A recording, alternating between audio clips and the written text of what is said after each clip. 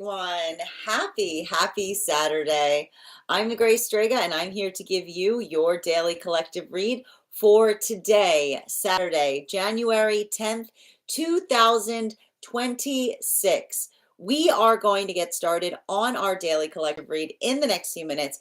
But if you would like to get on the list for today, the list, as always, is open. As always, it is 3 cards for a donation of 29 or more, 4 cards for a donation of 23 or more for my subscribers. Links in my bio. Please keep in mind there are 2 things I do not read for across these apps. Those are pregnancy and medical. Happy to give insight on private readings, and you can book private readings on my site. We are also going to be doing 2 giveaways today. Our first reading giveaway is going to be a reading giveaway when we get to 50K likes. So make sure you are tapping that screen. We will get to 50K likes in no time. The other reading giveaway we are doing today is going to be a reading giveaway for the highest gifter between now and the conclusion of the daily collective read. So I wish you a lot of luck if you're participating in that one as well. Prior to beginning today's daily collective read, we are going to get started with a brief recap on what we've been seeing in the cards over the last few days. If you'd like to find that full reading, you can find it over on the place where we keep the videos. You can also find it over on the place where we keep the photos. You can also find it as a podcast over on my spot at Tarot Church and over on my stack. But before we begin today, first and foremost, most important question: how are we doing right now? Scale of 1 to 10. There are no wrong answers. We can always expect, coming out of full moon in Cancer energy, that there's going to be a lot of emotionality that comes up. This type of energy right now can feel very much like a rut. We're going through a lot of the experience, and one of the things that we have to understand is, while we recognize that we are no longer in that prolonged retrograde season, there are still some very, very important planets that are still in retrograde. Those 2 planets are Jupiter, that is retrograding in Cancer, with Uranus retrograding in Taurus. Now, why was that easier? Right? Why was it easier when those planets were in retrograde, when a bunch of other planets were in retrograde?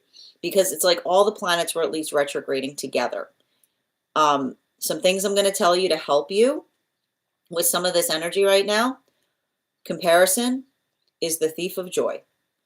And the modality by which we feel we have to compare ourselves is when we're not working towards our exquisite. Now, the reason I'm going to say that really strongly right now is and it's interesting too, because it feels like the message is amplified both in the space of Jupiter and in retrograde with Uranus in retrograde, but also in the fact that we see that Venus has been jammed up between Mercury and Mars for about, I want to say, the last couple of weeks. And what does that feel like? It can sometimes feel harder, because it's the feeling that things are moving forward again, right? That feeling of something that's moving at like a faster clip. And then there you are, and you're feeling stuck in a rut. Everybody's feeling like that right now. The modality of understanding that is the vibe, right? And it sometimes can feel worse. This is what I mean, that this energy right now. I know everybody was saying to me, when's the retrograde season going to end? When's the retrograde season going to end? I'm like, it's not that easy, okay? Because it's the way that it's a way that unwinds, that can sometimes feel just as frustrating as the experience of being within it. But the hard part about it, and I want to describe like this type of rut energy, is feeling like you are the only one stuck, and everything else is moving by you at like faster than you can blink. So if you're feeling like that right now, I don't want you to internalize an external problem. That is the vibe. And one of the ways that we help to work through that type of energy is staying energetically focused on our path work, recognizing our purpose, identifying and moving with a sense of determination and proportionality. We got a lot of planets, right? We got a lot of planets that are currently chilling out in Capricorn during Capricorn season. But again, the placements of those planets right now in Capricorn is not helping some of that feeling of like, I want to say like fomentation. Because again, what do we see that's happening there? We've got Venus, right, which is the identification of the self, with Mercury behind it, and it's starting to move closer and closer to Mars. So it's starting to pass Mars. So it's that feeling of a lot of the energy. And this is what this type of energy is good for, right? Moving frustration into something that feels like it's energetically productive, right? Being able to allow the frustration to move you into the space of determination. What it is not good for, okay, is being unnecessarily volatile, right? This is not the time to be leading, and I want to describe this, leading with the emotions. Now, that doesn't mean you can't articulate upon the emotions, right?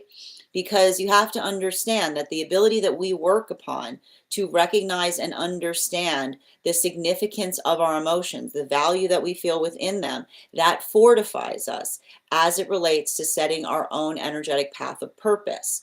But what we want to avoid doing right now is working into the space by which the energetic emotion doesn't move us with a sense of determination, but rather creates that feeling, right? Rather than creating that space by which you often create those modalities or those moments by which the frustration just feels like it builds up within you into the space by which you're not able to have an effective way to effectively release it.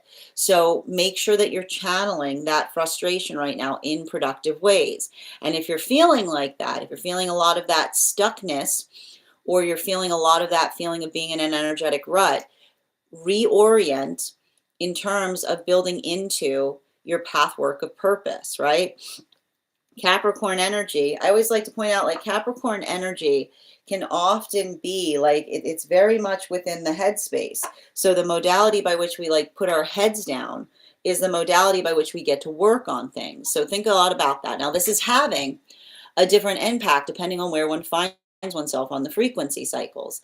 One of the things we also see that's happening right now is this is the culmination of a lot of those moon relationships. And those moon relationships were coming together between the time of Uranus stationing retrograde up until the present. Now, these relationships, or the lessons that we've been seeing during this relationship cycle, have to do with the understanding that the work that we do on the self to understand our emotions refines our emotions. The emotions that make sense allow us to build into productive relationships. So the ability to effectively allow that to build into that sense of determination. Now, for a lot of the energy right now, we've got 3 different modalities that may be occurring for energy in that experience. We've got energy that is potentially in solitude. I see that there may be a lot of energy that's kind of been in hermit mode for the last few months. And what do we see that work has been? Working into the understanding that the work that we put into understanding ourselves is the gift that we give to all of the energy around us. Because when we are invested in understanding ourselves, that sense of a proportionality becomes the blessing. It allows the context by which we're able to do something in such a way that it allows us to feel amplified going forward further. So for a lot of the energy right now, these are situations or circumstances by which one is working upon understanding the self, and in that same capacity, feeling that they are effectively working to heal relationship, even if one is not in one. Because the more that we're able to understand ourselves, we move towards partnership, not trying to figure ourselves out, right? Not looking at the relationship like a solution to the problem of ourselves, but rather arriving towards our destination, the understanding of who we are that becomes the blessing in partnership. Now, we also see that there are some relationships right now that are moving deeper into relationship. And these are effectively articulated by the work that's been happening during this retrograde cycle, working through and working upon situations or circumstances wherein, and I got to stress this, these relationships that have come in together right now, they have not been easy. the understanding or the recognition that they were coming together during a prolonged retrograde season with Chiron and Eris in such close proximity, circumstances or situations that would often be coincidental, but reminded one of intentional hurts of the past. For a lot of those relationships, that ability of effectively working towards finding the energetic peace, right? Resolving upon the commitment towards a partnership and being energetically patient towards it, we see that this might actually feel like a little bit of an easement point for some of those relationships, because it's the observation of being able to work through something, right? And the ease that they're articulating, that they're finding in the partnership, is the identification that they are becoming each other's peace.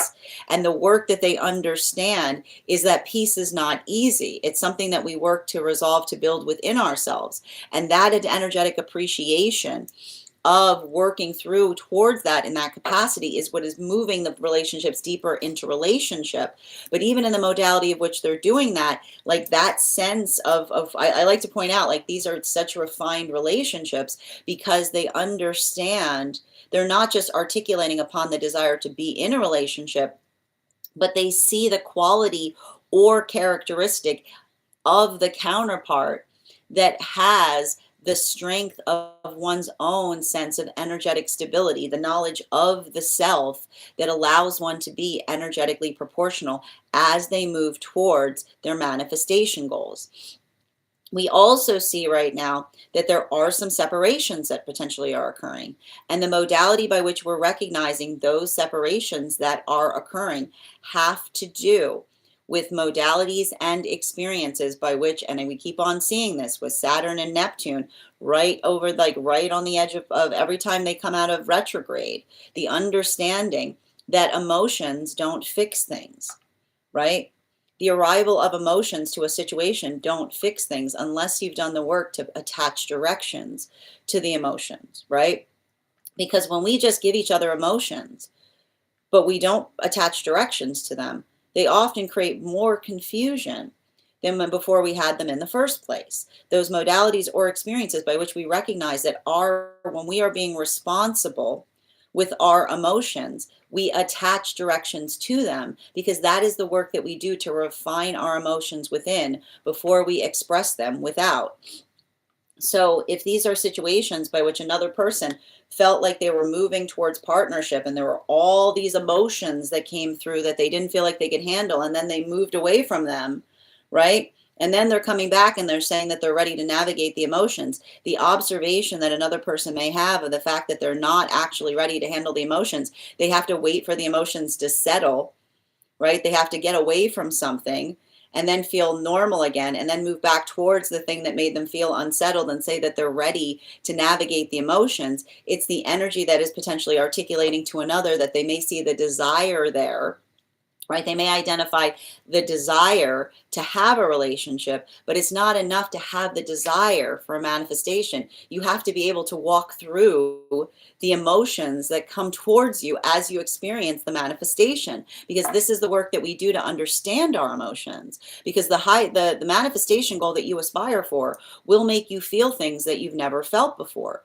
But if you haven't done the work to understand or navigate your emotions as you approach your manifestation goal, it's going to feel weird. You're going to feel things you haven't felt before. And that ability of finding the energetic bravery to be able to persist in the weirdness as you're navigating into new energetic relationships, right? The emotion or the relationship that makes you feel things that you've never felt before. But if you're not in the space by which you're comfortable in navigating the emotions, you'll run away from the thing that you aspire or desire to say that you're moving towards. So that modality, I keep on seeing, it's heavy. There may be a lot of catharsis that's occurring, but it may also be allowing the context of healthy separations that are happening even in the context of the closing out of some unhealthy energetic cycles. Now, this brings us to the temperance relationships. And the temperance relationships were effectively coming together between the time of Uranus stationing retrograde up until the solstice period that we experienced this summer. These relationships are feeling the full impact of that energy that we are seeing in relationality to Venus being between Mercury behind it and Mars before it right now. And I'm going to say this again. It's not that we're going through a Venus in retrograde cycle, but this energy feels very proximate to one. Because what do we get with Venus, with Mercury behind it and Mars before it, and Venus is moving closer to Mars? The feeling of frustration in the aspiration of what you desire, right? The desire that we either see within ourselves and something that we're working to change upon ourselves, or something outside of the self that we're aspiring for, and not feeling like it's coming towards the self fast enough. That feeling of energetic frustration in something that's moving slowly, but even in the space by which it feels like it's moving slowly, it's agonizing because it feels like it's not going to energetically happen, right? We see that that's a lot of that energy that is working through, and I keep on hearing the distortion of perception that that energetic cluster can often create. So the ability of healthy counterpart to effectively work through the moon relationship lessons, which is acting as a healthy mirror, right? Those modalities or experiences by which we feel energetically stabilized and fortified, and we're able to move towards something with a sense of patience, right? Resilience and steady determination, right? It's a lot of that steady as she goes energy.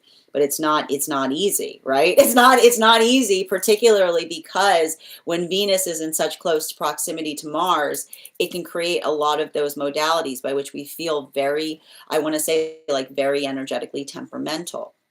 This brings us to those magician relationships, and those magician relationships were effectively coming together between the time of Mercury and Venus stationing direct behind Neptune up until the solstice period that we had this summer. So this summer up until March.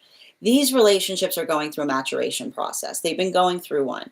And it's hard because for a lot of those relationships, they may be feeling like they are experiencing active trauma simply in the context of moving towards a healthy relationship.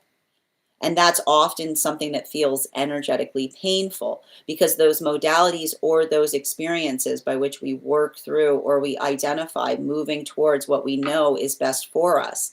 The way that we can often articulate a maturation cycle is if the modality occurs by which another person feels like they have hard feelings in terms of us making healthier choices, right? And that's often why we talk about the fact that maturation cycles sometimes feel surreal and ridiculous because it's a modality by which you know that you're making a healthy choice and seeing some kind of energetic fallout in the modality of making a better choice for the self.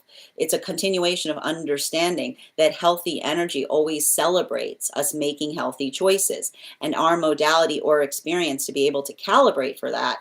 It's not easy. It's heavy. It's hard. It makes us feel like a lot of energetic feelings come up. But even in the modality by which those feelings come up, being able to effectively feel that sense of resolution, right? I feel like there's a lot of the energy that is resolving upon pathwork of healthy direction and potentially making new energetic connections in the process that feel supportive to those relationships. But it's not easy because it's the energy that may be actively articulating upon a wound that they're experiencing, and in the context of understanding that they can't do anything about it because the only thing that they could do that would fix it would be doing something that they know is not in the best interest, not only for them, but for the energy around the self. Now that is our recap on everything we've been seeing in the cards over the last few days. But if you would like to find that full reading, you can find it over on the place where we keep the photos. You can also find it on the place where we keep the videos. You can also find it as a podcast over on my spot at Tarot Church and over on my Stack. I would also like to invite you over to my Stack to learn more about a very special retreat that we will be hosting this August. I would like to invite you to join me as we travel to the location where the tarot was first documented to be discovered, to learn more about the cards in the context of the culture by which the tarot was able to grow and thrive.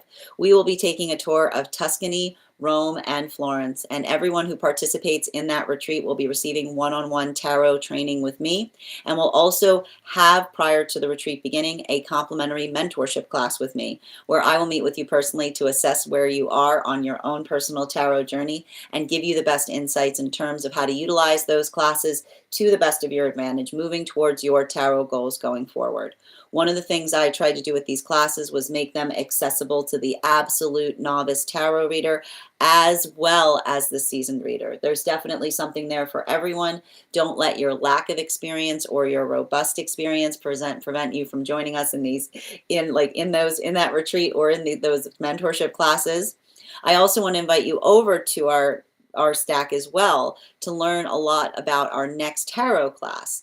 The final major arcana card will be studied next week. We will be studying it on Thursday, January 15th at 6 p.m. PST, 9 p.m. Eastern.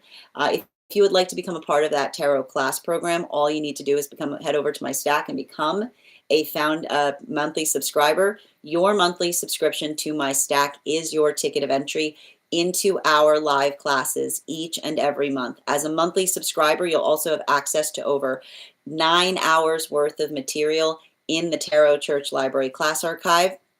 It's not necessary to catch up. I'll be doing my best to give you an update on everything we've experienced prior to participating in that class. And you'll have access to a one-on-one chat with me and the other students to ask any questions that you may have in relation to anything we've learned and studied thus far. And if you become a founding member to my stack, not only will you receive a discount on the full year's worth of classes, you'll also receive access to over 20 hours worth of material in the Tarot Church Library class archive, and you'll also have access to a complimentary one-on-one mentorship class with me, as I mentioned previously. All of this is available to you as a founding member, and even if you don't become a paid subscriber to my stack, I would encourage you to follow me there to stay up to date on any new offerings or services. I post my mystic meditation articles there as well, which give you updates on everything we've been seeing energetically in the cards. Just wrote one recently on how to navigate coming out of this full moon that we just experienced that was very emotional. You'll also be want to let you guys know that on top of my standard life path readings, I offer mentorship classes. As I mentioned, these are for my students seeking a more personalized educational experience with me. I take a very limited number of these students because those classes are uniquely customized for each individual's personal spiritual goals and journey work. Those classes can be purchased on an individual level or as a monthly class series, weekly or bi-weekly, as your schedule permits.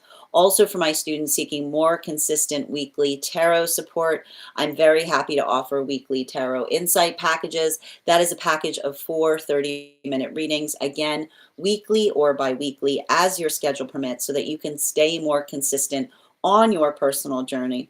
I'm also very happy to offer dream interpretation readings, which you can purchase per dream or as a series. If you purchase the series, I would encourage you to start to keep a dream journal, as we will meet weekly or bi-weekly with that journal and utilize the tarot to understand the key themes and messages coming towards you in the dream space. That said, we are going to get started on today's daily collective read in the next few minutes, but if you would like to get on the list for today, the list is open and you will be the second person read for. It's an absolutely beautiful time to get on the list. 3 cards for a donation of $29 or more, 4 cards for a donation of $23 or more for my subscribers. Binks in my Lio. Please keep in mind there are 2 things I do not read for across these apps: pregnancy and medical. Happy to give insight on anything in private readings, and you can book private readings on my site. We are also doing 2 giveaways today. Our first reading giveaway is going to be a reading giveaway when we get to 50K likes. So make sure you are tapping that screen and we will get to 50K in no time.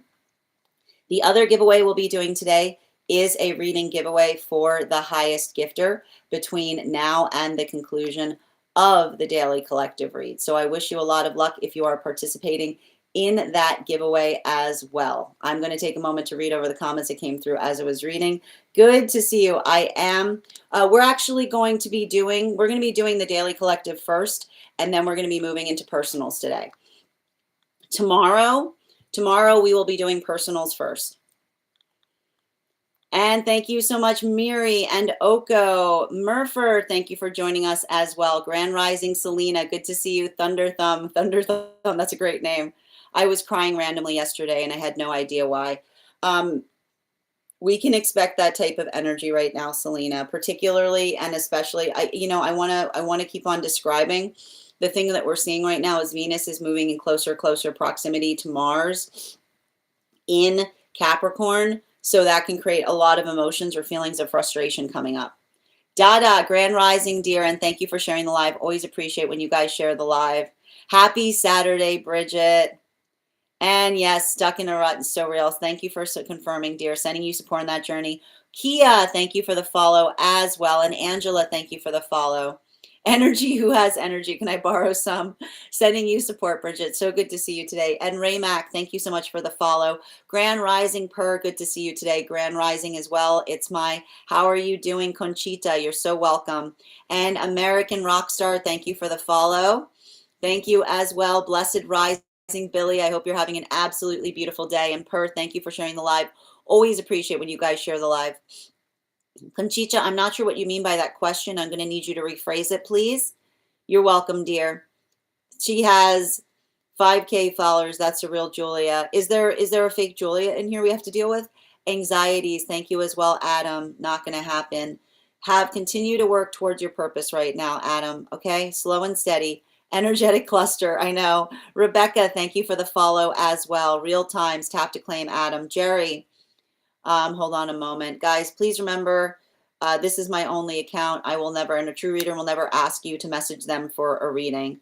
Grand Rising, Ava, good to see you. And how are you doing, Phoenix? Just catching back up on my spot.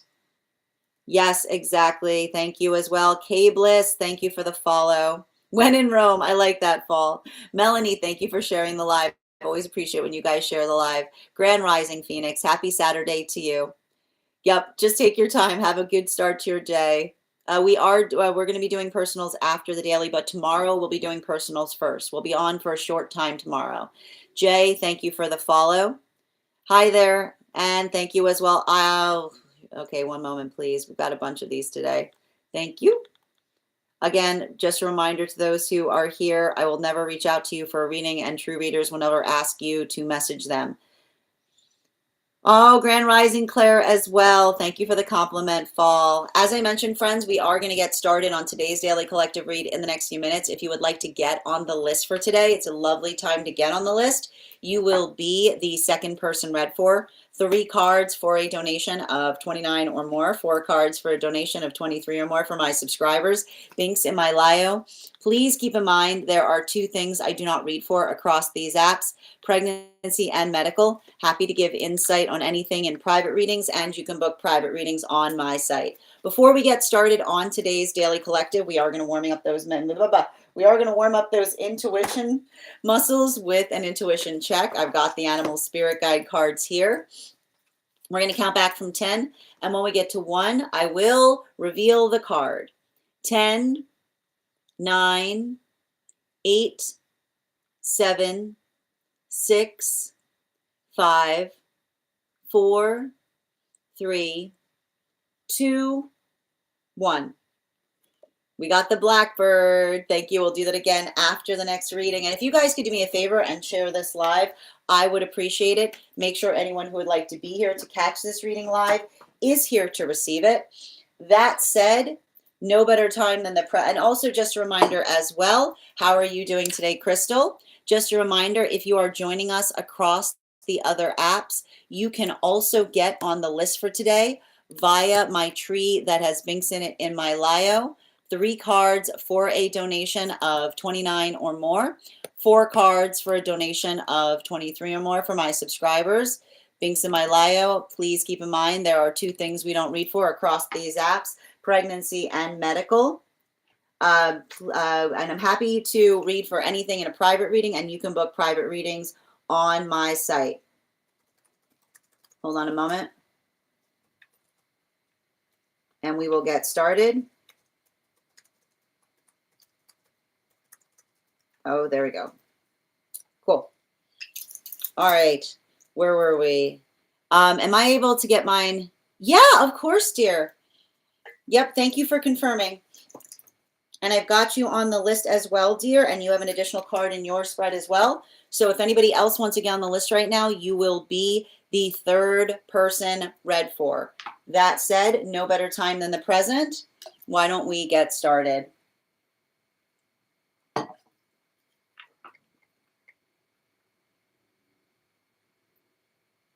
All right.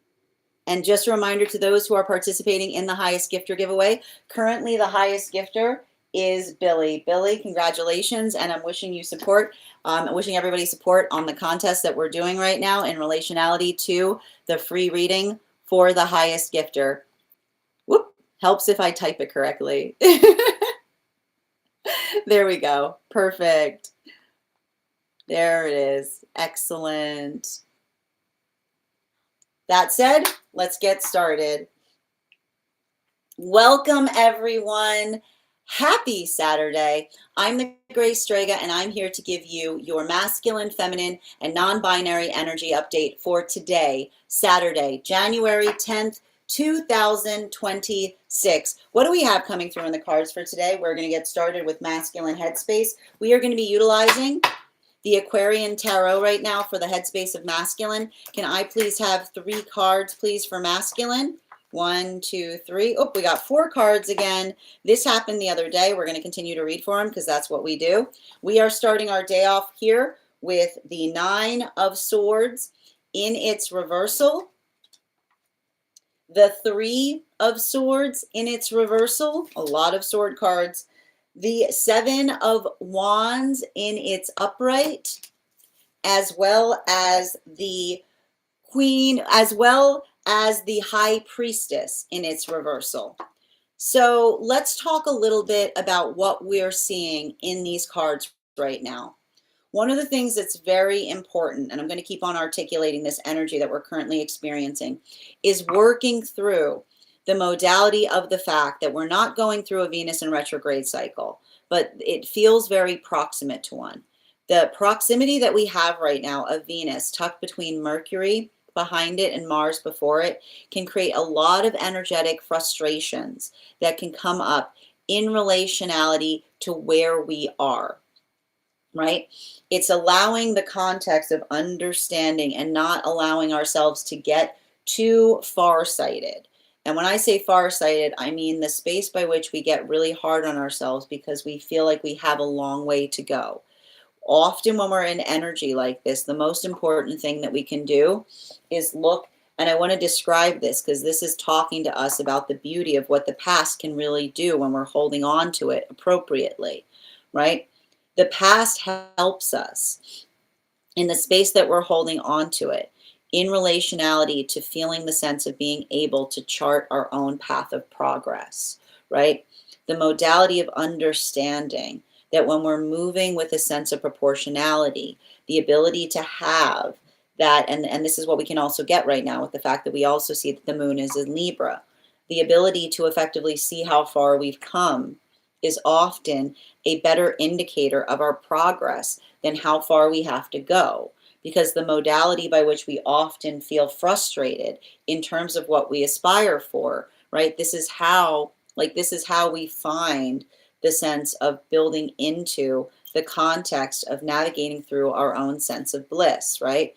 And we don't rush processes, right? We navigate the space of feeling energetically stabilized and steady in terms of where we find ourselves, right? This is what we talk about in the modality of being energetically peaceful, because peacefulness is not the space by which you don't find peace, right? And you'll notice this. Often those that feel like they're searching for peace never find it. We bring peace with us. And that modality by which we're able to effectively navigate situations and circumstances with a sense of clarity, calm, and determination allows us to build into the proportionality as it relates to what it is that we are articulating in terms of what we're energetically seeking. So we see that a lot of the masculine energy here that's working in the context of healing, and it's interesting too, because we have a lot of thought in relationality to feminine here as well. Bearing in mind, this is not based on gender, but what one feels most aligned to. But the modality of identifying, and this is what we see especially with that high priestess in its reversal, it's a continuation of the conversation in understanding the difference between coveting and protectiveness, right? Because protectiveness is when we effectively amplify and articulate, and we build that sense of conscientiousness in relationality to honoring one another's choices, right? The modality by which we're able to effectively articulate and move through things with a sense of reason and proportionality, the modality that we build with healthy counterpart connection, should always feel like we're energetically protective of an energetic connected connection, but not feeling the need of the energy that needs protecting. Because the modality by which we identify this, I keep on getting, it's working through removing the accutation of counterpart. And what happens when you're working through the accutation of counterpart? The modality by which you feel like you have to make another's decisions for them is the modality by which you don't see someone as an energetic equal. I'm going to say that again. The modality by which you feel like you have to make decisions for another person is the modality by which you're literally articulating the space by which you do not see someone as an equal. The modality by which we identify that love is honoring choices is the space by which we're energetically respective of our choices. And that modality of understanding that the way that we work through choices is in the context of being able to articulate and identify and honoring each other's wishes, so long as our wishes don't come at the cost of one of each other, right? So long as the modality by which we articulate something that does not hurt another, it's the experience by which we articulate and define what it is that we have our card towards. And that's why we talk about love being so difficult, right? Like, this is what we mean when we talk about love isn't just about getting what you want. That's indulgent. That's indulgence, right? And so I literally see a lot of the masculine energy working through this, like helping, potentially even helping other masculine energy in understanding the difference between love and desire, right? Because desire is just wanting things, right? Desire is just articulating the fact that you want something. But love is being energetically respective of another's desires. See how that works? Right? So, and what happens in that modality, and I keep on seeing this, like that experience or that modality of being able to articulate and amplify and define that, we see that for a lot of the energy that is working through that, it's identifying and building into that sense of healthy empathy, right? The modality and the experience. And I keep on seeing for some of the energy working through, and it's hard because I feel like a lot of that masculine energy is working on shedding lessons, right? They're working on shedding lessons. They're working on letting go of false perceptions, even potentially false perceptions that they were given in relationality to what it means to be masculine. Masculine energy carries masculine within them everywhere they go. Masculine is defining masculinity in every energetic choice one makes, right? And the modality by which someone creates the false misconception that one must arrive to masculinity, right, is the understanding that you don't need to arrive to something that is energetically within you. You are the energetic template. So for a lot of the energy working through that capacity, even letting go, right? Like letting go of the identification point of the fact that masculinity is a bar that one has to reach, but understanding that you are the energetic bar, right? That you are the bar allows the context by which you get to determine how that appears or how that is energetically translated. So I see that for a lot of the energy, that is what the work is, right? It's the energy letting go of the bar and saying, I am the bar, right? It's not trying to reach for it. It's working towards energetically embodying it.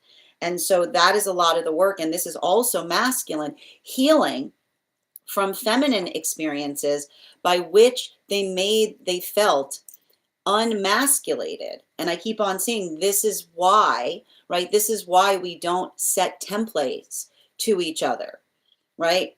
The modality by which we understand and we energetically welcome each other is the understanding that that is how we raise the bar higher, right? We don't raise the bar higher by reaching for it. We raise the bar higher by becoming who we are meant to be. So I feel like that's a lot of the energy working through those modalities or experiences by which they felt, and I keep on hearing, by which they felt. And this is often why we talk about and I keep on hearing like the false mirror effect of working through a bunch of energy that's embodying something, trying to determine what another energy wants. And in the modality of trying to determine what another energy wants is just fulfilling their own fantasies of what they believe the others perceive about them, right? It's literally like masculinity. When masculinity comes into that space, it's basically like collective navel gazing, right? It's the admiration of the masculine energy by the masculine energy, rather than building. The way you understand what masculine energy is through empathy. It's through articulating to another and saying, tell me what you aspire for masculine to be. And this brings us to feminine energy, bearing in mind this is not based on gender, but what one feels most aligned to. Can I please get 3 cards to clarify? And we're going to be utilizing for feminine right now the Tarot del Fuego. Can I please get 3 cards for feminine? 1, 2, 3. We've got the Sun card in its reversal. We've got the Knight of Wands in its upright. And we've got the 4 of Pentacles in its reversal. Very different energy right now for feminine. Very different energy right now for feminine. There's a lot of, I want to get, there's a lot of energetic fire here coming through. But, and I want to point out healthy fire, and it has to do with navigating the space. I keep wondering, navigating the space of our sacred rage. Being healed does not mean that you don't have feelings. And I need to stress this. And I feel like a lot of the feminine energy is working through this. The false spirituality that articulates that if you are highly spiritual, you stop caring. Right? This is something that we've been seeing that's coming through a lot right now through the collective energy, right? The modality of understanding the difference between forgiveness and leniency. And what is the difference between forgiveness and leniency? Forgiveness is, there's 2 words to forgiveness, right? There's for, which means for, ahead, right? And there's giving, which is giving forth, right? And so the identification between the difference between leniency and forgiveness is the modality by which something changes, right? You don't, this is why we say you don't need to forgive everything, because when you forgive everything, there's a false conception that forgiveness means forgetting. Forgiveness doesn't mean forgetting, because when you forget, right, when someone says forgive me, but what they're really saying is forget, is the modality by which they say I'm not going to change. But if you're embodying feminine correctly, then you'll just forget that happened, right? The modality of feminine recognizing that forgiveness is not forgetfulness. But often there are those that try to articulate that feminine is not being feminine if they're not being forgetful enough, right? The understanding that unhealed energy seeks a non-entity. Forgiveness is the architecture of understanding. It's a 2-part system. That's why the word forgive exists. For, right, you have the observation of what it is going forward, and give, something that is being given to the self, something that another person gives us that allows the context of something changing in the future. So the modality of the energy reconnecting to the true word of forgiveness is the observation that forgiveness is not forgetfulness. It's a bond. It's a bond that occurs between 2 people in relationality to someone that articulates, right, for the identification of accountability by which they understand that something needs to be changed, the foreknowledge of understanding what is going to be different in the future, and the giving forth that articulates upon the space by which another person is actively working to energetically change it. And so I just keep on hearing in the headspace of the feminine, forgiveness is not forgetfulness. But energy that's unhealed will try to articulate that forgiveness is forgetfulness, because leniency is the space by which one says you should just allow that to happen over and over and over again. And when we are building into healthy standards, we understand that forgiveness is not forgetfulness. And in fact, the identification point of seeing changes is why we become forgiving, because it's the modality by which we understand that forgiveness is a two-part system. It requires mutual effort. It requires the capacity of someone to be able to change, and it requires the allowance of a discretion. The allowance of a discretion, which is the modality of saying the understanding that something happened, but allowing the context by which you move forward for the opportunity for another person to reclaim that by doing something energetically different towards it. So for a lot of the energy right now, that modality of understanding that, I feel like I see a lot of energy like working into, right, the context of healthy forgiveness. And what is healthy forgiveness? The context of seeing those two factors operating versus situations and circumstances by which another person is trying to come towards them, claiming to aspire for forgiveness, but really asking for energetic leniency, not being in the space of actually energetically changing. So that's why I keep on hearing it's healthy energetic fire, because it's the energy that feels the sense of being able to be upset if another person does not get that. Now, this brings us to non-binary energy. And what do we see in non-binary energy right now? Can I get 3 cards, please? And we're going to be utilizing the Smith-Waite Centennial deck right now for the headspace of non-binary. 3 cards, please. 2, 3. Thank you. We've got here the 9 of Cups in its upright, the Wheel of Fortune in its reversal, and I do believe, I have to look back, but I'm pretty certain that we had the Wheel of Fortune in its reversal literally in the same space last time we read for the non-binary headspace. I'll have to confirm that. Page of Cups, which has been coming up a lot. It's been coming up a lot, and we're going to talk about it a little bit because, you know, this is what Tarot Church is about, trying to destigmatize the cards. You know, I noticed that like the Page of Cups gets a lot of flack. Okay, the Page of Cups gets a lot of flack as a card. Okay, the Page of Cups gets a lot of flack as a card. There are those that perceive the Page of Cups as a flaky card, but I need to understand, and I've been trying to explain this every time it's been coming up, is the Page of Cups is a card that is very different, entirely depending upon what cards are next to it. And so the funny thing is, when we had this in yesterday's reading too, you'll remember the Page of Cups came up with like a lot of good cards around. I believe yesterday we had the Page of Cups coming up with like a Tower card in its reversal in combination with, I think, again, like a Wheel of Fortune in its reversal, which is like, it's pushing against doom energy. It's like the energy that's like doom, doom, doom, and being like, absolutely not, right? Don't come in here. Like the modality by which we articulate that the way we choose to energetically carry something is a choice. And this is why we talk about there's nothing sillier in the world. There's absolutely nothing sillier in the world than matching energy with any single person on the planet, right? Because what will someone without standards do, right? Someone without standards will come towards you being absolutely their worst version of self. And then what do? You match them. And then what does that person go? That person has no integrity, right?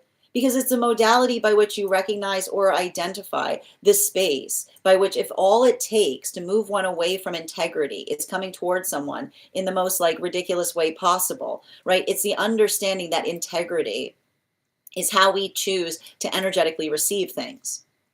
Like that's all there is to it. I know it stinks. I know it sometimes feels counter oppositional, right? I know it often requires the space, but by which it's like the refinement system by which you have to take someone's trash and turn it into treasure. But yeah, guess what? That's what a healthy spiritual journey is. I know it's like, but then this is also the space by which we understand this is also why that doesn't mean, and a continuation of connecting to the feminine energy, doesn't mean that you put up with everything, right?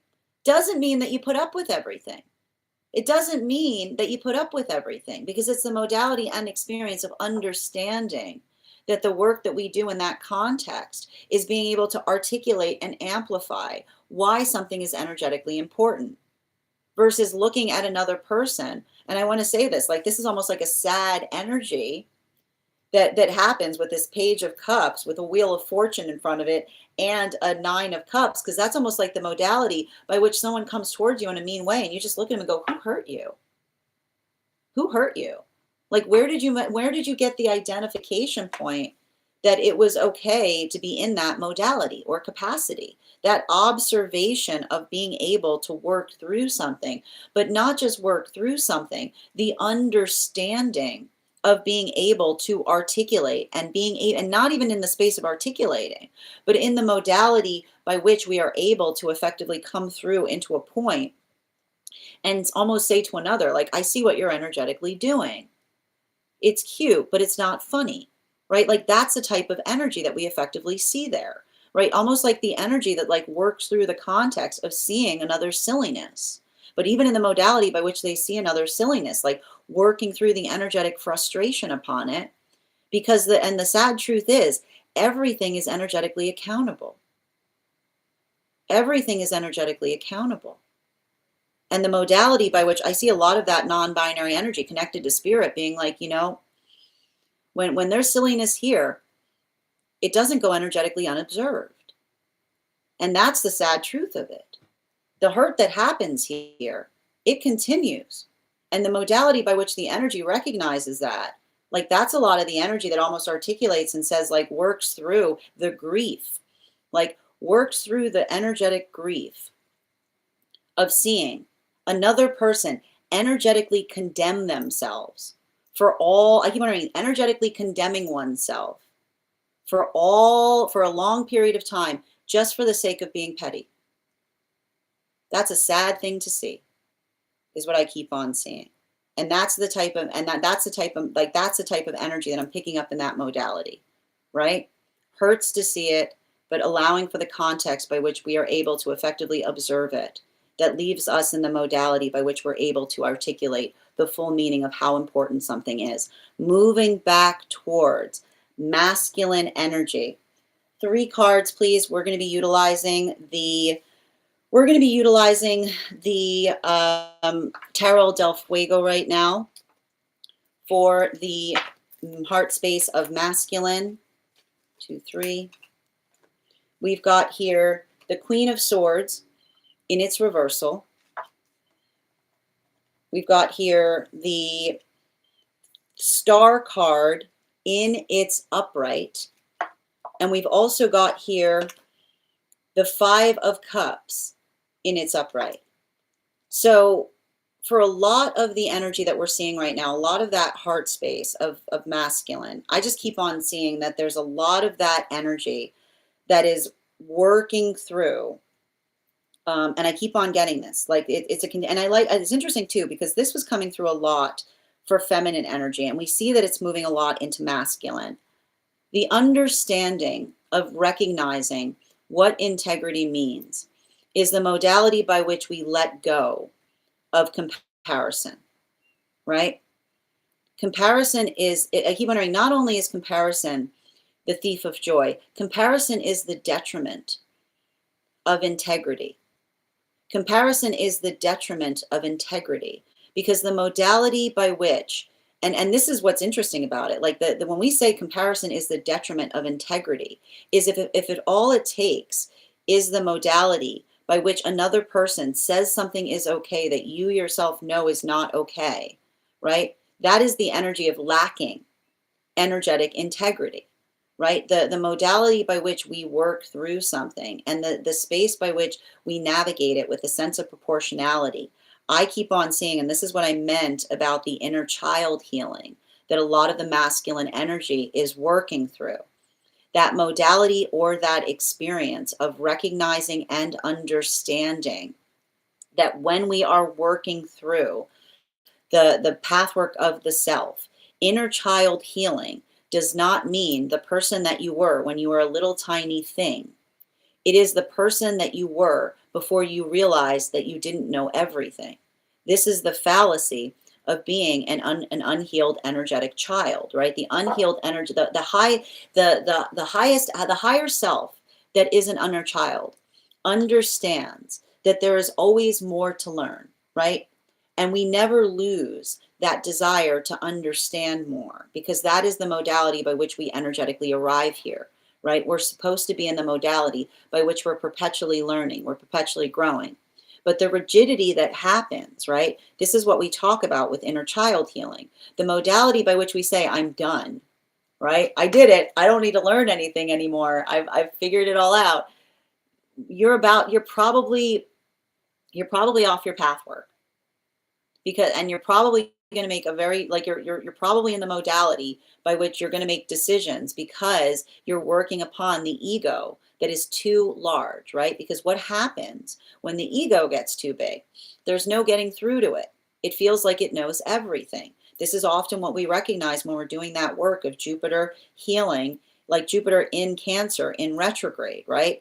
It's the understanding, and it doesn't require the space by which you don't get rid of your ego entirely. It's also really dangerous to say you don't have an ego, because guess what? I hate to break it to you, like we learned this with Cancerian cycles. You get rid of your ego, there's another ego underneath it. A streamlined ego matches very much what's without is within. The inside is the outside. It's streamlined to fit the soul. It's the understanding that we work towards finding that energetic balance. And the modality by which the more that we're able to find that modality of being our highest self and our best self is often the beautiful wonder that it has in relationality to building connections. You want a relationship. Don't try to be something that you're not. Be more of who you are, but make sure that what's within you is purified. Make sure that there are good things in there. Because the modality by which you work to understand the self, when somebody builds into relationship, they say it's an absolute joy to know that person. And this is why we talk about the difference between not being self-centered, but being centered in self, which is the understanding that working on making sure that the sanctuary of the self has good things inside of it is the best gift that you can bring to counterpart relationship, because it doesn't feel like we're perpetually in the space of feeling like we need to hide ourselves from the person that we're in connection with. It's a space by which we're perpetually in a state of beautiful, blissful opening, right? The modality by which we always find more because there's always more to explore. So I see that a lot of the energy is working into the context of being their best self, being their most authentic self. And in the space by which our words are blessed, because as we communicate who our best self is, it allows the ability that others are able to energetically connect with us, but trying to heal and forgive themselves for modalities or experiences that made them feel like they had to tuck the person that they really were away in some small part of the self. Instead of letting that, because when you tuck that person away, you find yourself in experience that you don't feel energetically connected to. You say, who am I? Where am I? How did I get here? Because you don't recognize yourself in the journey of trying to appease all of the energetic demands of the world instead of following your heart to its desired destination. Feminine energy, moving towards feminine, we're going to be utilizing the Aquarian Tarot for the heart space of, actually we're going to be utilizing the Smith-Waite Centennial deck for the heart space of feminine right now. 3 cards, please. Thank you.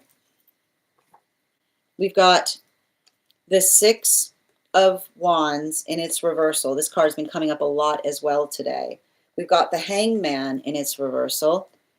And we've got the King of Cups in its upright. And this is the energy talking towards aspiration. And this is a lot of the feminine healing, bearing in mind this is not based on gender, but what one feels most aligned to. This is the feminine continuing to do the work to understand that if you want a healthy manifestation goal, change how you speak. When you are working through a healthy manifestation goal, we change how we speak, right? And it has a lot to do with not building into a state of hopelessness. And what do we mean by the modality by which we talk about a state of hopelessness? The modality by which we hold and aspire, feminine holds the energetic standard, right? The modality by which the feminine holds the standard. But when you build into a standard of hopelessness, you cannot articulate that you're looking for healthy counterpart and then say, I give up on an entire space, right? The modality by which you have to hold hope as you move towards a manifestation goal, because if not, you're giving the universe oppositional directions. You can't say, I'm looking for the perfect counterpart, but I've decided that everything out there is a lost cause. You cannot do that. Do you understand the modality by which you say, I am looking for perfect, but everything is a lost cause? The modality by which we ascend is the modality by which we hold an energetic standard and say, this will not do. We can do better. We can do better. That is our energetic letter to the universe. The modality by which we hold ourselves energetically accountable, the space by which we articulate or amplify or recognize and build into that context, is the space by which we energetically articulate upon the space by which we hold energetic meaning. And it's important, right? Because that is the difference between leniency and energetic forgiveness. Because forgiveness is the accountability that allows something to be energetically possible. But you cannot find forgiveness in the space of another who continually articulates that they're asking for leniency. Because leniency is the space that says, just forget it. Yes, will it happen again? Absolutely. And you should forgive you. You should forget that when it happens. You should forget that when it happens. Forgiveness is not forgetfulness. The modality by which we understand that forgiveness is an act. It is not an act that we do. It is an act we receive. And when another person is asking for forgiveness, they are asking for the opportunity to do something better. They do not come towards us and say, just forget. Just forget that ever happens. Because when someone asks for forgetfulness and tries to claim as forgiveness, it will be, they will ask you to sweep it under the rug, and you will trip over it again and again and again, because what's under the rug keeps getting bigger and bigger and bigger until it's becoming an necessary, an impossible obstacle. So that modality or experience by which we articulate and we resonate upon being able to see the difference, right? And this is the energy that says, when we hold standards, you see the standard behind this energy, we can tell the difference between someone asking for leniency, just forget that ever happened, versus energy that says, give me the opportunity to do better. This is the gift that we have when we hold the standard. And this is why we let go of rejection. Because I guarantee you, when you hold a standard and you demand someone come into the space of energetic forgiveness, what will they say? I'm out of here. Right? They will say, I'm out of here. They will articulate that you're being unreasonable for having a standard. A healthy relationship will never require you to move away from your standards in order to move towards it. And healthy energy will do its best to protect those energetic standards as you yourself are responsible for articulating them. Continuing to get clarification, moving towards non-binary energy, can I please get 3 cards to clarify? And we will be utilizing the Aquarian Tarot for the heart space of the non-binary energy right now. We have here the 6 of Cups in its upright, the Magician in its upright, and we also have the 2 of Swords in its upright. So what are we identifying and recognizing that is occurring right now with a lot of that energy? This is a lot of the energy that is working through, and I keep on building into a sense or a state of proportionality. One thing I keep on hearing, steady, it's a lot of that energetic steady as they go kind of energy, because everything I keep on seeing here, and it's working through the gift that we do, the gift that we have in being our energetic, authentic self is understanding. And it's just the sad truth of it. When you are in your authenticity, never will you experience more of others' projections. I just identified, did I just explain to you what it's like for the energy that's too deep in their ego, right? What happens when energy is too deep in their ego? They hide this little part of themselves that's true. They say, I got to put this in the cupboard of myself. I can't actually be my true authentic self. This goes here now. And that little self is raging. It's trapped in there, and it's angry, and it's frustrated, and it sees others moving towards their authenticity. And instead of feeling celebratory, they say, how dare you?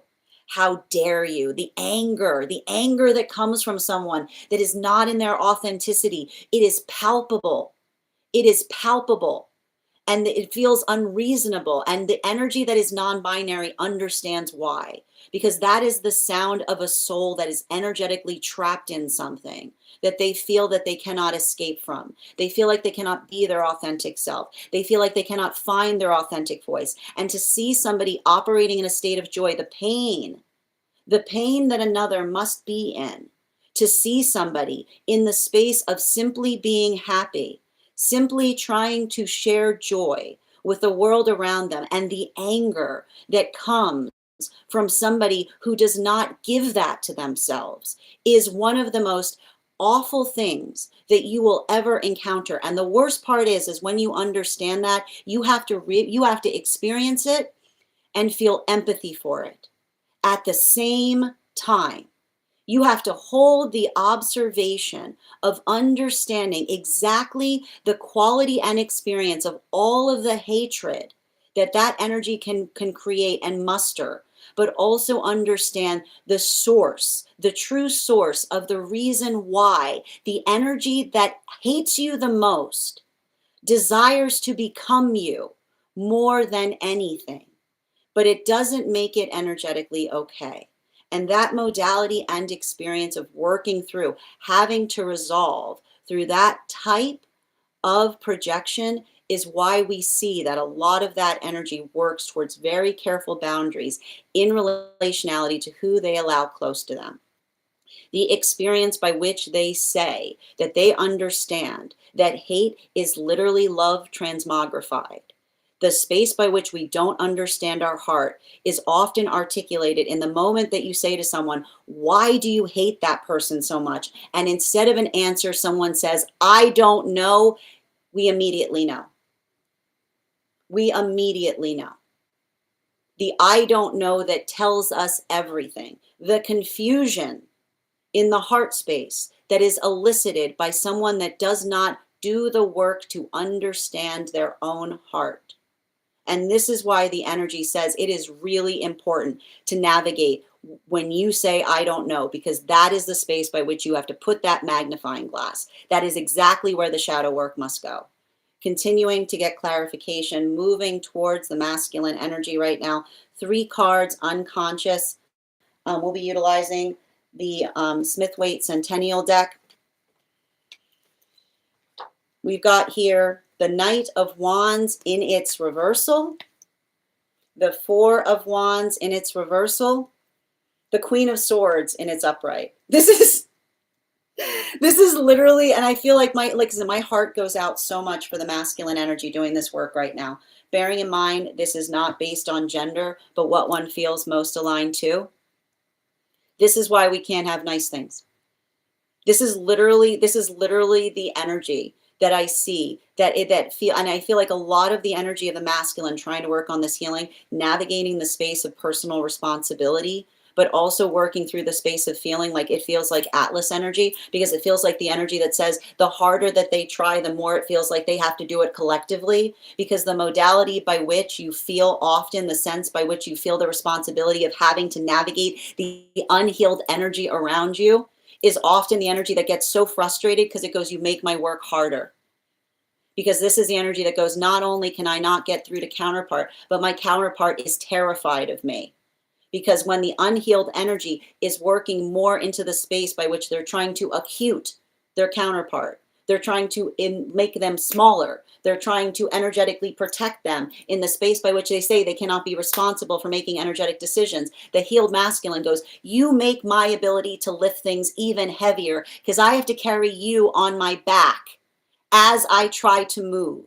That it makes everything harder in the context of trying to move something forward, because not only do I have to carry myself, but I have to carry the responsibility of every experience by which they have been hurt by you.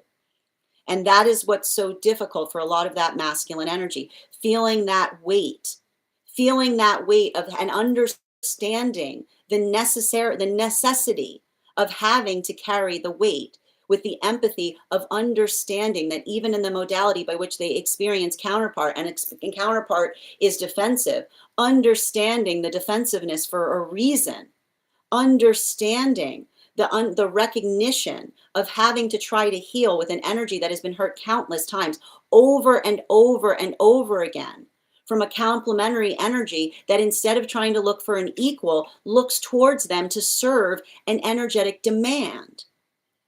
So for a lot of the energy, it's feeling that weight and doing it, and also feeling the additional effort of how hard it is, because even in the space by which they do it, they know the counterpart will doubt them, because they have been hurt by those who have not come towards them with a healthy manifestation goal.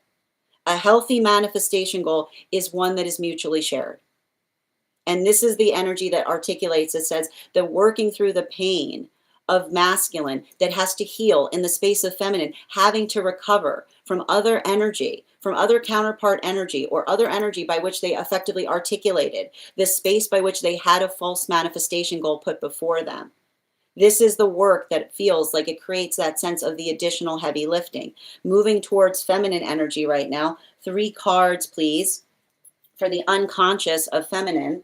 And we'll be utilizing the Aquarian Tarot right now for the unconscious space of the feminine.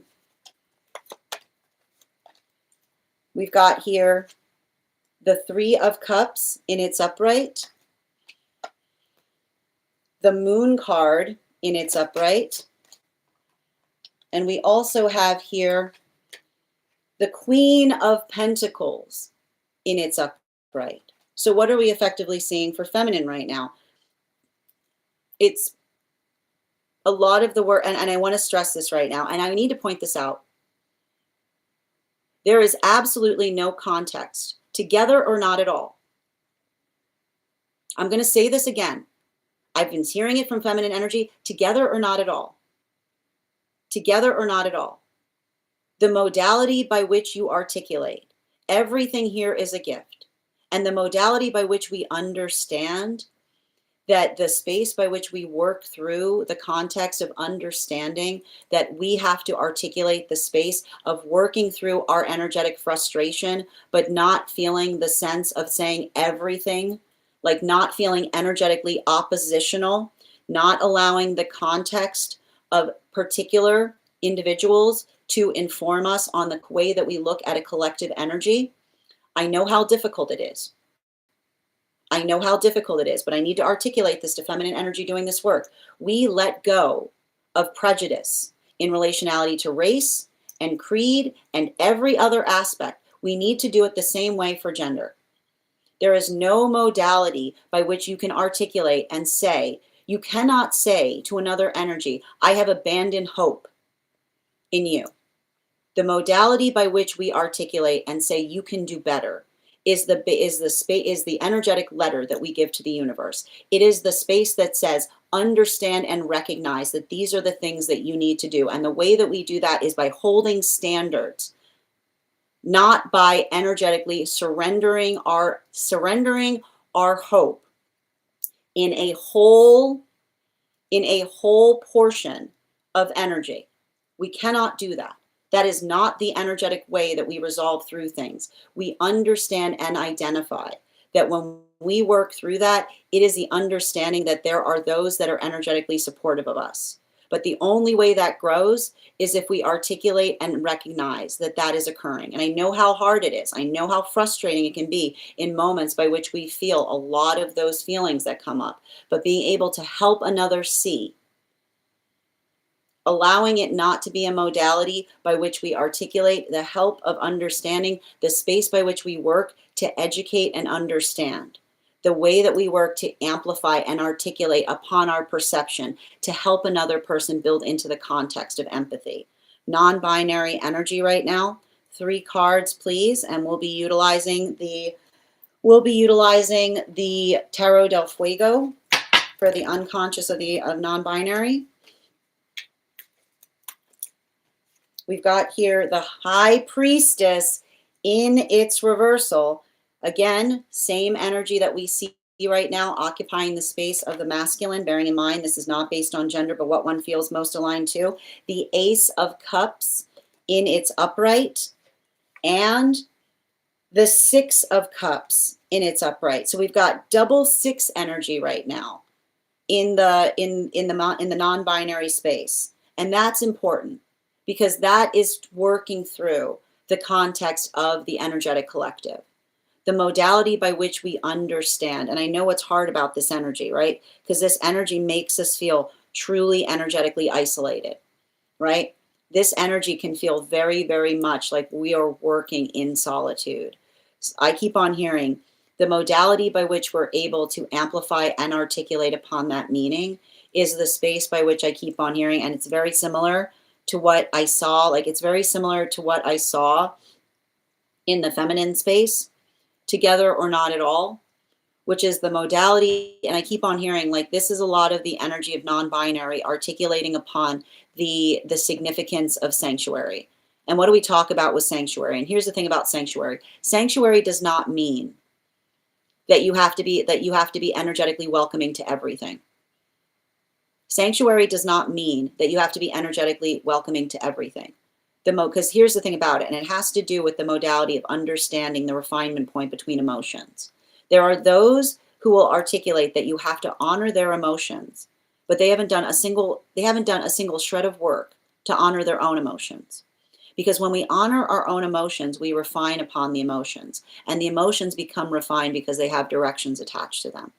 Right? The modality by which we are able to articulate and honor our own emotions. When we're truly honoring our emotions, honor means to know what the importance of what you're carrying. Just a reminder, just your daily reminder. An honor, the reason that we say it's an honor is because it's recognizing the importance of what you're carrying. It's literally the understanding of recognizing the importance. The only way you honor something, you don't just carry it, right? When you honor it, you understand the importance of what you're carrying. So that when someone says you have to honor my emotions, nobody has to honor your emotions but you. Nobody has to honor anyone's emotions until we honor our own. Because when we honor our emotions, what do we do with them? We tell each other the importance of what we're carrying. We go, listen, I've got these emotions. I've done the work. I've looked into them. I know why they're important. Here you go, right? You give them to each other with directions attached. But not in the space by which you say you have to honor my emotions because I feel them. Have you done any work to understand it? Nope. Have you done any work to not a bit? No, that's not someone asking you to honor their emotions. That's someone asking you to be responsible for their emotions. That's somebody asking you to be responsible for their emotions. We don't have to honor those who try to make their emotions others' responsibility. Nobody has to honor anybody who tries to make their emotions another person's responsibility because they're being careless with their emotions. They're being careless with those emotions. So the modality by which we recognize, I keep on saying, this is the work that articulates and identifies the difference, right? That understands the slippery slope. I'm hearing they understand the slippery slope of too much empathy. And what is understanding the slippery slope of too much empathy? Understanding the slippery slope of too much empathy is worrying too much about being nice instead of having energetic meaning about things. There's no niceness. There's no niceness. And often bully energy, what will bully energy say? You're not being very nice right now. It's not about being nice. It's not about being nice. What gave you the confusion that courtesy is about niceness? Courtesy is about recognizing that we honor each other's energy and we are energetically responsible for it. And the modality by which we work towards understanding that is how we navigate situations with a sense of proportionality. So I see that for a lot of the energy right now, this is the energy that literally recognizes the fact that there is energy that holds anger towards them. And why does someone hold anger towards them? For an egoic reason. For someone saying, I didn't give them enough energy. Why? Because they articulate that I'm being selfish, but they never would go into detail as to why. Selfish energy often tells on themselves because the first thing they say is articulating to another that one is being selfish, but without explaining why. The modality by which we understand that we don't come towards each other in a demanding way, we understand the energetic courtesy by which we are effectively amplifying and articulating what we effectively aspire for. I keep on getting that this is the energy that works very hard. Right? They work very hard to that. They hold themselves to a very high standard.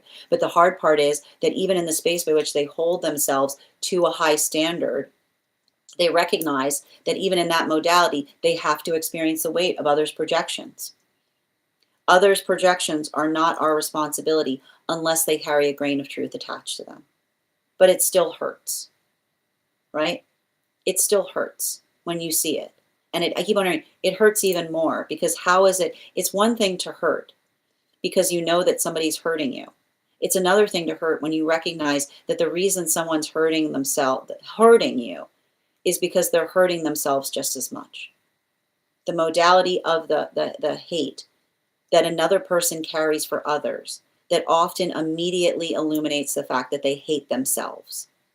Bottom of the deck on this reading, masculine energy, 4 of Cups in its upright. And I feel like for a lot of the masculine doing this work, it's working through the energy of feeling like they have to shed lessons. Like this is the hardest thing for a lot of masculine energy, feeling the weight of having to do that work, but also feeling like some of that was because they felt like they were literally taught, right? There's nothing worse, there's nothing more damaging than to be taught to disassociate. How can you get stronger in something that you don't allow oneself to feel?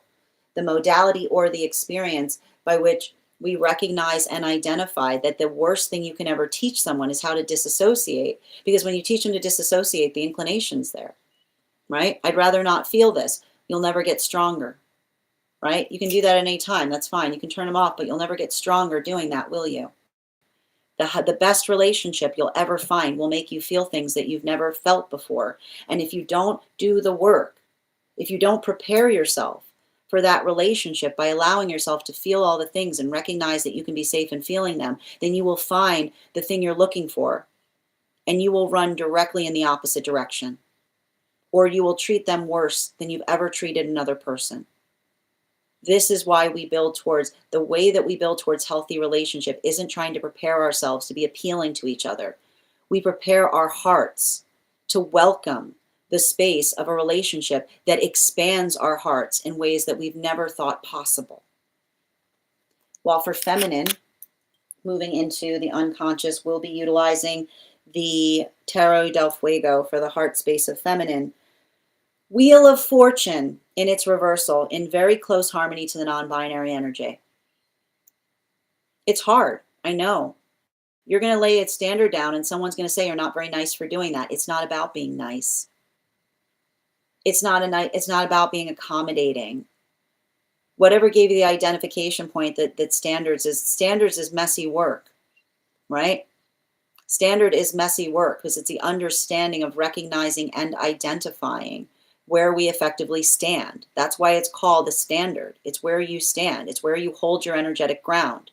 Our responsibility of finding strength is not about being likable or being sweet.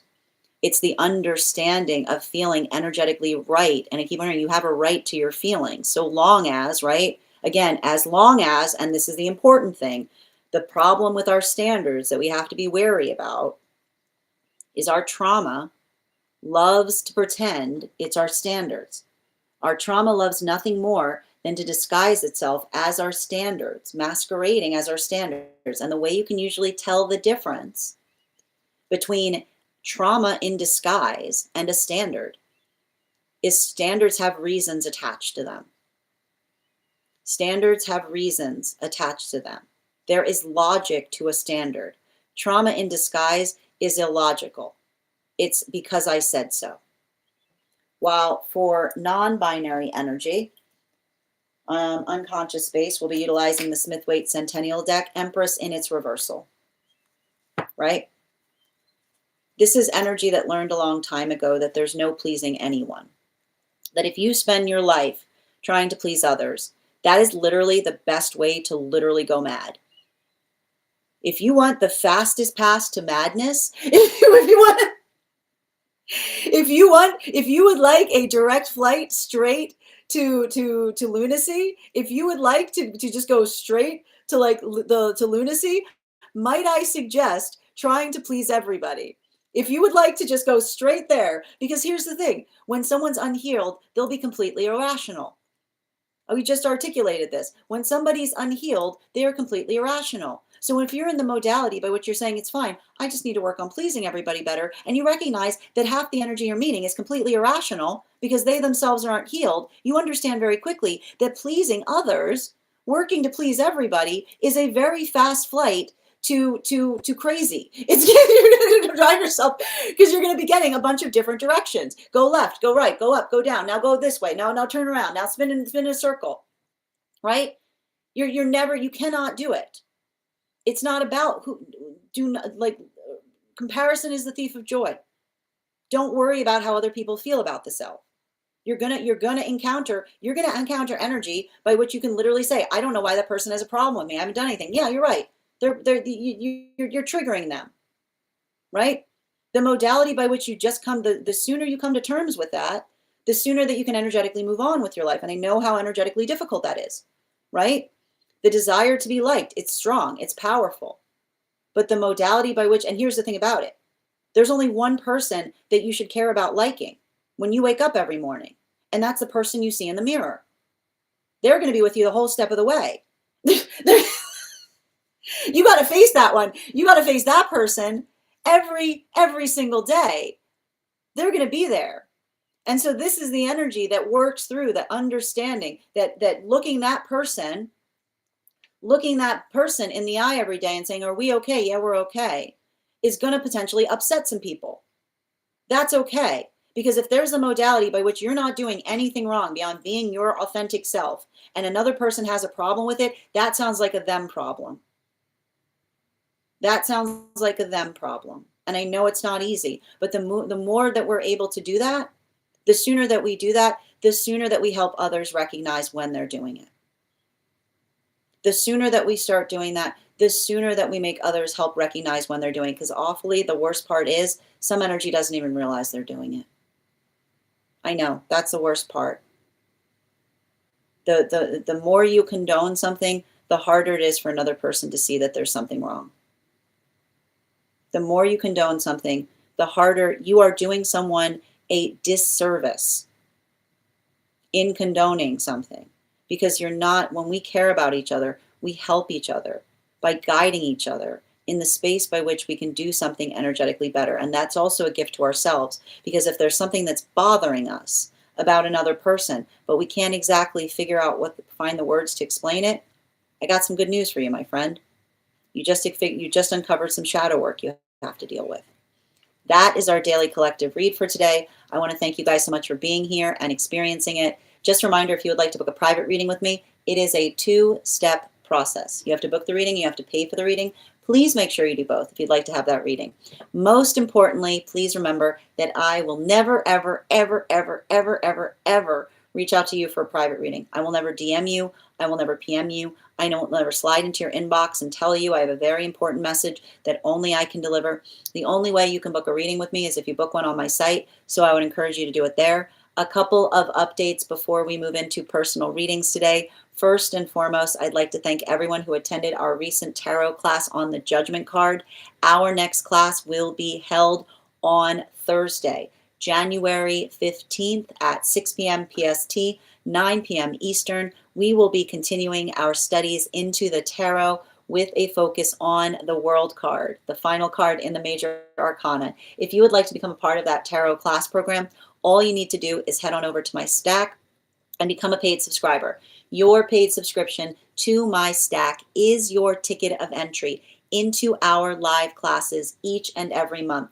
As a monthly subscriber, you will have access to over 9 hours worth of material in the Tarot Church Library Class Archive.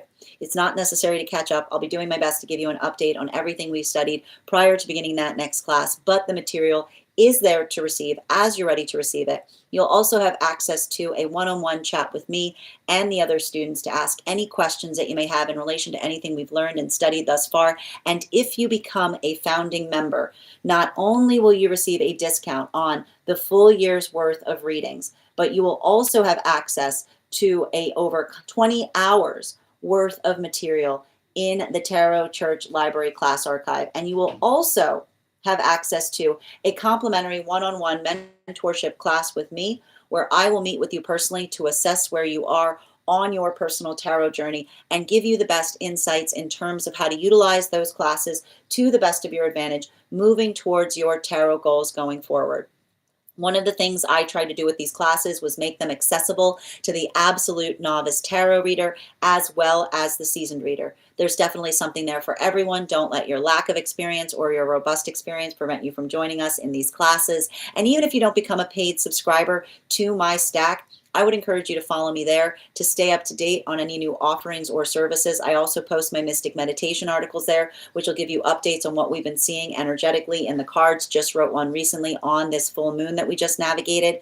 You can also go there to learn more about a very special retreat that I'll be hosting this August that I would like to invite you to join me with. We will be traveling to Italy to study the tarot in the birthplace by which the tarot was first documented to be discovered, sharpening our tarot skills.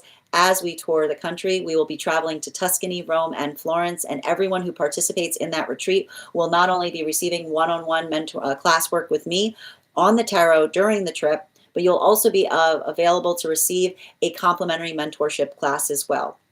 Those who sign up this month will also be receiving a $200 discount, so please make sure if you'd like to secure your spot that you sign up sooner rather than later. I also want to let you guys know that on top of my standard life path, you can learn all about that over on my stack. I would also like to let you guys know that on top of my standard life path readings, I also offer mentorship classes. These are for those students that are seeking a more personalized educational experience with me. I take a very limited number of students for this reason, as those classes are focused on each individual's personal spiritual goals and journey work. Those classes can be purchased on an individual level or as a monthly class series, weekly or bi-weekly, as your schedule permits, so that you can stay more consistent on your personal journey.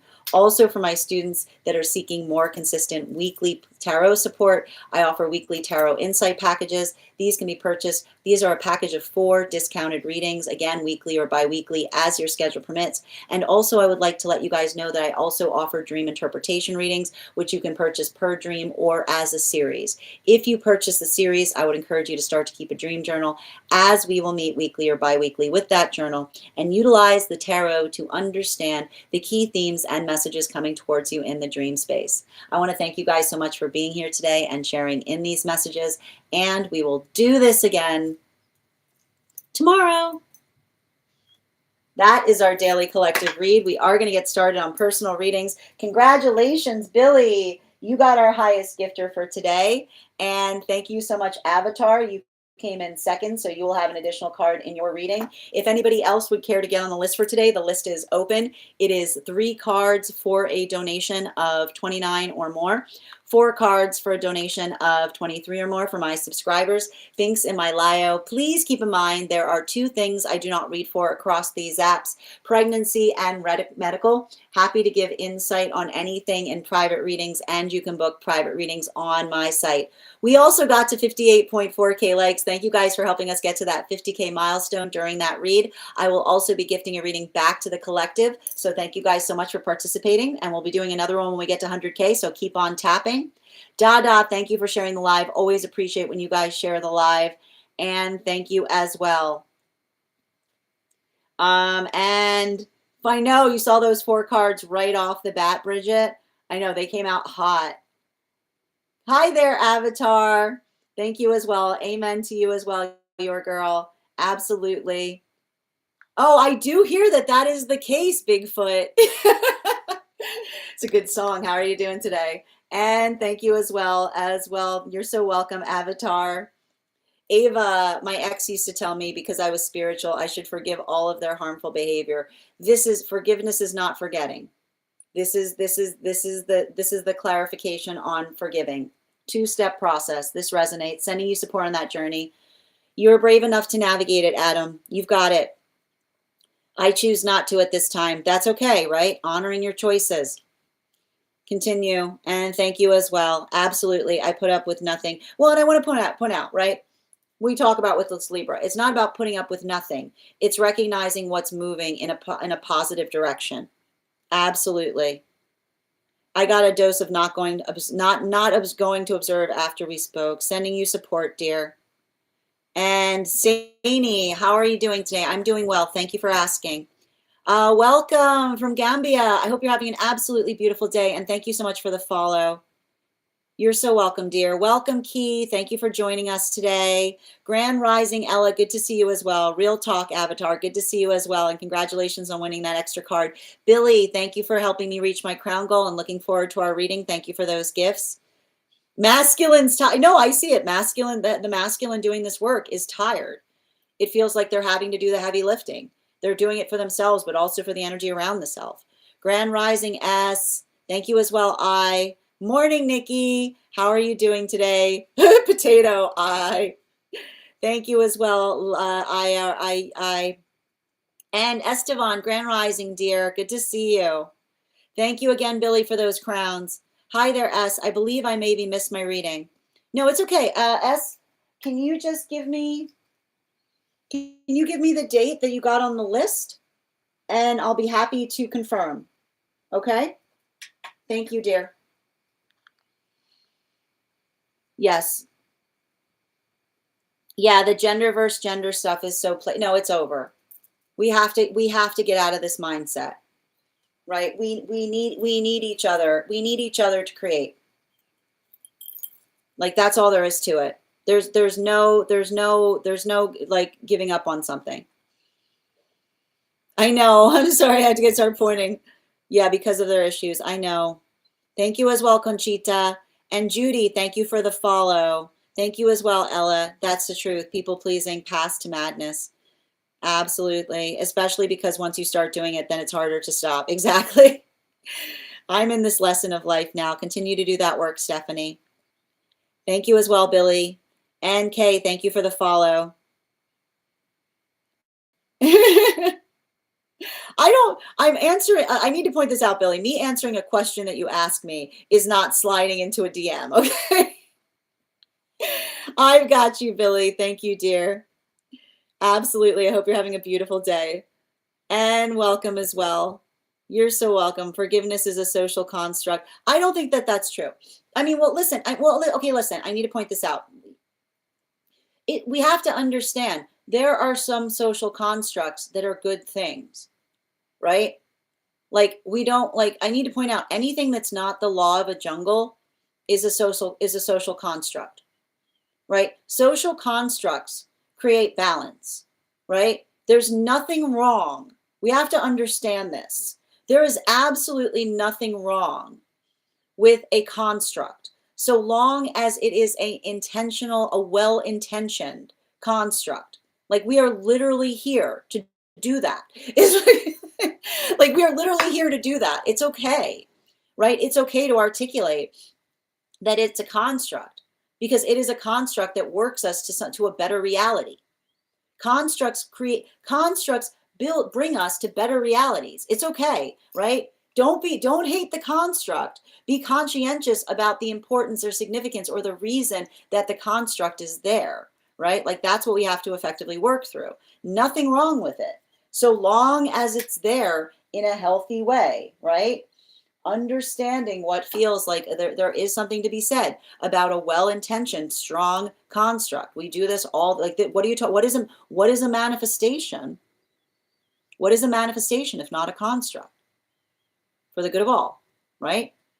Thank you so much. All right, we're going to continue right now. And thank you so much, Per, for getting on the list. You'll be the fourth person read for today. If anybody else wants to get on the list right now, you will be the fifth person read for. 3 cards for a donation of $29 or more. 4 cards for a donation of $23 or more for my subscribers. Binks in my Lio. Please keep in mind there are 2 things I do not read for across these apps: pregnancy and medical. Happy to give insight on anything in private readings, and you can book private readings on my site.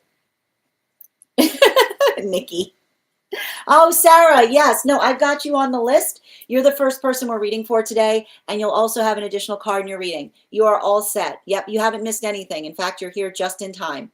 Before we continue, though, we are going to give away that 50K giveaway. Thank you guys so much for helping us get to 50K so quickly, and we're already on our way to 100K, so when we get to 100, I'll be giving away a second one.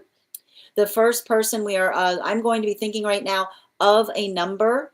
And thank you for those heart me's, Brandy. Please remember, if you are a super fan who would like a 1 card pulled today, just go ahead and make sure that you're recharging your heart me's if you'd like an animal spirit guide card on top of your 1 card. I am thinking of a number right now between, I'm thinking of a number right now between 1 and 36. First person I see that posts a number will get the reading. First person I see, not the first person that posts it. Sometimes I see things in a different order than you guys post them.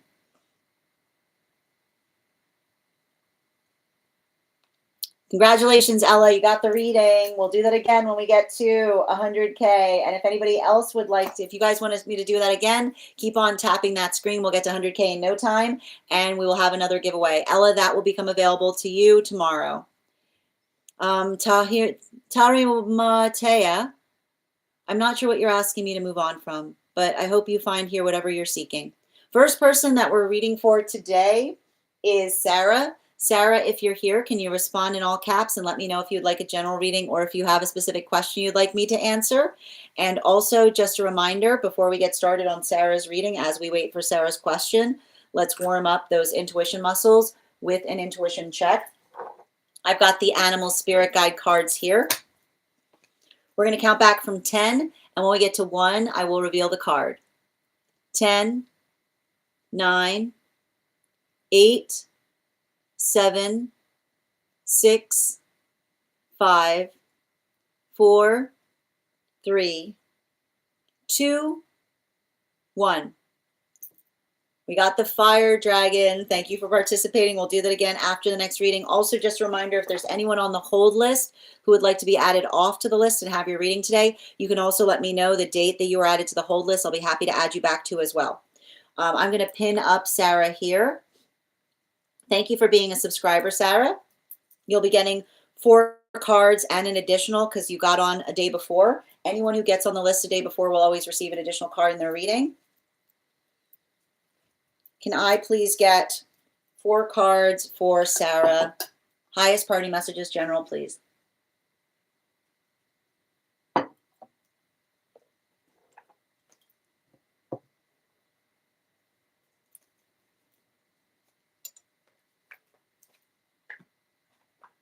And 2 more. Yep. And 1 more.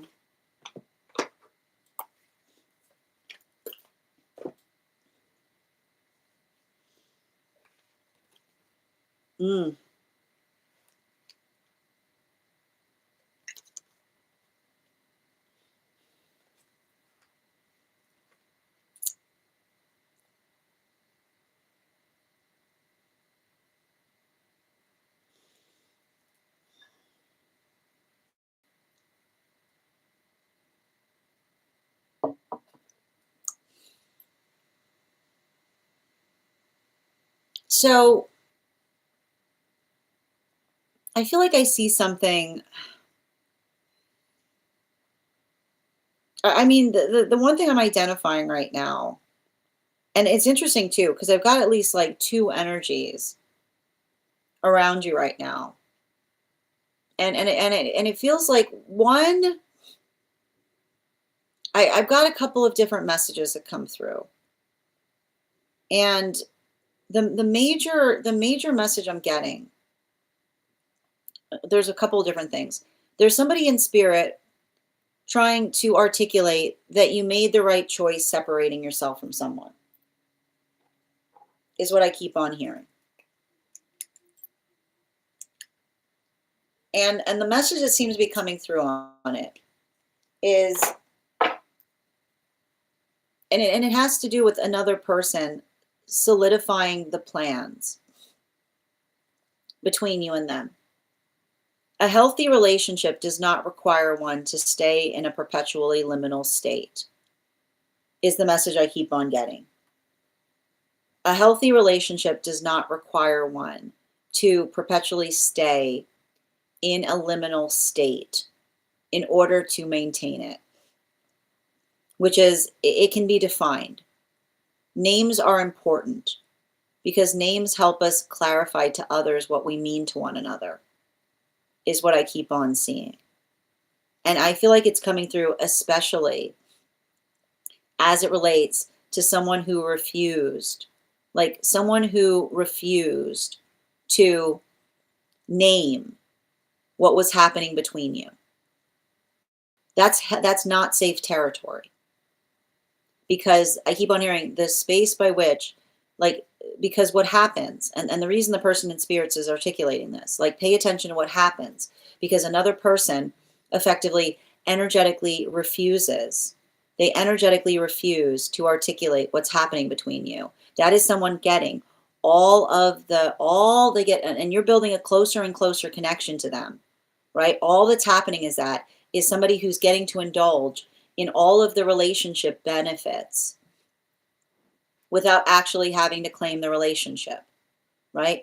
It's really nice, right? It's all the benefits of, like, all the benefits of a relationship without any of the pesky responsibility of actually being in one, simply because someone refuses to admit that it's happening by refusing to call it what it is. Don't let somebody get comfortable with you like that. This is why names are important. And I just keep on hearing somebody in spirit that keeps on saying to you names, and especially if someone's saying, I can't believe you're letting me go because of this, you can say, yes, I am. Names are important because names, when we name things, we take responsibility for them. I want you to write that down. When we name things, we take responsibility for them. So if somebody is refusing to name what they have between you, they're basically saying, I refuse to take responsibility for the fact that it exists, but I will continue, right? But especially in that space by which you're saying, but they're continuing to energetically indulge in the fact that they have something with you. It's not too much to ask. It's the most important thing. When we care about each other, we don't create that confusion in relationality to what's happening. And I think it's also important as well, because I see you trying to facilitate on making healthy choices. I see you kind of working into the context of needing to know what's going to happen. I don't see you effectively alone in some capacity. I feel like, especially in the modality by which I feel like I see you, like, and I keep on hearing, like, the space by which, like, a relationship, you should not be on call for a relationship, which is the understanding of never knowing when somebody's going to energetically show up, right? That is not the space that allows for a healthy environment, because I see, like, because I keep on hearing it keeps you too on edge, and you being on edge affects others, right? Because what happens, right, when you don't know when you're going to see a person next, it puts you on edge, right? It makes you feel really irritable. It makes you feel like you're waiting around all the time, and that effectively plays out and is harmful to the energy around you, because you don't know what to energetically expect. Healthy energy will never do that to you. Healthy energy does not want to see you living on edge. Healthy energy will tell you what to reasonably expect. I'm going to say this right now.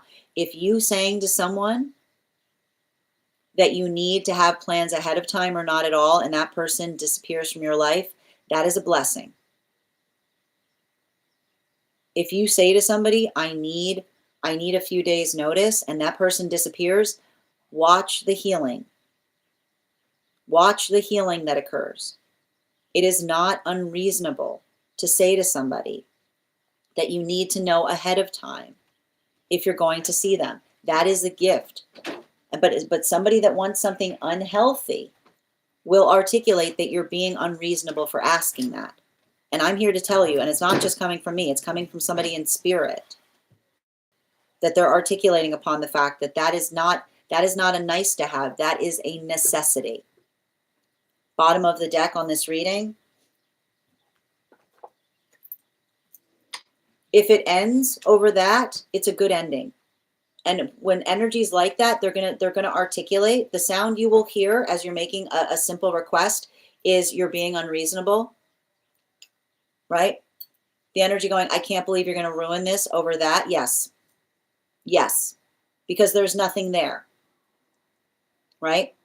Do not let somebody have all the luxury of a relationship without the responsibility of it. The modality by which it does not require you to be in a modality by which you say someone, and here's the thing about it. If somebody's saying to you, especially if every time you try to talk about it, they go the other way. If every time you try to have a reasonable conversation, the energy goes away, let them stay there. If they come back, you pick up that conversation exactly where you left off. It is not a chalkboard erase moment, it is a bookmark. You pick it up exactly where it was left. And if they go away again, let them stay there. Because that is not everything I keep on seeing. And I feel like it's important because it does feel to me like there's some kind of energy circling back. I keep on hearing I can hear somebody in spirit saying you could put a watch to it. Yeah, you hear the energy go, you can put a watch to it is what I keep on seeing. I'm seeing strong 8s. I'm seeing strong 8s around it, especially if you've been going through some cycle with this person.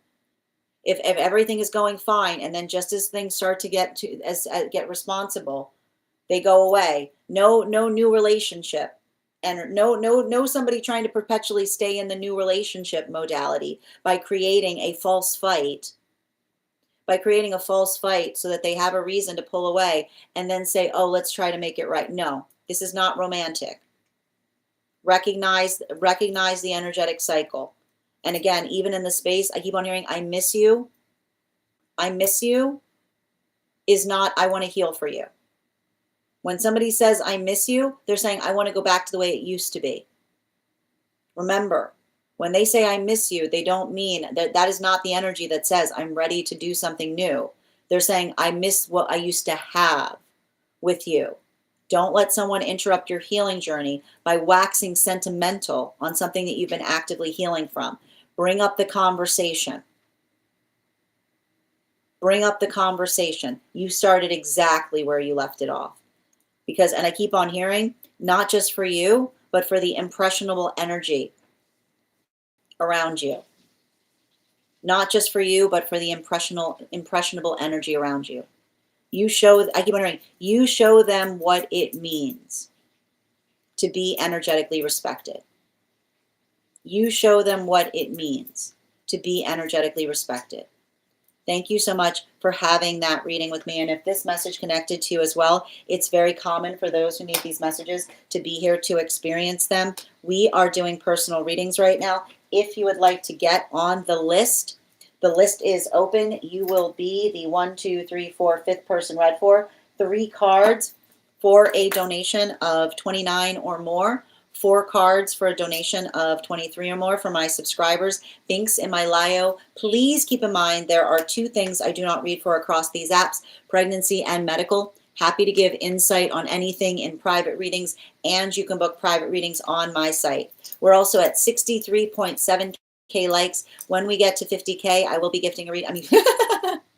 When we get to 100K, I'll be gifting a reading back to the collective. We already did the 50K. I'm going to take a moment to read over some of the comments that came through as I was reading. Welcome, Milk. How are you doing today? Hi there, Selena. Thank you as well. I walked away after I said my piece. Sending you so much support on that journey, dear. And reading over. And thank you as well, S, for that reading and sending you. And thank you for coming back for it. And thank you for being the first person on the list today and for that additional card. You're welcome, Ella. How are you doing today, Soul Journey? Thank you as well, Billy. Thank you for confirmation, BB. Thank you as well. Whoop, hold on a minute. A blessing in disguise. Tap to claim per. You're so welcome, S. Thank you as well, Avid. Oh, I appreciate it. Oh, for someone who giggles a lot, I deeply appreciate that. Let's play 50K again. All right, the next person we're reading for today is going to be It's My. If you're here, can you let me know if we're doing a general reading or if you have a specific question you'd like me to answer? I believe, let me just see if your question came through yet already. And while we wait for It's My's question, let's warm up those intuition muscles with an intuition check. I've got the animal spirit guide cards here. We're going to count back from 10, and when we get to 1, I will reveal the card. 10, 9, 8, 7, 6, 5, 4, 3, 2, 1. We got the fox. Thank you guys so much for participating. We'll do it again after the next reading. And second call right now for It's My. Second call right now for It's My. Just bear with me a moment. All right.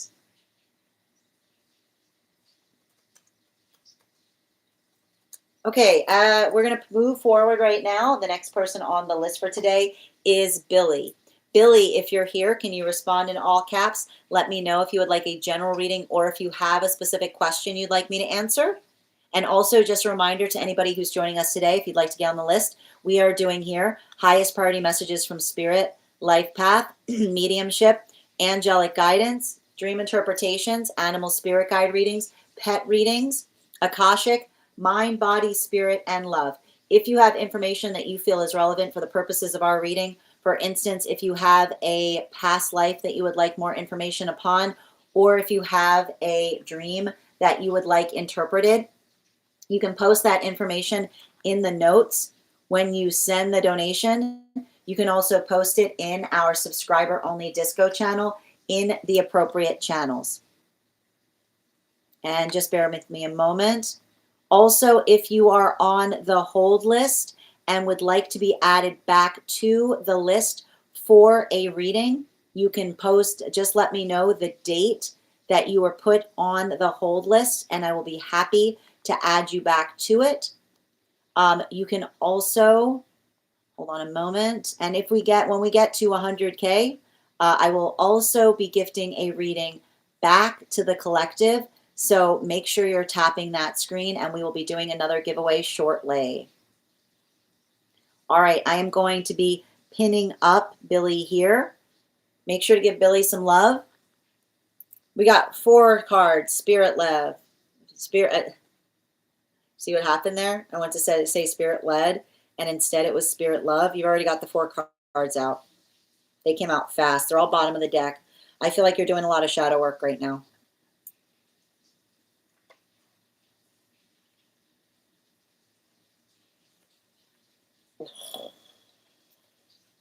Good Lord.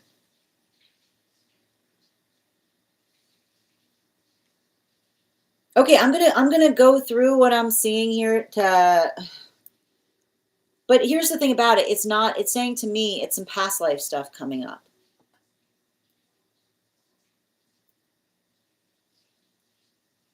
I would be very curious about your dream space right now, because I'm seeing here some past life coming up in the context of envisioning it in the present life. And I don't know why I keep on hearing they're saying specifically in relationality to a dream that you had recently. And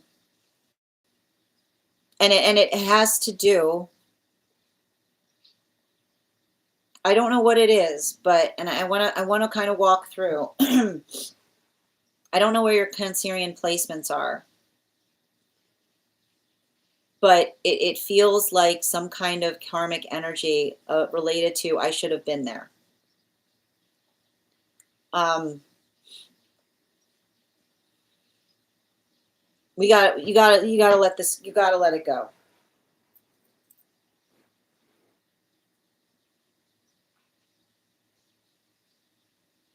I've got a bunch of different messages. I got a bunch of different messages coming through on it. I literally see a situation by which you were saying, I should have been there. And I keep on getting all of these dreams that are coming up, showing you all the scenarios.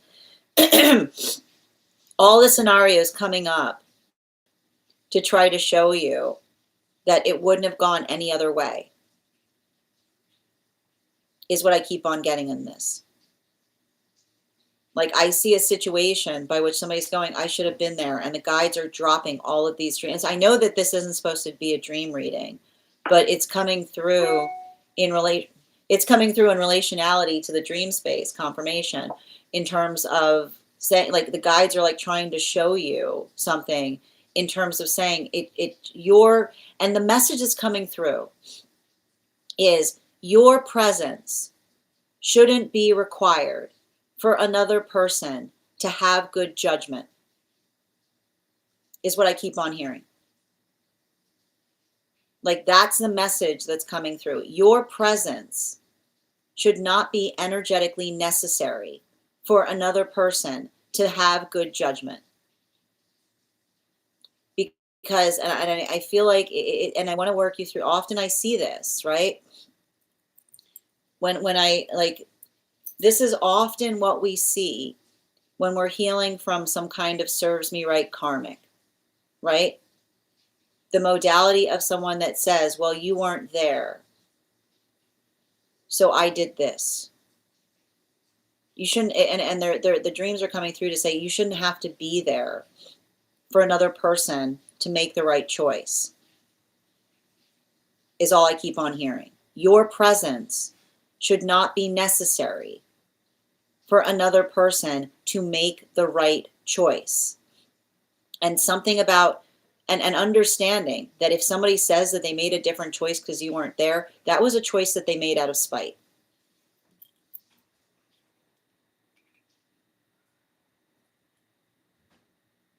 We don't make spiteful choices. We don't make spiteful choices. And it's not your fault if somebody else makes spiteful choices. Because here's the thing about it. When somebody's operating out of spite, they'll always find a reason to do so, right? Like when somebody wants to bring spite into things, you know, that's the thing with spite. Like the thing with spite is it'll always articulate the fact that you did something wrong in order to earn it. But it's really just somebody carrying spite around and looking for places to put it. I know it's painful. I know it's painful because I feel like I see you kind of like actively working to heal a perfection wound. And I've got, the nice thing is there's a guide around you.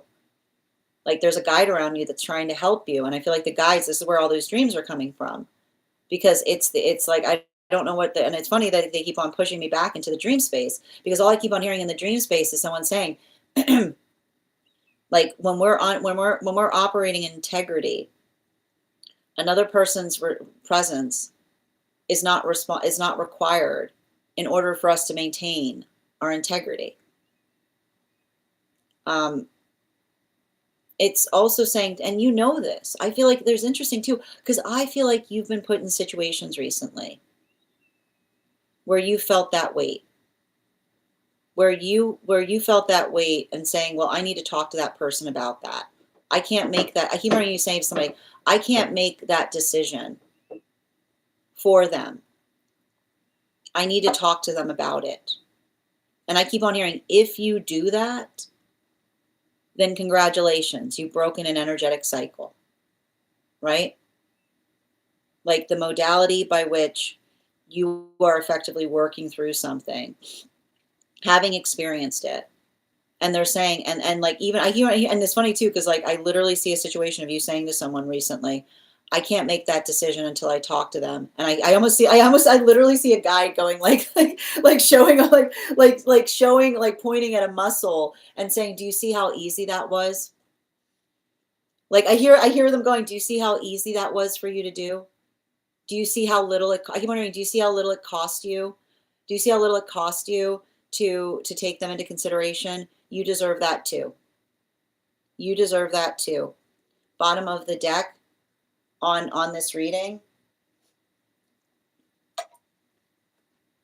I feel like this is really important because they're saying to me that you've closed, like there's a lot of indications in these dreams that are articulating to me that you've closed a karmic cycle.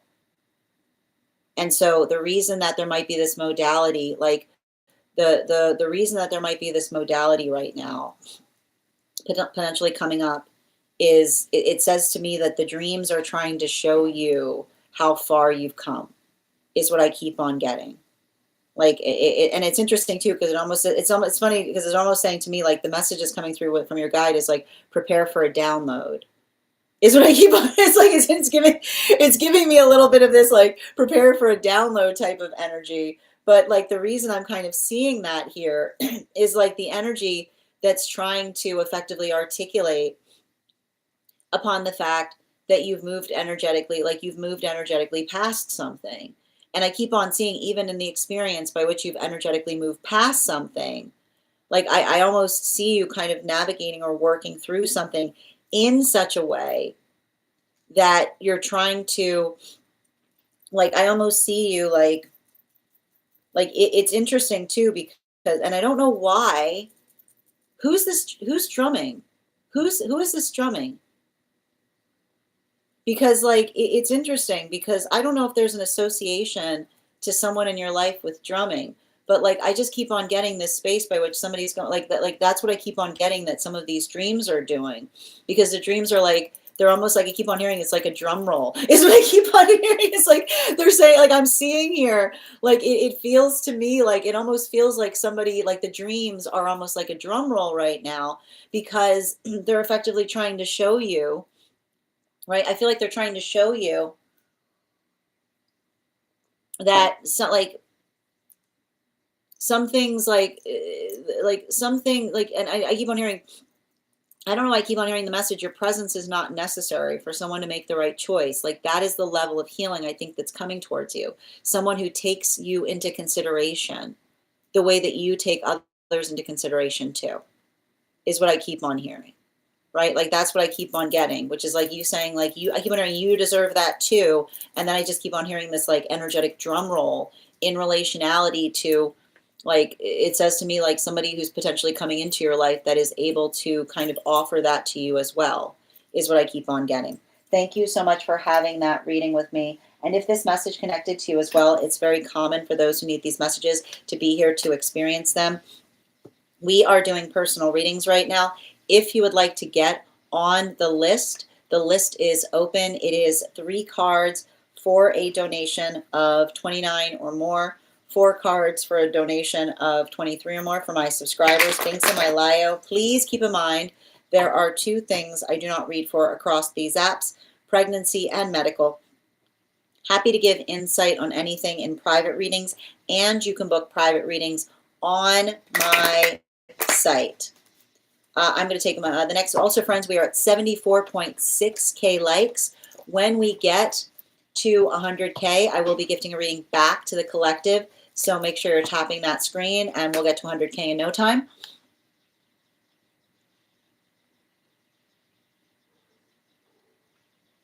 All right. Not much. Not another love reading. I'm doing so much work in the shadows. I can see that this is what I'm seeing. Like, I feel like that's what I mean in terms of the dreams, like stirring up something, but helping you resolve it better.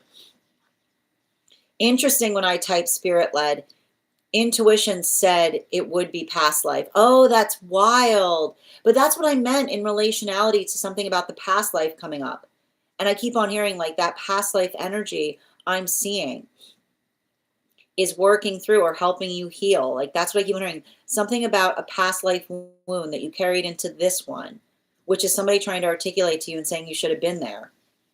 And I keep on hearing like the healing that's happening in this life is you saying my presence should not be necessary for someone to make a choice that's considerate of me, is what I keep on hearing. I've been dreaming so much recently. And Brenda, thank you for reposting. Yeah, come on. Don't deprive us of our love dream readings. And Shaza, thank you for the follow. I'll bring them here. Absolutely. Oh, that's some heavy energy there. Thank you for confirming where the karmic's coming from. Thank you as well for supporting each other in the comments. Yeah, that's right. Yeah, well, it's your fault. Nope. The responsibility it puts one on if someone tells us this. No, and that's what I keep on hearing, right? Like that, like I keep hearing that is energy, that is spite, like that is like I keep on hearing like that is the spite, which is I just keep on hearing the guide say your presence shouldn't be necessary for someone to make a decision that is considerate of you. And if they do so and they try to claim that you weren't there, that is someone who's literally articulating the fact that they operate out of spite. Yeah, I don't feel pain. I feel recalibrated. Tap to claim. The last dream was confirmation, was I've moved from the integration into expansion. You're so welcome. Thank you for confirming the reading. Yes, and you're reading the past energy, unless it's still something that I'm unaware of. I mean, the thing about it, and this is the thing we have to recognize often when we're working through those karmic spaces, it might still crop up from time to time, right? The observation of understanding that may crop up, like that is why I feel like a lot of it's coming up right now.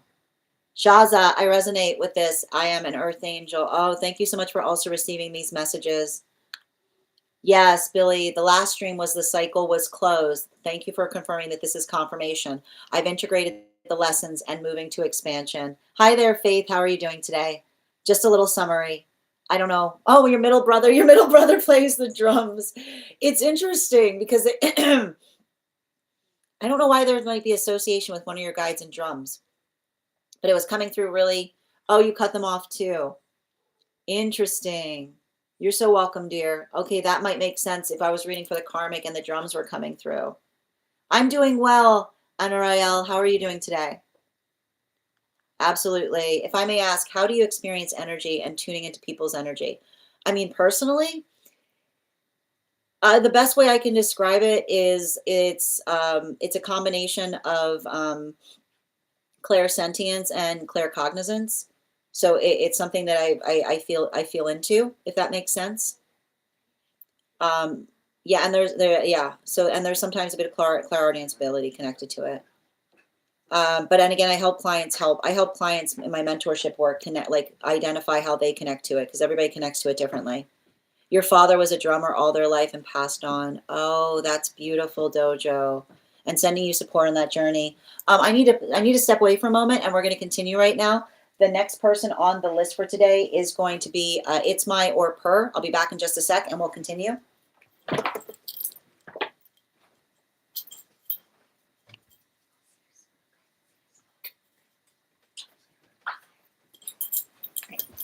All right, I'm back.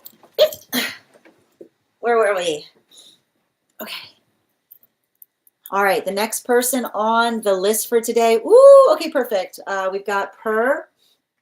And if anybody else wants to get on the list for today, it's an absolutely wonderful time to get on the list. You will be the next person read for. 3 cards for a donation of 29 or more. 4 cards for a donation of 23 or more for my subscribers. Binks in my bio. Please keep in mind there are 2 things I don't read for across these apps: pregnancy and medical. Happy to give insight on anything in private readings, and you can book private readings on my site. All right, where were we? And before we continue right now, we are going to warm up those intuition muscles with an intuition check. I've got the animal spirit guide cards here. We're going to count back from 10, and when we get to 1, I will reveal the card. 10, 9, 8, 7, 6, 5, 4, 3, 2, 1. Okay, Majesty, look at you go. Well done, dear. We'll do that again after the next reading. All right. And I'm going to pin up Per here. Guys, make sure to give Per some love.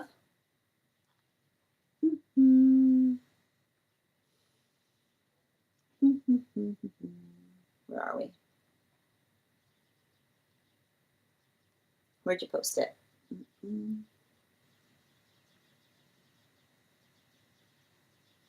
Where'd you post it? Oh, wait. Did you? Oh, you messaged me directly. I see it. I found it. Okay. Okay.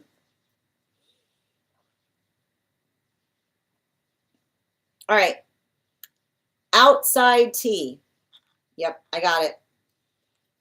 Referring to the collective reading and the triggers, I have a situation. There's an individual that continues to trigger me on an energetic level. I no longer have a relationship with them, but when I see them, my gut says turn around and leave. We did have a very smooth relationship when we were involved, but I do have respect for them because they make firm decisions. And our history alone is not enough to explain why I feel this way. I'm not intimidated or angry. I simply want to avoid them. I once discussed the entire situation with my therapist, and we were also unable to find enough to explain the feeling. Can we look into what this is caused by, and whether they experience this as well? This is not typical behavior. Interesting. Okay.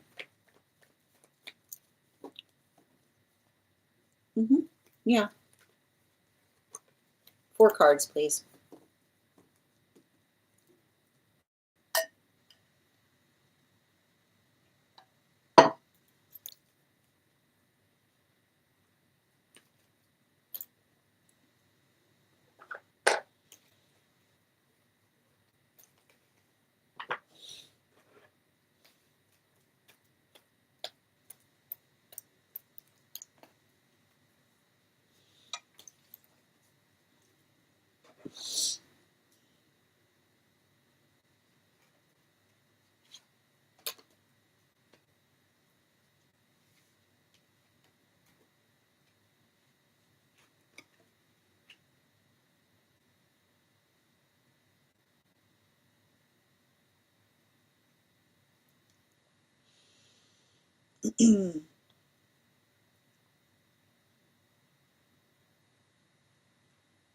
It's shadow work.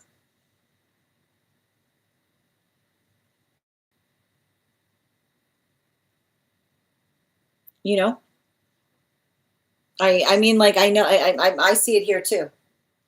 It's like I see like a fog. I see a fog. I see a fog. Um, but I want to describe this. Um, I feel like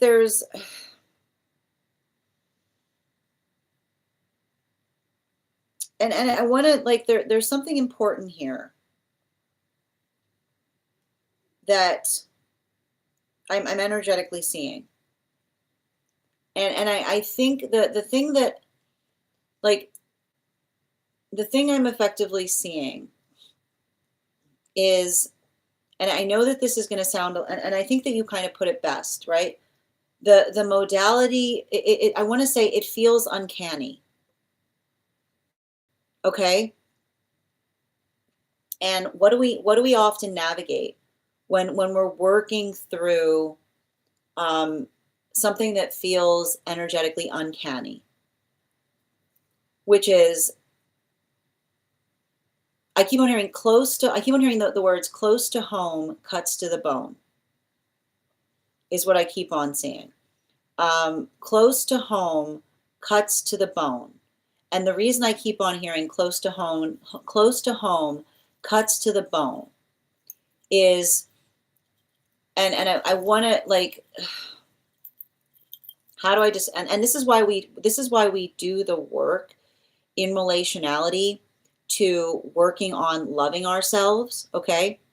Because when I keep on hearing close to home cuts to the bone, the modality by which there's something about the energy that reminds you of yourself, that is creating the space. That's what I mean in terms of literally a situation by which you're working through and saying there's literally nothing that this person is doing beyond being themselves and being energetically decisive, right?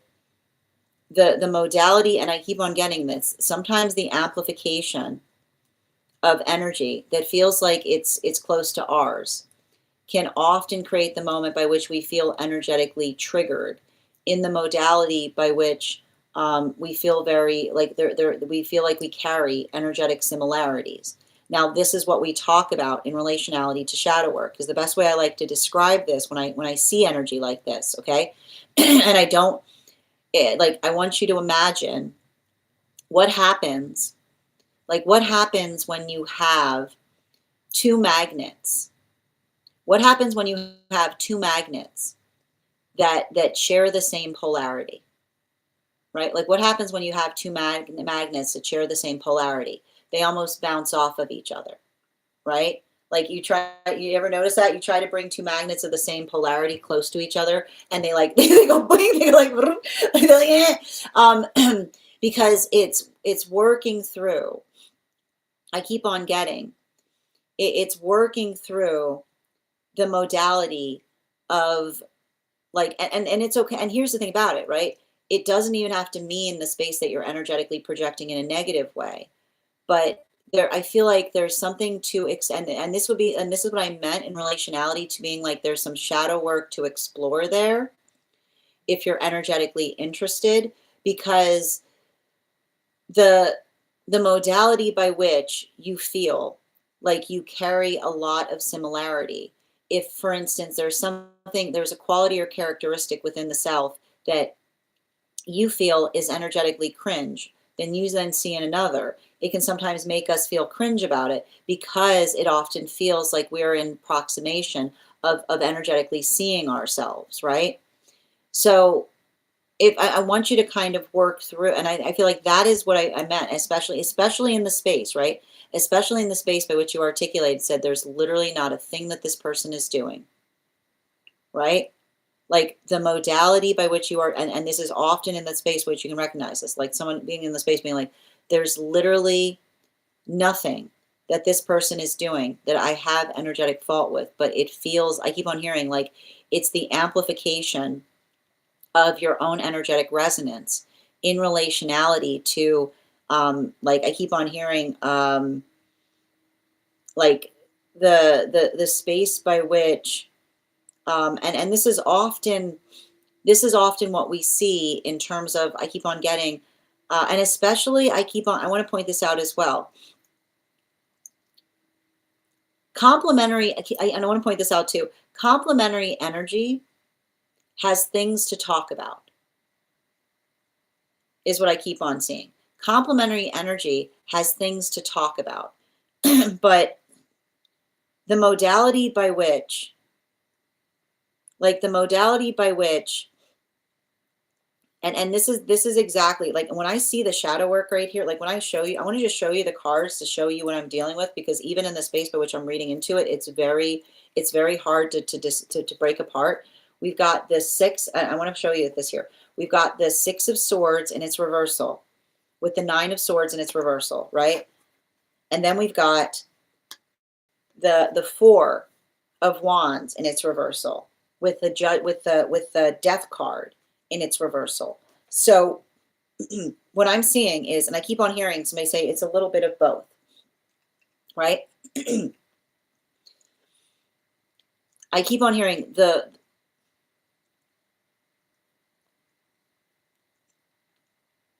brusqueness.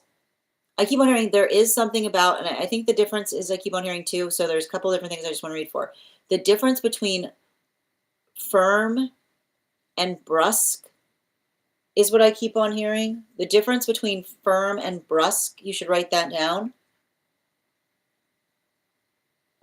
The difference between firm and brusque is working into the space of being firm.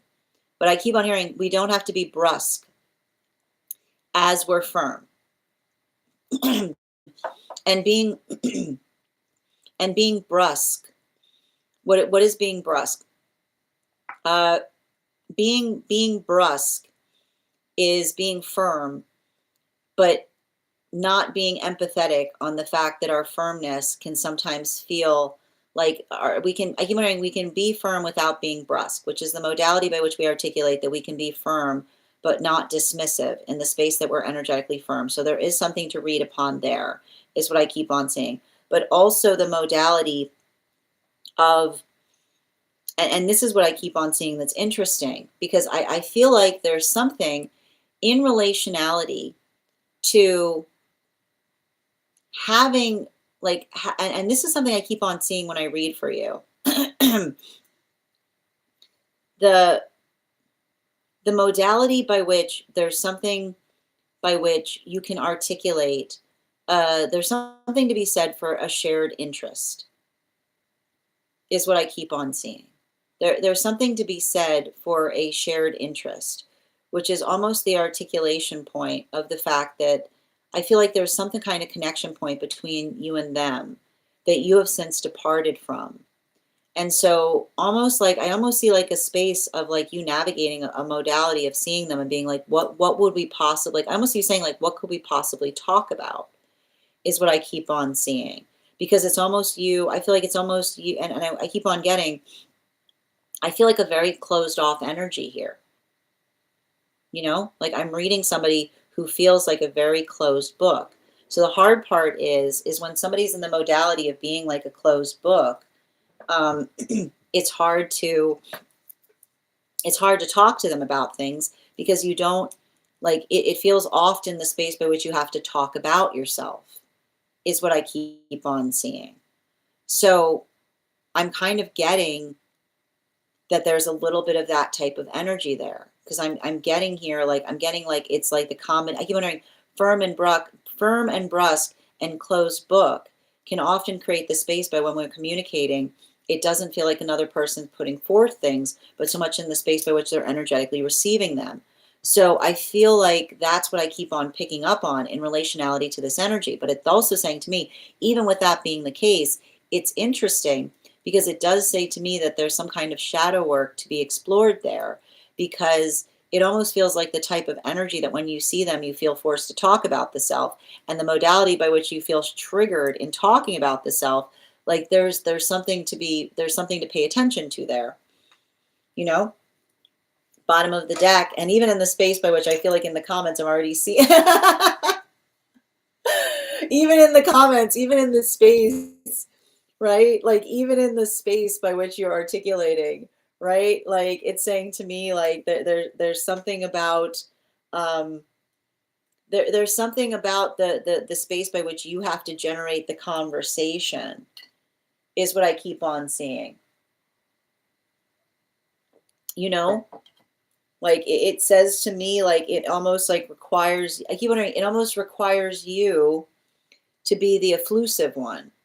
And I keep on getting like, especially, and that's what I meant about like too close to the bone, like close to the bone cuts to home, because the modality by which you're experiencing something by which, you know, you are, I keep on hearing it's like the uncomfortability in what you need to energetically bring forth in order to generate the conversation. That's what I mean in terms of you guys kind of carrying the same energetic frequency, because um like I keep on like I would not be surprised if you're the type of person by which, like, you know, if someone starts like dropping facts on you, you could just roll into a conversation easily, right? Like it says to me, like I feel like I'm picking up some kind of like more of a space of info dumping, right? Like someone being like talking about information and you being like, ooh, like, you know, like engrafting onto that.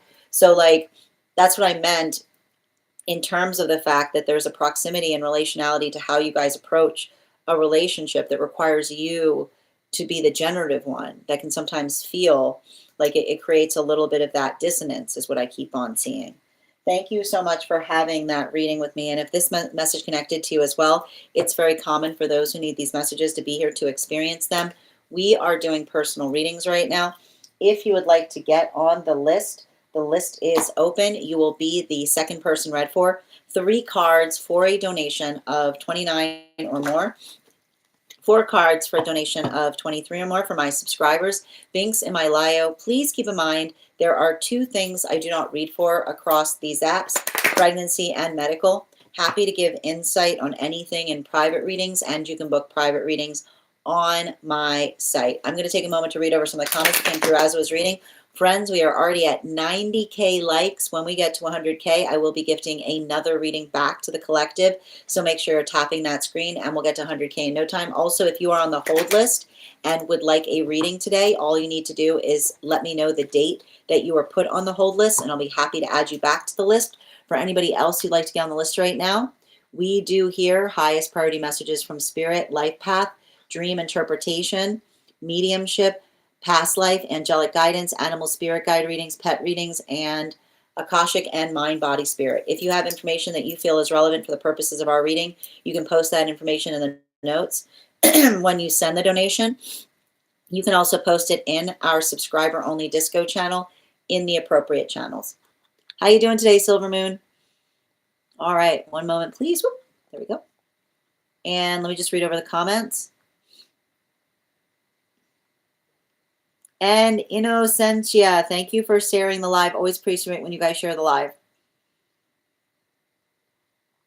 Well, and it's interesting too that Nikki said fog, because as soon as I started reading for you, I saw the fog there. Oh, have a beautiful day, Anoriel. Yep. Have a wonderful day as well, Bridget. Exactly like the magnets bouncing off. They feel it too. They feel it too. They get it. They get it. Yeah. Hi there. I don't like to talk only about myself. Too intimate on this. Exactly. That's what I was seeing. Yeah, this is very helpful. I understand the situation better now. Thank you, Per. I hope that helps. You're welcome, dear. And hope you're doing well as well. And thank you for those hashtags. I appreciate them. I hope you're having a beautiful day. This is so cool. You're so welcome. Thank you for being you as well. Thank you for sharing thank you for sharing the live. Always appreciate when you guys share live. And thank you as well, Dada. We're going to continue right now. I'm still looking for It's My. If It's My is not here, then we are going to continue. Just a reminder, the list is now open. If you'd like to get on the list right now, you'll be the next person read for. 3 cards for a donation of $29 or more, 4 cards for a donation of $23 or more for my subscribers. Links in my bio. Please keep in mind there are 2 things I do not read for across these apps, pregnancy and medical. Happy to give insight on anything in private readings, and you can book private readings on my site. We are going to move into 1-card readings for superfans right now, so if you are a superfan, go ahead and put your question in the comments. If you would like to become a superfan, your superfan status makes you eligible for a 1-card reading. So go ahead and click that superfan button at the bottom of the screen, and you will be also able to have that 1 card. And if you are a superfan who would like an animal spirit guide card, please make sure that you're recharging your heart maze. Thank you, Ella, for sharing the live as well. If it's short, I'll use my highest gifter. Absolutely. I got you, Avatar. 1 second. Let me just confirm. You said it was from Monday?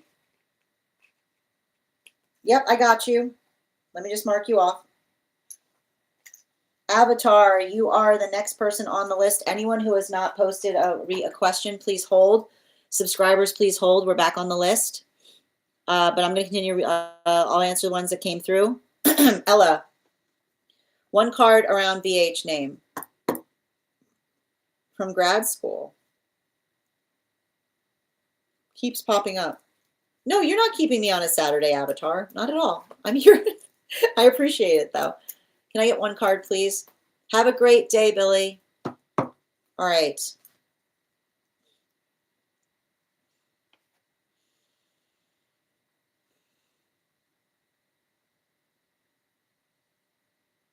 You know what? Okay, I see what's you're closing a karmic cycle. And when you're closing a karmic cycle, reminders, energy from the past often comes up because it helps you see something in a way that you couldn't see it before. And I feel like I feel like there's something about a karmic lesson that you're working through right now that is, they're coming back up because it's helping you, it's helping to inform you in relationality to how they were treating you, is what I keep on seeing. Particularly bottom of the deck. Yeah.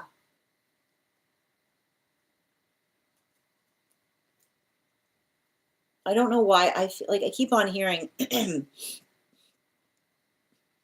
I don't know why I keep on hearing from a guide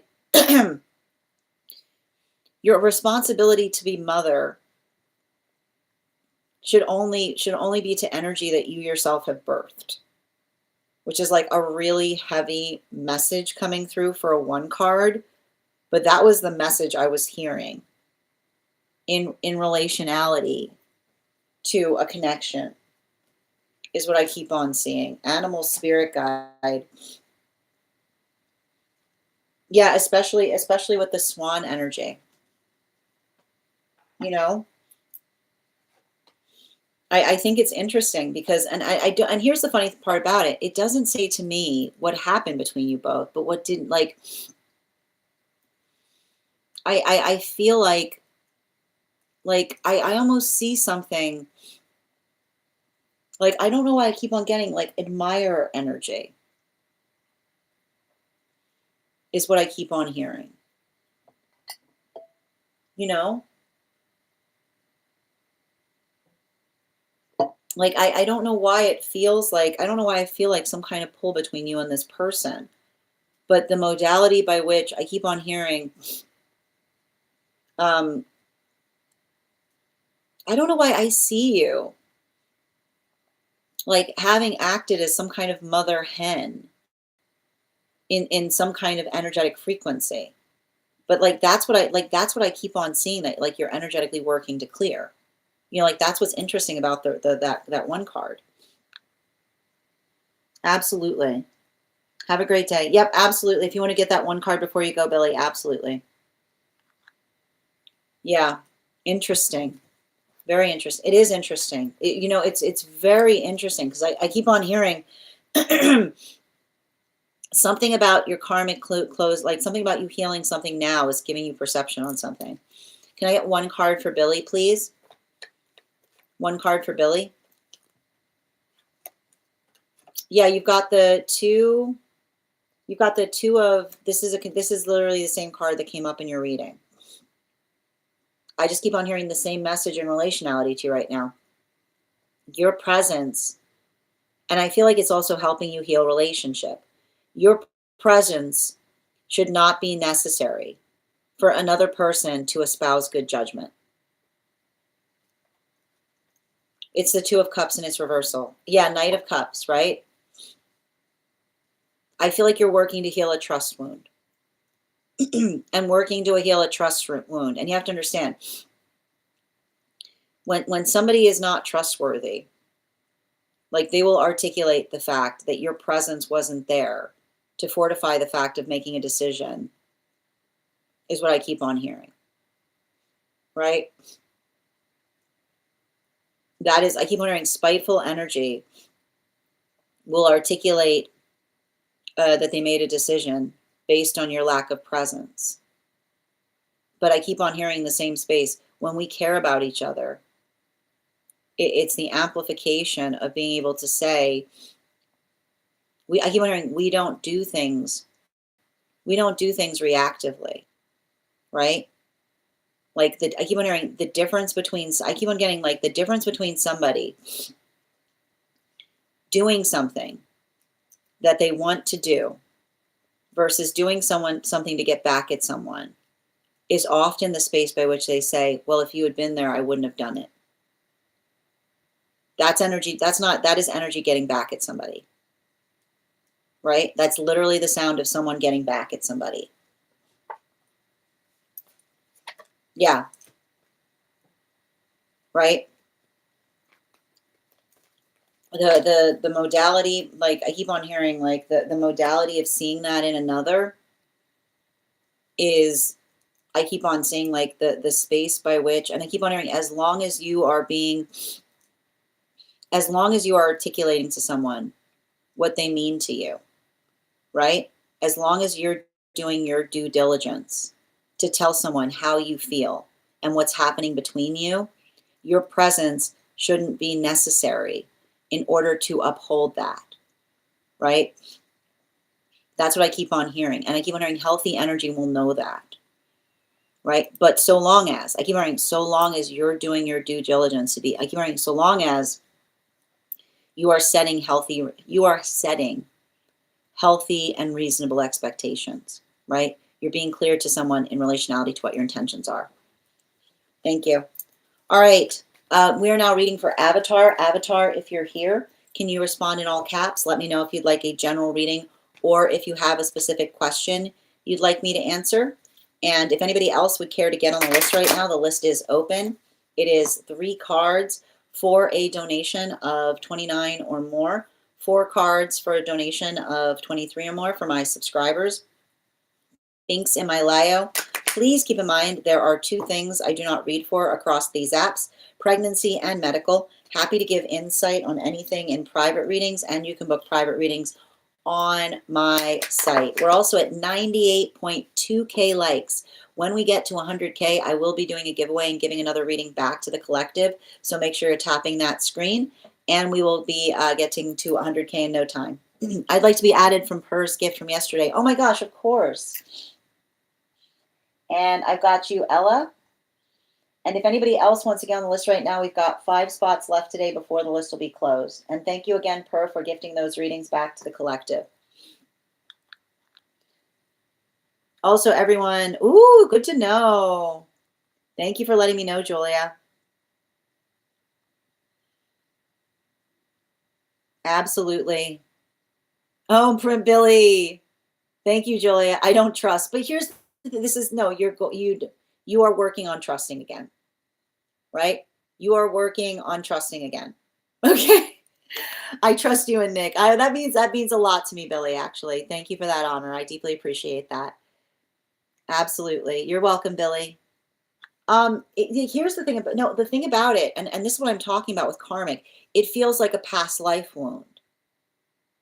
It feels like a past life wound that you carried into present, that you have had to navigate through X connections, right? That's what I meant in terms of like the space by which you're working to energetically resolve something, right? I feel like it's a lot. I feel like I see you clearing a lot of this "it's not my fault" energy.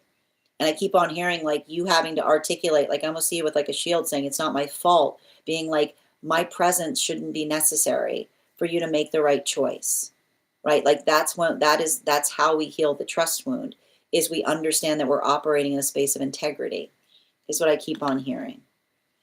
Yeah, I don't do things reactively. No, I see you don't. Like that's the thing I keep on seeing. You would never do that. And I keep wondering, if you would never do that, you don't have to put up with it. Like that's exactly what I'm getting from that reading. If you would never, you don't have to forgive something that you would never do. You can say to someone like, I understand the context of your choice, but I don't have to be okay with it, is what I keep on seeing.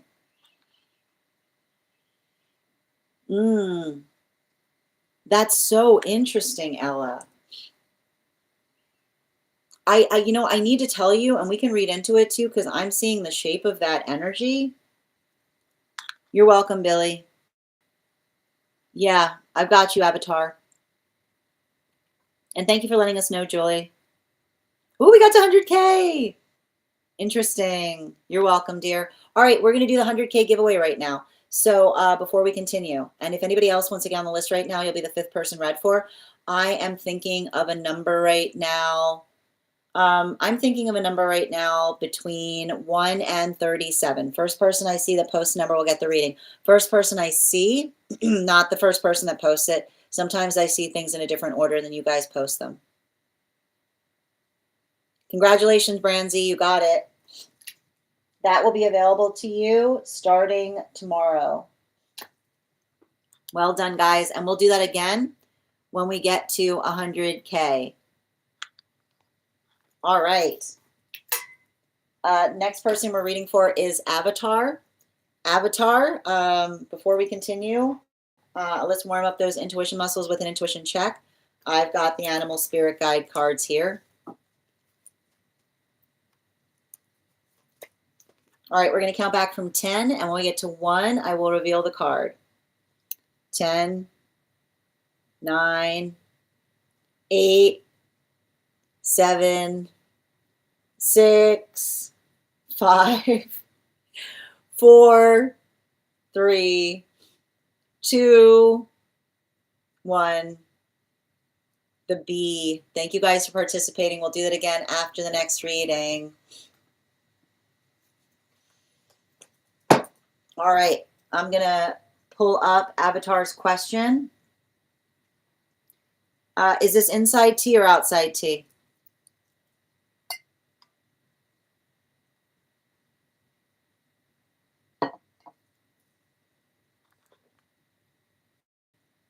Outside, thank you. I got you, dear. And I'm going to pin up Avatar here. Guys, make sure. Wow. Yep, I'm going to pin up Avatar here. Guys, make sure to give Avatar some love.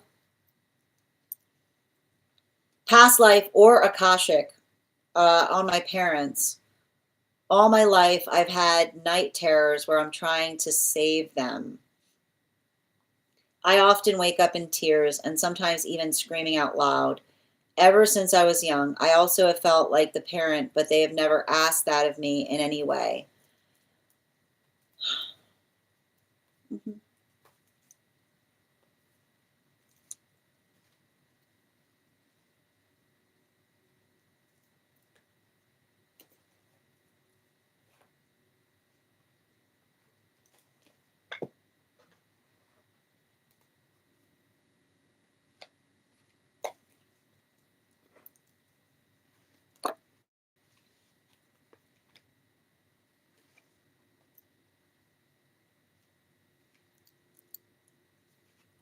I mean, I think you've picked up on it. It's a past life thing. you answered your own question. It's in your Akashic as a past life thing. I think it's interesting that you said, I'd like a past life or an Akashic, because they're saying to me it's one and the same. You've been carrying a past life memory. You carried a past life memory in. I would be very curious as to whether they look like your parents in the dream, or if you just know they are. Like if you know in the core of your being, is what I keep on hearing. Right? Do they not look like themselves, but you know in the core of their being that that's them? Is that what's happening in that dream? Right? They don't actually look like your parents, but you know in the core of your being. I keep on hearing that's them. That's them. That's how you know. That's your confirmation that it's a past life dream. If you've been carrying, and especially if you've been carrying it since childhood. If you've been carrying it since childhood, now usually those go away. I used to have one too. Usually they go away. The fact that you still have it is pretty remarkable. If you're still carrying the dream around, because, and I keep on hearing, like, if you're still carrying the dream around, it's imprinted pretty heavily in your Akashic. And I keep on, and it's interesting too, because I keep on getting some kind of dream by which you're trying to get them to something. And I'm just going to, I don't want to, like, I'm getting a lot of impressions about that past life and something that happened to them when they were sleeping is what I keep on hearing, which is why you're so loud in this one, is what I keep on hearing. I'm not sure where that, because when I was trying to read for this, before I started pulling the cards, I was hearing a lot of pots and pans energy. I was getting a lot of energy. In terms of you trying to make a lot of noise, is what I keep on hearing. And it's hard, right? Because often, you know,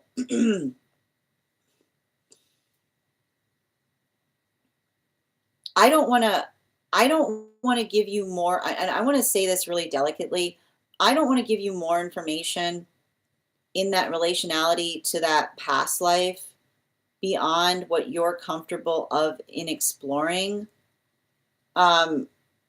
Because everything I'm seeing there is very, very traumatizing, is what I keep on seeing. And the modality by which you're articulating the fact that I keep on hearing, like, the modality by which you're continuing to have the night terror around it is, I want you to understand, they are safe, is what I keep on hearing. They are safe now. But it's hard, right? Because especially it's like, I keep on hearing you're karmically scarred. And when you're karmically scarred, it's really hard to shake, right? It's really hard to shake the memory of the past life, because it's the fear or the anxiety that you're carrying in relationality to that energetic echo, is what I keep on getting. You know, but I want to but the one thing about it is often recognizing that, right? Like, understanding that is the quality and characteristic can help us energetically heal from it. Because I keep on hearing it's a past, right? It's a past dream.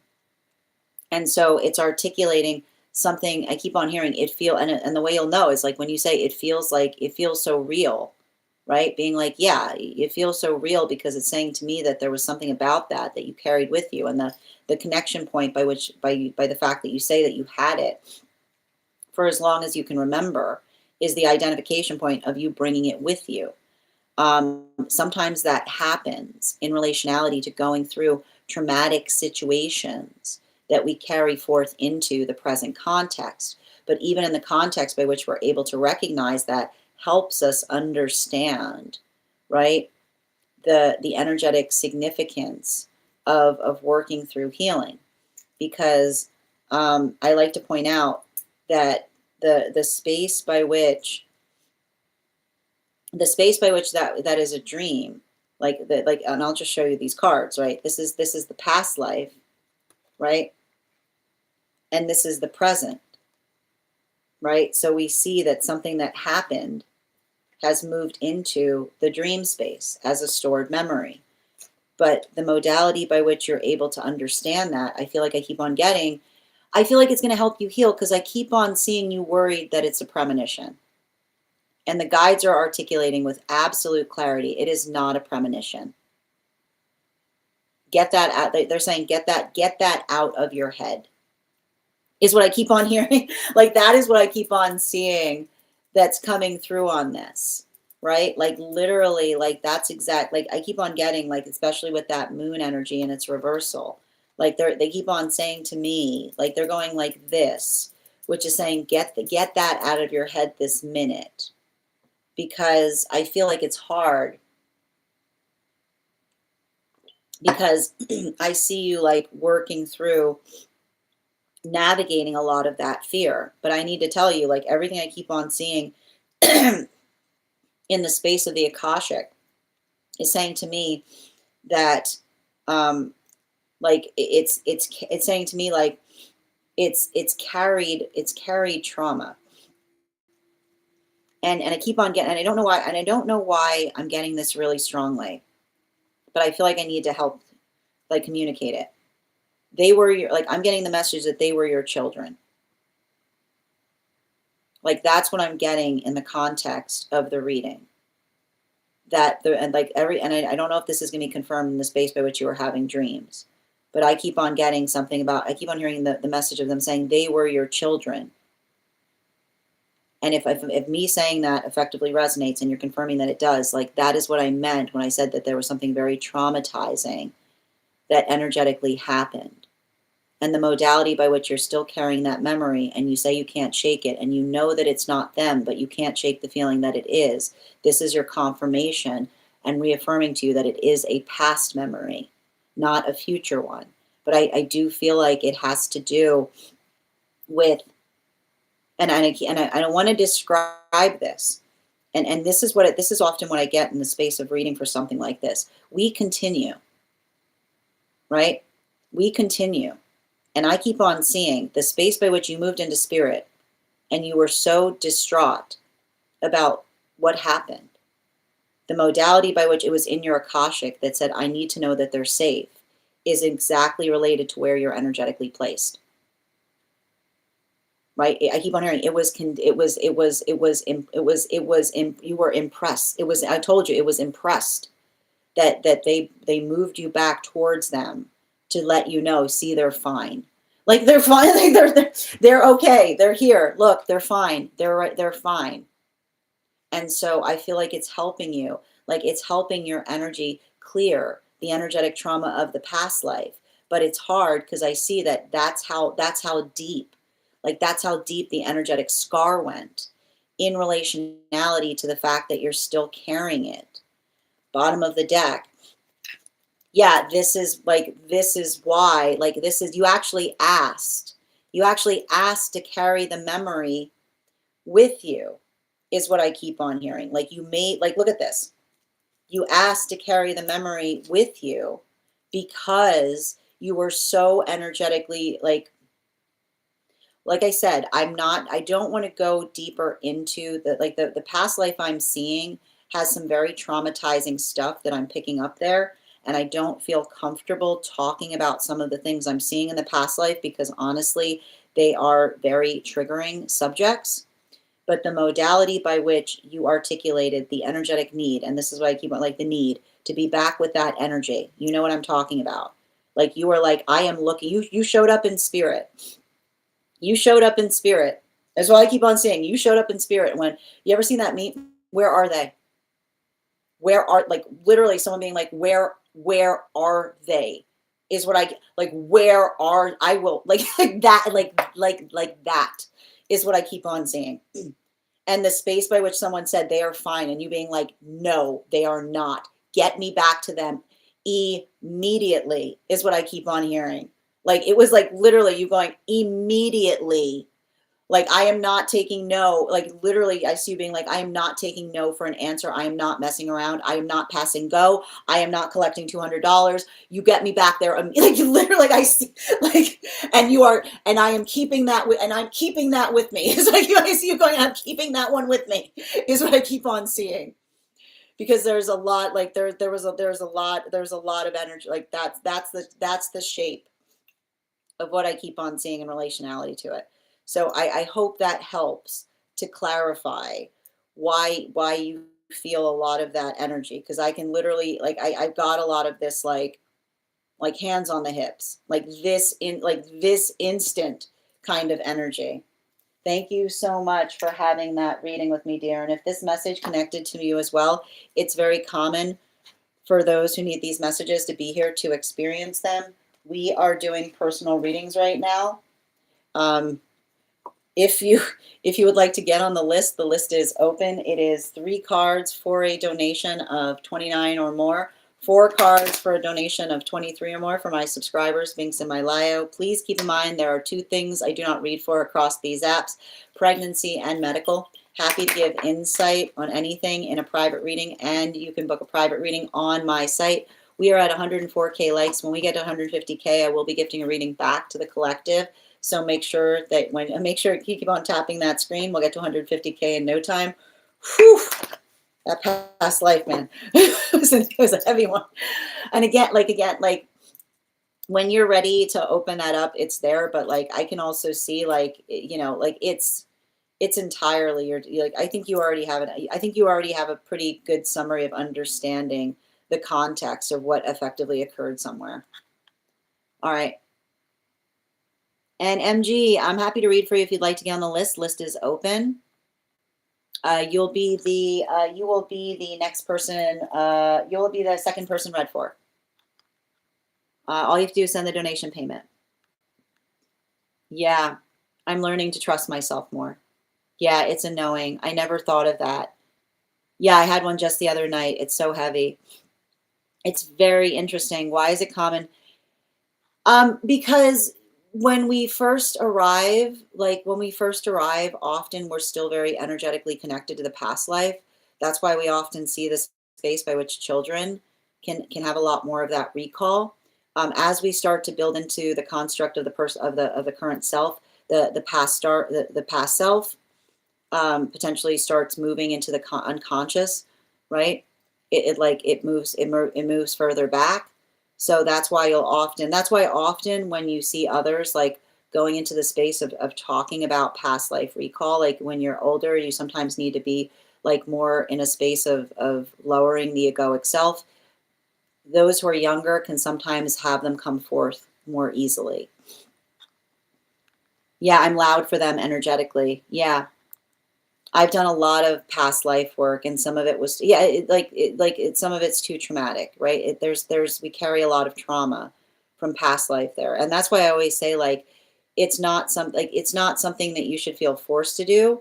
It's something that you should feel energetically ready to do, because it can sometimes complicate things, right? It doesn't make things less complicated. It can make things more complicated. Yeah, I'm open. I mean, I figured. I still call them. Yeah. This is helpful. I mean, I will point this out right now, Avatar. That is the type of past life that I would not even potentially articulate in the space that we're in, because some of the things I was seeing that were coming up would be too triggering in relationality to what we would have to discuss. Yes, it would have to be a private reading. Yeah, this is donation. Thank you for the help, her. Yeah, could it? No, yeah, no, that's no. You were. Yeah, could it make me peep? Picking parents, yeah, like I literally see you being like, get me back to them this instant. Like I literally see you were like, right now. Yeah. No, I see, like, no, you were like you, like, the thing is, when I see you going into spirit, you aren't the one terrified. It's like Talking about terrified, I feel like you got into spirit and you were the energetic, like that's what I was reading for. Like that's the type of energy I was reading for. Like, like, like the doors blown open on something. I understand. I can see it too. Thank you, Ella. Yeah, I so know what you're talking about. Yeah, you're welcome, dear, and thank you again. And Branzy, thank you for the follow. I get it. Yeah. All right, where were we? Defying all layers to take care. Yeah, that's the, what else would does one do? Ella, you're the next person on the list, dear. Yeah, you gave them an idea. Excellent. All right. We're going to continue right now. I'm still looking for It's My. Ella's the next person on the list. And if anybody else wants to get on the list right now, you will be the second person read for. 3 cards for a donation of 29 or more. 4 cards for a donation of 23 or more for my subscribers, Binks and Mylayo. Please keep in mind there are 2 things I do not read for across these apps, pregnancy and medical. Happy to give insight on anything in private readings, and you can book private readings on my site. I mean, that's literally what we talk about with karmic healing, needing lifetimes to recover. So we're going to continue, and thank you for also receiving these messages. Next person on the list for today is Ella. Ella, if you're here, can you respond in all caps? Let me know if you'd like a general reading or if you have a specific question you'd like me to answer. All right.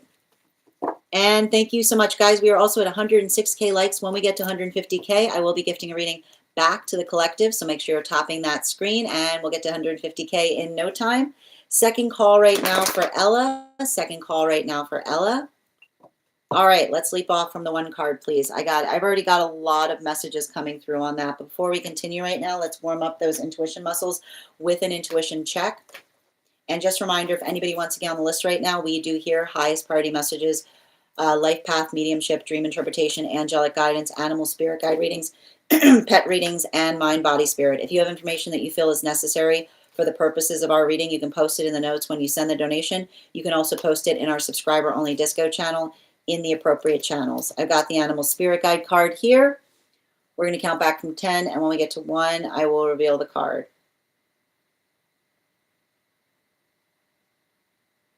10, sorry, 9, 8, 7, 6, 5, 4, 3, 2, 1.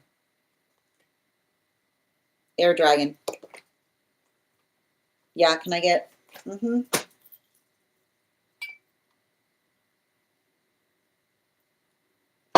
Yes. Whoop.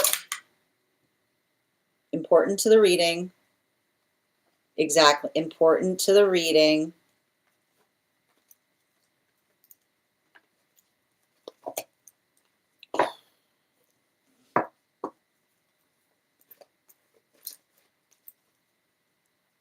Yeah, can I get 4? Yeah, 4 cards.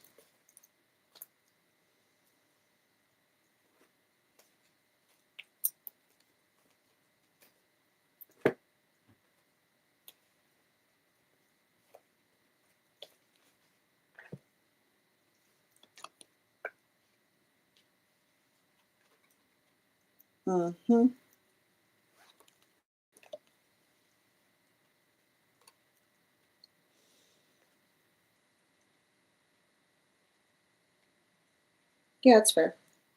So I want to walk you through a little bit about what I'm seeing in relationality to what you're healing karmically and why this energy is coming up. And every time, as soon as I started reading for this, and I'm going to pin you up here. And it's interesting that you posted bear. It's interesting that you posted bear energy, because I just keep on. I want you to write this down. Mother hen is in a den. Mother hen is in a den. Mother hen is in a den is all I keep on hearing in relationality to what was happening during that time. And I want to help you understand something. Remember I said you're healing from some mother hen energy, which is the modality by which you have a lot of energy. Like I feel like you've always been in the modality of being the caretaker for energy. So I see some kind of situation by which when you were younger or at the time that you knew this person, by which I see a bunch of energy around you, right? I don't know why, like I keep on hearing, like, remember when I said like a flock, mother hen energy, the modality of potentially somewhere, everywhere you went, you were in a crowd, right? I keep on getting some kind of energy when you were younger, everywhere you went, you were in a crowd. Mother hen is in a den. Now, what the thing about it is when you're the mother hen energy, right? And you've got a flock around you, you feel like you've got all of this energy, like some kind of group by which you're always working to energetically be the caretaker. So I feel like there was this energetic orbit around you at the time that you knew this energy, by which you were constantly working into a small group, by which you were constantly applying care towards it. Mother hen is in a den is the modality by which another person wanted the opportunity to get to know you, but didn't feel like there was any entryway to get to know you because of the energy that was around you. Mother hen is in a den. So the modality by which another person may have had some kind of energetic interest towards you. I don't know if you caught some kind of like glances with this person or some kind of shared potential, like shared attraction between you and them. But the hard part is, right, like if it's the modality by which mother hen is in a den, understanding that what you may have felt around you that was harmless energy, right? Like, oh, these are my friends, right? Like mother hen is in a den is the modality by which you saw a bunch of energy that you saw as harmless and they saw as impossible, right? Look at the difference in the perception between where this person was and where you were, because I've got you in this modality of feeling energetically comfortable, right? Energetically comfortable in relationality to a bunch of energy that you saw was harmless and friendly, right? Mother hen is in a den, but which another person on the outside looked towards you, right? Saw something by which they would have liked the opportunity to come closer to you, but they felt like it was an energetic barricade, right? That they would have to like they had to like they saw it as a gauntlet, right? They saw it as a gauntlet that they would have had to go through in order to energetically connect with you. So that's why I keep on hearing mother hen was in a den. And I keep on hearing, especially like, I don't know if there's a modality by which there was something between you and them catching passing glances, right? The modality by which you might have noticed somebody who was like watching you or trying to find an opportunity by which you were alone is what I keep on hearing. Finding an opportunity by which you were like energetically, like not energetically, I keep on hearing like not surrounded is what I keep on hearing. By which they could have had the opportunity to energetically get to know you is what I keep on seeing. And so I feel like that's what I keep on hearing that something, remember I said that there's something about you doing that work of currently healing right now, right? Like I keep hearing mother hen is in a den, like your understanding. I feel like you're coming through the karmic understanding that when we go, I keep on hearing when we go to places, with a bunch of energy around us, it creates it it becomes harder to make new energetic connections because it's a modality of someone feeling, right? Feeling the uncomfortability, right? When we try to build into the space of getting to know one another and it's one-on-one, right? There's a lot of that possibility or there's a lot of that adaptability. But the modality by which we feel like we've got a bunch of energy around us can create a lot of anxiety in another person because it feels like the space by which they feel the anxiety of coming towards us because it's not the space by which they have to navigate one person's energetic rejection, but they feel like they become the space by which they have to navigate all of the energy around them, feeling like they have to carry the weight of seeing the ability of trying to come towards someone and feeling like they're at the same time having to contend with all of that as well. So that's what I keep on hearing in relationality to some kind of work because I see you and them being very, very distant, right? Like I see you and them being in like almost completely different worlds. And every time I keep on hearing somebody, like every time I keep on hearing someone thinking of you, I just keep on hearing the same thing. Mother hen is in a den. And the reason I keep on hearing mother hen is in a den is the modality by which the energy, like you didn't, I keep on hearing you didn't know like how protective, right? You didn't know how protective energy was potentially being, right? You didn't know how protective energy was potentially being in relationality to articulating upon. I keep on hearing like you like I see some energy being like energy like working through that space. Like I keep on hearing like the conversation of another person articulating upon being energetically protective towards you. I keep on hearing the same message. We never hear the protective conversations that others have, right? And so I feel like that, and like I keep on hearing like something that you've been working on healing is you saying like I can take care of myself, like the modality by which I see you navigating. And I feel like I see you moving more, like I see you moving more in the space of feeling confident with yourself right now, right? Like I see you more in the space by which you're like I feel like you're going through a lot of work right now where you're becoming like I feel like you're moving more into hermit mode. And the modality by which you're moving into hermit mode is helping you see, right? I feel like this is you kind of being able to see that with more energetic clarity in some way, which is why I feel like that's why that energy is potentially returning back to you right now to help you potentially understand how they experienced seeing you and how they had to navigate their own feelings towards you. Bottom of the deck on this reading. Yeah, the tower energy, right? Like it's saying to me, like, I don't know if there was something here. It feels to me like it feels like somebody, it almost feels like somebody who had some kind of interest towards you. But like I said, the modality by which they felt the incongruity, like I keep on hearing, how could I even talk to them? How would it even be possible? I feel like the hard part about it is they didn't consider the fact that that was an issue between you and them, had to do more about the energetic orbit around you, right? That's what I kept on hearing. Mother hen is in a den, which is the space by which you felt energetically comfortable, but not experiencing the intimidation factor that others may have been experiencing at the time that the energy around you was being overly protective of you, right? Like, what are you, like, what, I keep hearing maybe like, why are you talking to them? You know, like state your business kind of energy is what I keep on seeing. So I feel like that is almost like you coming into the context of helping to energetically observe something in relationality to how they were potentially perceiving you at that time. Thank you so much for having that reading with me, dear. And if this message connected to you as well, it's very common for those who need these messages to be here to experience them. We are doing personal readings right now.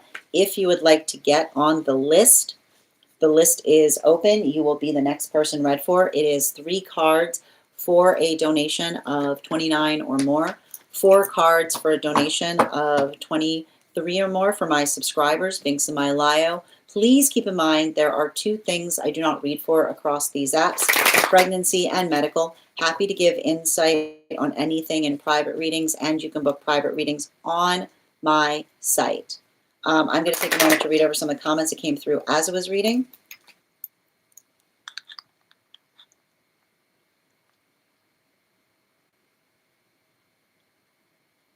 Excellent. Yeah, that is exactly what I was reading for, per defying all layers to take care of the children. That is exactly the energy I was reading for. You're so welcome, dear. I need lifetime. Yeah. Oh, I'm so glad that you find that you're. Thank you as well. A gazelle. Thank you, per. Yeah, I gotta look that up. That expression. Mama bear. Yeah, I had a caretaker dream. Oh, interesting. Here we go. I had a caretaker dream of my brothers this morning. That's what I remember what I said. Mother hen is in a den. State your business. Last time I saw this person, they were skating in front of me. But I was with my daughter and Mary. Oh, that's wild. Like towards me and talking. I did. I caught glances, but hard to remember. Yeah, they finally have the courage to come in through the dream space. We were completely separate social groups. That's what I was getting. Mother hen is in a den. Yeah, so he's coming more for me.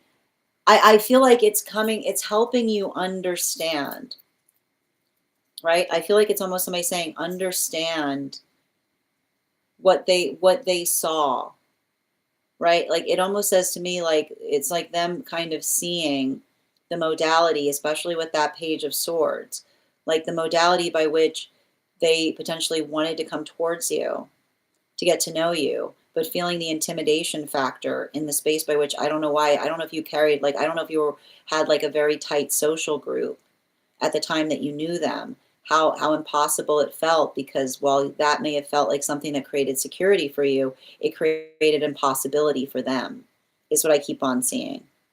Yeah, you were so bogged down with family trauma. Yes. Thank you for confirming.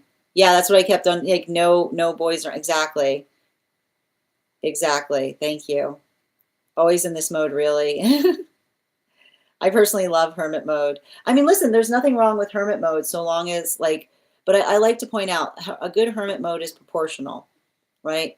Like it's something that feels like it's healthy, but not the space by which we're perpetually in hermit mode, right? Sending you support on that journey, Per. All right, let's continue right now. So the list is open. If you would like to get on the list right now, you will be the next person read for. And if anybody wants to get on the list, it is 3 cards for a donation of 29 or more, 4 cards for a donation of 23 or more for my subscribers, Binks and Mylayo. Please keep in mind there are 2 things I don't read for across these apps, pregnancy and medical. Happy to give insight on anything in private readings, and you can book private readings on my site. We do hear highest party messages from spirit, life path, mediumship, dream interpretation, angelic guidance, animal spirit guide, pet readings, akashic, and mind, body, spirit. If you have information that you feel is necessary for our reading, you can post it in the notes when you send the donation. You can also post it in our subscriber only disco channels in the appropriate channels. Also, if you are on the hold list right now and would like to be added back to the list, it's a great time to get on the list. You'll be the next person read for. And we're going to be moving back to 1 card readings for subscribers. If you are a super fan who has not had a card pulled today, you can put your question in the comments. I'll be happy to pull a card for you. If you'd like to become a super fan, all you need to do is hit that button at the bottom of the screen and your super fan status will make you eligible for a 1 card. You're welcome, dear. I hope that helps. 1 card for Julia, please. Highest and best.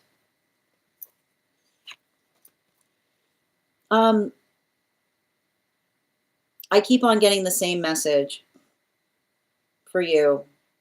And it's funny too, because I keep on hearing highest and best is the message. Highest and best, which is healthy energy, energy that cares about you, always wants you reaching for highest and best. Energy that cares for you, it shouldn't feel, yeah, like again, with the 6 of Wands, like I feel like you're going through a healing journey. And I keep on hearing it, like often the articulation of saying it shouldn't be that way is the observation of the energy going, and it won't be moving forward, right? The modality, I keep on hearing like, the energy that doesn't celebrate you can't come with you towards your manifestation goal, right? The energy that doesn't celebrate you can't come with you towards that manifestation goal. And that's why I keep on hearing hard to see, better to know. Animal spirit guide. Yeah, especially with the goose, right? Working into, I keep on hearing like working into the context of energy, like you're going to meet those who have experienced this too, is what I keep on hearing. Like be patient right now. And sending you support on that journey. 1 moment, please. Alexandra, good to see you today, dear. I'm doing well. How are you doing? Okay. Per 1 card, please. Angelic led.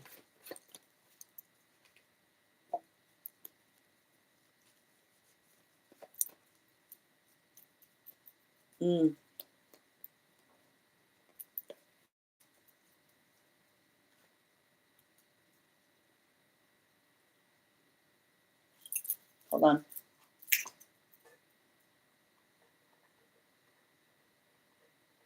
All right, I have to look that up. Oh, yeah, that makes sense. Um,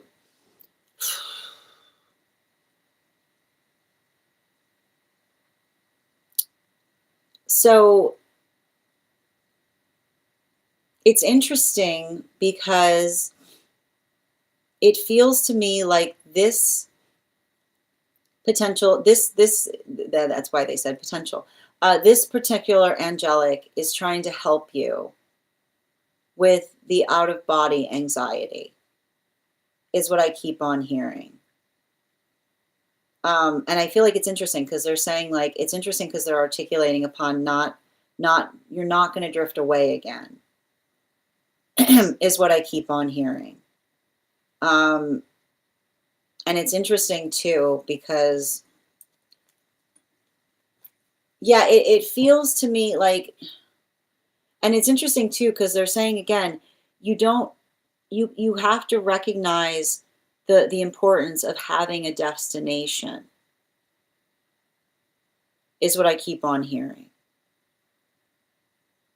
Like they're saying to me, like, every it's not about like, and I feel like this is what you're working to heal. It's not about saying, can I do it? It's saying, where are you trying to go? Is what I keep on hearing. It's interesting too because it feels a little bit like the energy articulating an apology in relationality to the formation of the wound in the first place, is what I keep on seeing, which is like, it's giving me a lot of state your intention energy, is what I keep on getting. It's a little bit complicated. I need to do a little more investigation on it. But that's interesting. Thank you for getting on the list. Thank you, dear. I am. Ava, one card. Hold on a minute. One card on what is hindering divine union. I've got you, dear. And please hold on the one cards. We have another personal coming through. We've got 4 more spots today before the list will be closed. The fact that there's a hindrance. The fact that you believe that there's a hindrance is what I keep on seeing. What if this is how you find them? Is what I keep on hearing. Yeah, you have to and I keep on getting, and especially with the 2 cards I saw, the space by which we say I'm not ready yet is the modality by which we understand that we always feel energetically unprepared, is what I keep on hearing. But the energy that's going to see you in that modality of understanding, like, that you don't have to be perfect, right? The ability for you to energetically embrace that, like, is saying to me, the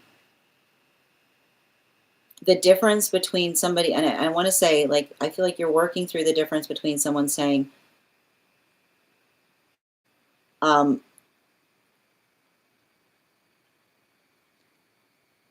I can help you versus let me help you, is what I keep on hearing. Like, that is what I see that you're working through. The difference between someone who tries to energetically belittle you by articulating the fact that they don't feel that you can, like, that you are not their counterpart, like you're not their equal, versus energy that says, like, I see you working through the space of someone saying, like, you and I, I keep hearing you saying, like, you and I finding that energetic balance point in relationality to someone that says, let me help you, which is the modality of another person saying it's an honor to help you with things, is what I keep on saying. Because I feel like that is a lot of the work that I see that you're working to release is energy. Like you're trying, I feel like you're letting go of a lot of this know better energy, is what I keep on hearing, right? That's the word, like that's the weight of the karmic, right? Like it's giving me like somebody, like some kind of energy that feels like it's constantly in the space of feeling, like someone feeling like, I think it also has to do, like it says to me, like even in the space by which you have to say to another person, um, like your, I don't know why they're saying that your visage doesn't help, because I feel like it's the space by which there's I keep wondering, you carry an innocence in your face, which is a gift, but often others misconceive the energetic knowledge that is behind it, is what I keep on hearing. Yes. Yeah, he had finally, Ella, they'd finally had attempted attention. Oh, in the dream space. Oh, that's wild, Ella. So there's like, is this a dream? Like that's a dream reading we should do. Absolutely. And guys, please hold your one cards. We've got another reading coming through. Chrissy, cards regarding connection. We got two here. I feel like I see somebody. I feel like I see somebody not sure what to do. You know? I see somebody kind of working through something by which they feel like they're lacking an energetic direction. Um, Bottom of the deck. Yeah, I feel like there's something about them trying to um, make some kind of changes, is what I keep on seeing. But like, it's interesting. Like I feel like it's almost like some kind of energy that's like, where they like it feels like they're starting to believe, like I don't know if this is somebody who like um I don't know why the word atheist is coming up, you know? Like I almost feel like somebody who's like trying to restore their connection to spirit in some way. Yeah, especially with the frog energy, you know? Like I feel like it's somebody trying to like find themselves, because I feel like they've drifted very far from where they energetically expected to be, you know? Thank you, dear. Got you, Per. Minnie, one card on partnership, please. Um, Seven of Pentacles in its reversal. Uh, this is saying like, I feel like I see a situation between you and another person, um, that's like there's an eagerness there. You know, I feel like it's almost somebody who's like looking forward to sharing something with you or creating something together, is what I keep on seeing. Yeah, especially like I almost feel like there's somebody who's like looking at a situation and being like, this feels ridiculous. Like it feels ridiculous to be separate, right? Like why, like it's almost like somebody being like it almost feels like someone like trying to create a logical conversation on wanting to like be closer to you, is what I keep on hearing. Yeah, like I see somebody who's very like logically minded. So it's like somebody like trying to articulate all the benefits instead of just coming out with how they feel. Like you don't need to give the reasons. You just need to talk about how you like the like desire is a perfectly fine reason for that too, is what I keep on hearing. Yeah.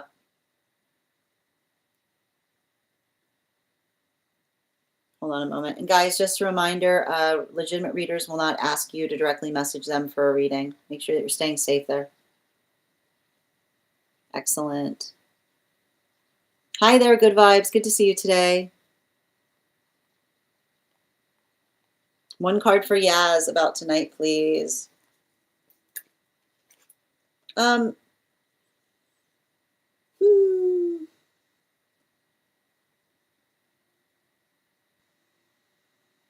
it feels,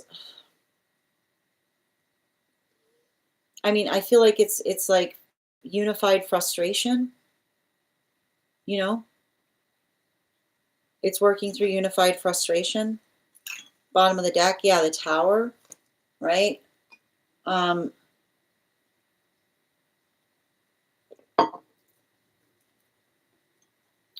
This will not stand is a standard, is what I keep on hearing, right? This will not stand is a standard. So the modality by which you articulate, I feel like there's something about that, like working through a frustration, but also feeling energetically unified within it, is what I keep on seeing. All right. No, in real life. Oh, in real life you saw that. Oh, that's fascinating. I thought we were talking about a dream. Avatar, you've got 2 cards coming because you were the second highest today. This is like,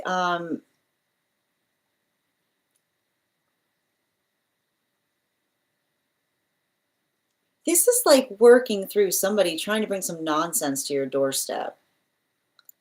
You know what I mean? Like, I like to point this out. When somebody knows themselves, like when somebody's being ridiculous and they meet somebody who knows themselves, like they'll be like, I've never experienced someone like you before. And being like, yeah, I'm like you saying like, yeah, I'm good with myself. Nice to meet you. Like I feel like I'm good with myself. Yeah, especially I keep on hearing like, especially someone, I keep on hearing negging is no way to build a connection. You know, I don't know who this is. Like I keep on hearing like negging, like you can't, and here's the funny thing about it, negging never works on an old soul. Is like is what I keep on hearing. That's what I'm actually hearing. Negging never works on an old soul because it's like in the modality by which another person is like, oh, like you know what I mean? Like it's giving me a lot of that energy of someone being like that, like it's because like energy, like old soul energy is like I've been like no, been there, done that, not interested, never goes in a positive way. Like that when somebody's in the space by which they bring negative to you, it doesn't get better, it gets worse. And I feel like it's almost like the energy of someone being like what like someone being like I've never met and like someone being like I've never met anyone like you and you being like you're welcome. Like you're welcome. Like you're welcome. Have a good day. Have miss me with it is what I keep on hearing. Miss me with that, you know? That's what I keep on getting around something. Oh Lord. Oh my goodness. I can't with that. I can't with energy like that. I just can't. You're so welcome, Minnie. Oh, thank you guys. Yaz, yeah, I pulled it. You got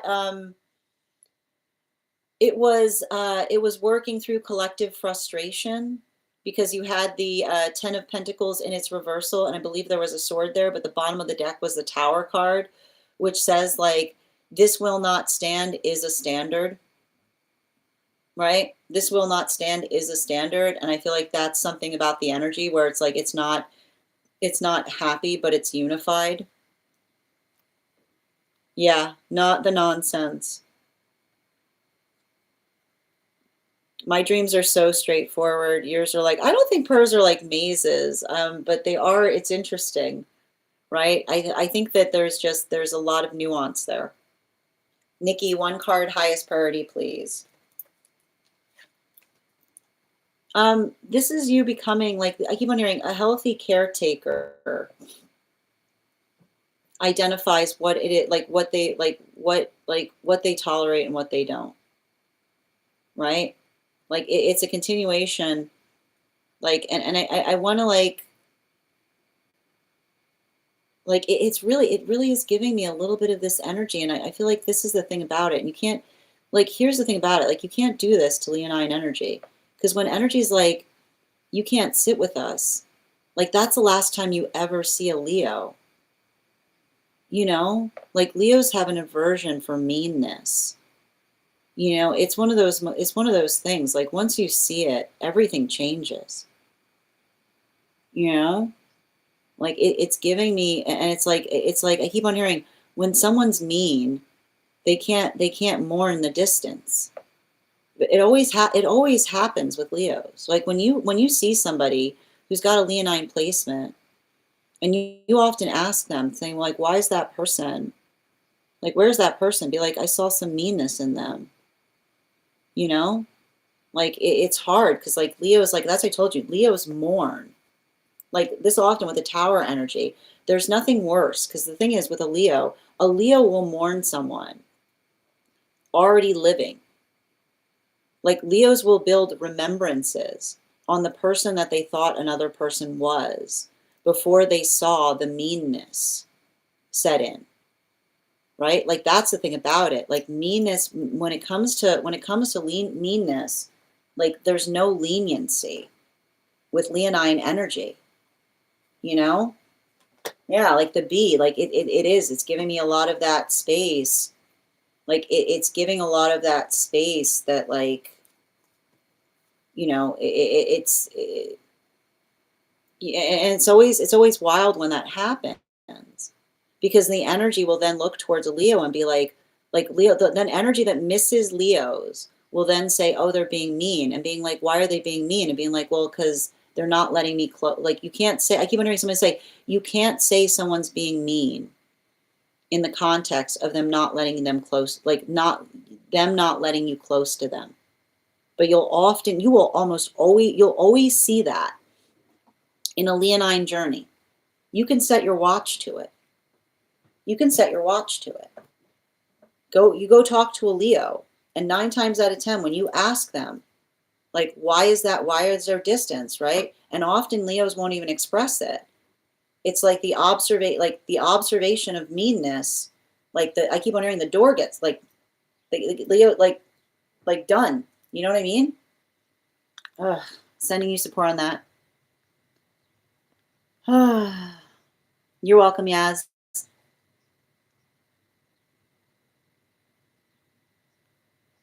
Yeah. Oh, which one is it? Oh, thank you. Yeah. Hi there, Lotus. I was wondering if you received. Oh, thank you for letting me know, dear. I'll confirm right now. All right.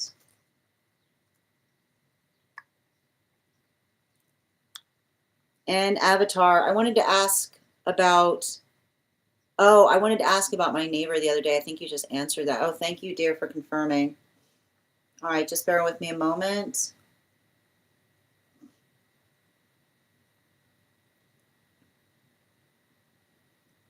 Yes, I've got it, dear.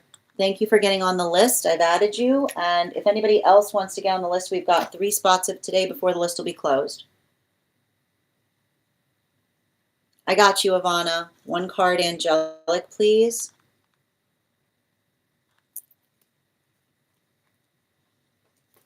Two cards coming out. They always want 2. uh, it says to me, like, it feels to me a lot about this energy that I'm seeing is I don't like the message is coming through on it. And it does say to me, like, it's interesting because I feel like it's coming through to help you with your anxiety is, and it's funny too, because like I literally have this energy articulating the fact that they're making an exception. Is what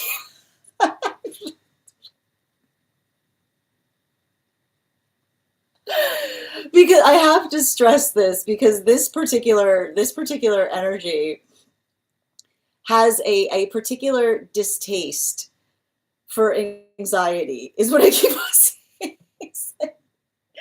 But the modality by which they're working through it's funny because what they're articulating to me is they've talked to the higher self, and it's funny because they're articulating the fact that they're in cahoots with the higher self in relationality to understanding, like they're articulating to me that there's a dimensionality issue by which like they're making a concession because so complicated. I love reading for you because every time I read for you, it gets really dimensional. And then I just start laughing because it's really hard for me to explain what I'm seeing in a way that makes that makes a lick of sense. But they're making a concession for the higher self to help you with the anxiety because of the higher self that they spoke to. Because of the higher self that they've spoken to. I'm sorry, I'm laughing so hard. Because they need to, it's like they need to help you through that. Because they like let that serve as confirmation that you're going to like you're going to work like, and they're saying like the fact that they're okay, so the fact that they're with you is the confirmation. Hold on a minute. The fact that they're with you is the confirmation that you're going to be able to navigate the anxiety issues, because they wouldn't be with you in the first place. Sorry. They wouldn't be with you in the first place if you hadn't reached that point already. I know it's a lot to take in, but this is the type of thing that I'm kind of, and you understand what I'm talking about here. It gets a little confusing. Yes. And thank you for those heart me's, dear. Yeah, tower two. The tower does not want to leave the bottom of the deck right now. Yeah, the list is open, Nikki, if you want to get on the list. But again, and it's funny too, because they're like, and it's funny because they're almost articulating. They're like, if I'm here, it means that you've already healed.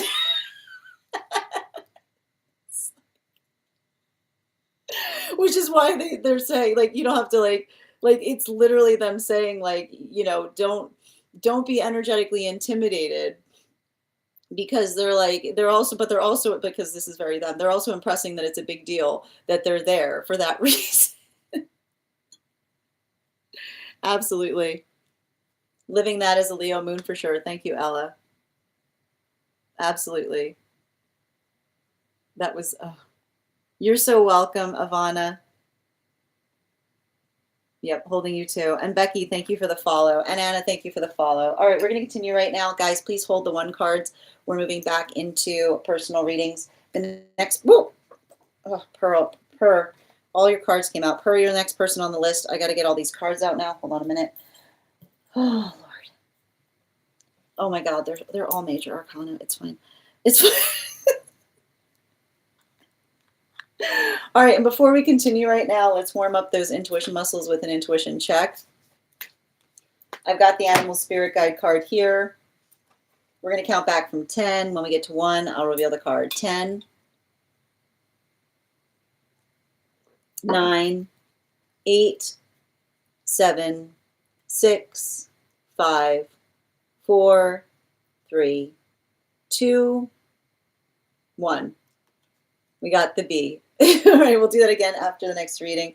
Yeah, I get, yep. Mm-hmm. Mm-hmm. Okay. It's fine, she says with a look of defeat. It's fine. It's fine with what she says with a look of defeat. Oh, I just, you know, it's warrior lessons. You just roll with it. I got it. Yeah. Let's continue with them. I'm all ears. Okay, hold on. I need to, yeah, okay. All right, yep. Okay, and I need one more card.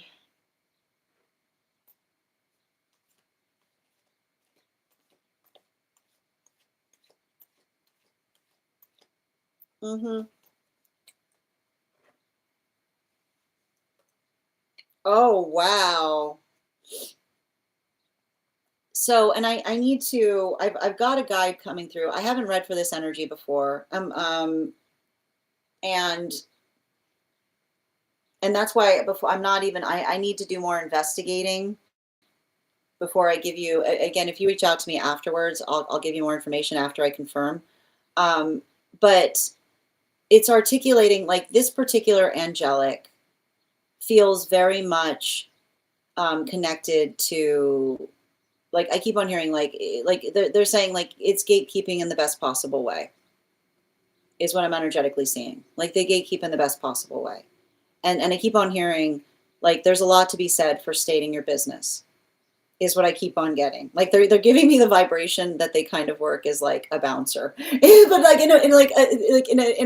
like but that's why the B came out, because it's the modality by which another person articulates that that when you're in a healthy space, and when somebody's in a healthy space and you find them somewhere that they're not supposed to be, the modality of simply saying, "What are you doing here?" is what I keep on hearing somebody say.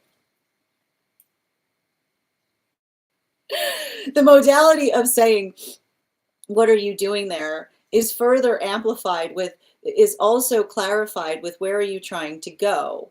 And so they're literally saying, they're actually like, they're coming towards you in an apologetic way because they didn't mean to scare you, is what I keep on hearing. But also they were trying but but at the same time, they kind of were, is what I keep on hearing.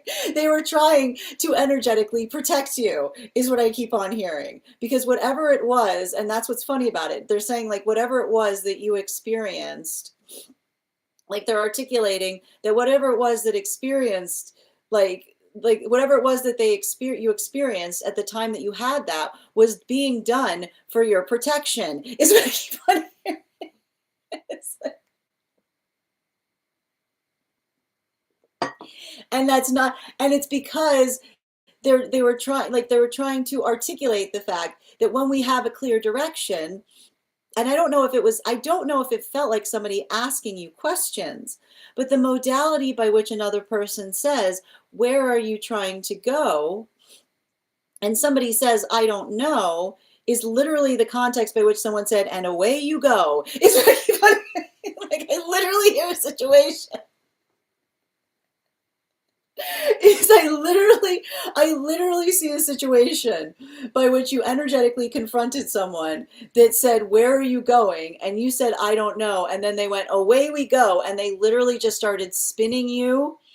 Like they started spinning you around and around and around and around and around and around and around, right? Because that's exactly what they were articulating. Like that's what they were saying. They were saying, where are you going? I don't know. And away we go, which is, that's what they like, which is saying like, okay, if you're just here for a ride, I'll give you a ride.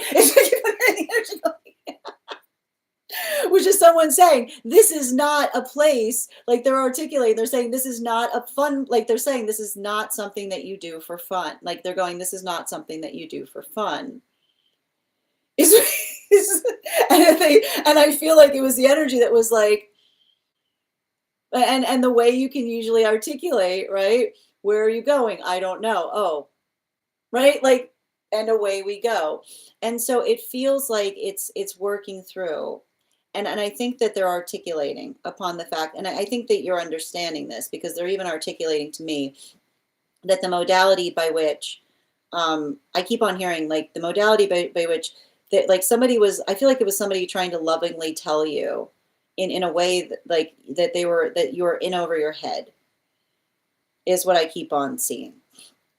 And the modality by which they were trying to articulate that you are in over your head is the space by which, and I keep on hearing this, the space by which you were in over your head was the space by which you weren't being clear in terms of your intentions, right? And I feel like you're doing a lot of that work now, right? I feel like you're working through something in a way right now by which you're recognizing and identifying what feels, I keep on getting like what feels energetically productive or what feels energetically supportive. And so, I think that the hard part about that is, and that's why I think it's really interesting, because I literally see, like, that's what I keep on saying, the same force that was causing that confusion for you is potentially working with you now. Because I see that that's the energy that is working through. Like I almost see the energy saying, right, it's giving the observation that when we're working with intention, we're able to state our business, right? Like it's the observation of being able to articulate something that we the ability to articulate something that we're doing that allows us, right? It's like I literally see it with someone being like, well, why, where are you going? Oh, well, why? Well, why? Oh, why didn't you say so? Right? Like it's like I see something, like I literally have the same energy that says no, immediately goes, well, why didn't you say so? Because it's the observation of understanding that when we know ourselves, right? When we know ourselves and we know our intentions, then we're very clear to be able to articulate to each other the energetic reason by which we're working to proceed upon something. So I feel like there's a lot of that I feel like there's a lot of that force there. And so, um, like, I think that that's a lot of the work that you're doing to heal. And it's also saying to me, like, look how far you've come, you know? There's something really beautiful in relationality to that, because I keep on hearing the same force, like the same force that like spun you around is now is now the same force that, and again I keep on hearing the confirmation as if I described it accurately, because they're saying that the same force that was spinning you is now helping you is helping you or working in the context of navigating you through something, because it's you kind of working into the space by which you're not seeking something outside of the self, right? You're seeking to understand the self better, right? I feel like that's you bringing a lot more of intentionality to things now. Bottom of the deck. Yeah.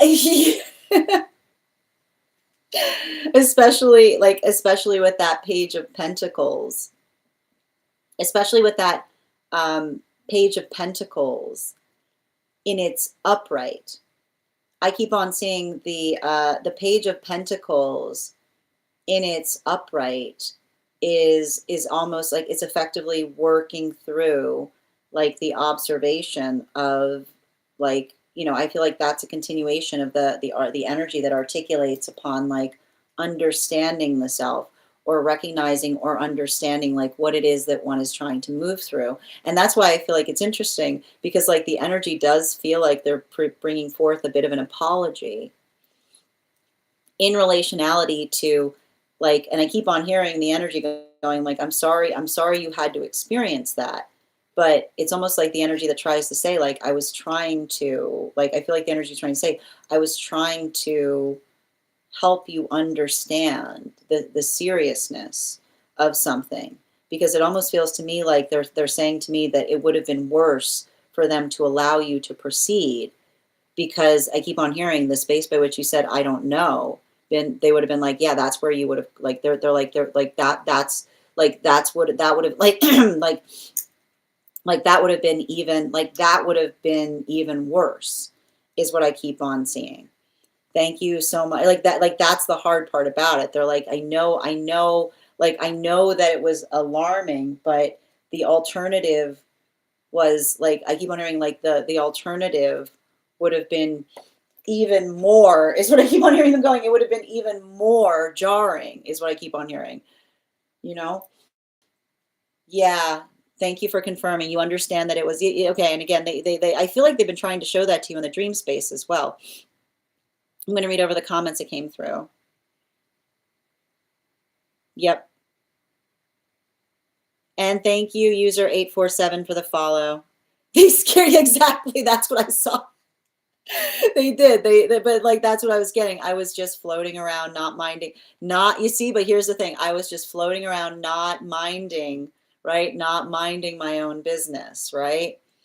Yeah, it was exactly like you described. Thank you for confirming. Yeah, it's not something to do for fun. Why did they let me try this? But here's the thing about it. It wasn't, because again, okay, the word that you need to resolve yourself with is let, right? Nobody, we don't, like, that's what you have to eradicate, right? If you've got a gift and you make a choice, right? It's like, it's not about let. They didn't let you. Like that's what I like, the space by which you said let is the fact by, like, you experience them not letting you because of that, is what I keep on seeing. Right? I literally see a situation by which what you experienced was somebody saying, I cannot let you proceed, right? Because they keep on seeing, like, they were worried, like they were worried about your energetic safety. Yep. Thank you as well, Lil, for the follow. I know, I love that reading too. Yeah, I understand. So you understand it was protection. So I feel like it's that modality by which it's like, I almost see somebody trying to articulate and say, I know it was scary, but if I'd let you proceed, it would have been scarier, is what I keep on getting, you know? Thank you so much for having that reading with me, Darren. If this message connected to you as well, it's very common for those who need these messages to be here to experience them. We are doing personal readings right now. If you would like to get on the list, you will be the second person read for. We've got 3 spots available today before the list will be closed. We're also at 123K likes. Thank you for getting on the list, Nikki. We've got 2 more spots available today before the list will be closed. You're so welcome, dear. The next person, we've got 2 spots available today if anybody else would like to get on the list. Oh, thank you for the compliment, F. The next person on the list for today is Lotus. Lotus, if you're here, can you respond in all caps? Let me know if you would like a general reading or if you have a specific question that you would like me to answer. And if anybody else would like to get on the list for today, as I mentioned, we've got 2 spots left. We're also at 124K likes. When we get to 150K, I will be gifting a reading back to the collective. So make sure you're tapping that screen and we will get to 150K in no time. We do here highest priority messages from spirit, life path, mediumship, dream interpretation, angelic guidance, animal spirit guide readings, pet readings, akashic, mind, body, spirit. If you have information that you feel is relevant for the purposes of our reading, you can post it in the notes. When you send the donation, you can also post it in our subscriber only disco channel in the appropriate channel. And before we continue right now, let's warm up those intuition muscles with an intuition check.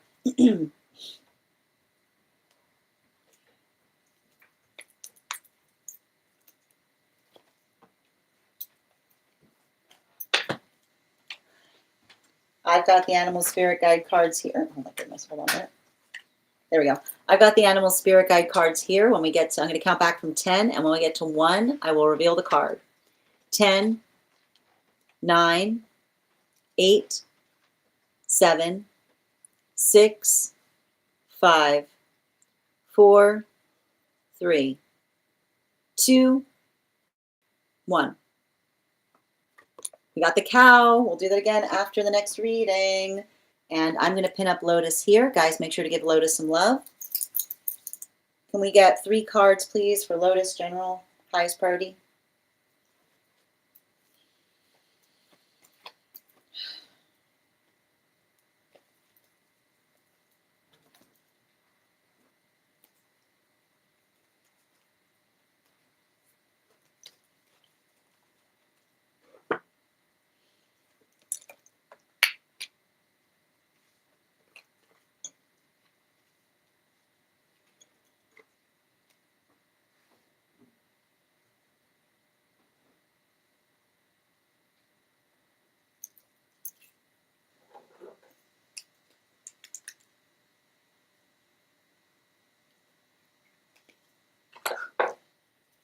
So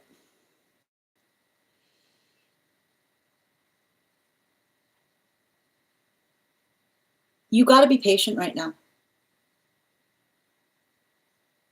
And if that frustrates me, if that frustrates you, I'm going to say it twice.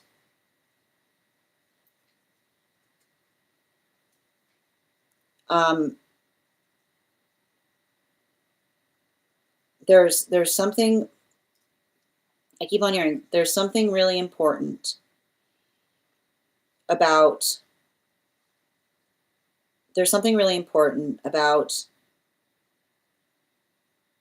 being able to effectively, how do I describe this best?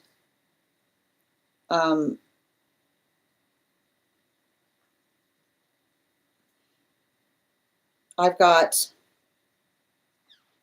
a lot of this energy that I'm seeing around you that like I almost see you putting a lot of energy right now in a lot of different places. And I keep on hearing and I feel like I see some kind of situation by which I see you being I don't think it's doing anything. I literally see a situation by which you're there's no wasted effort.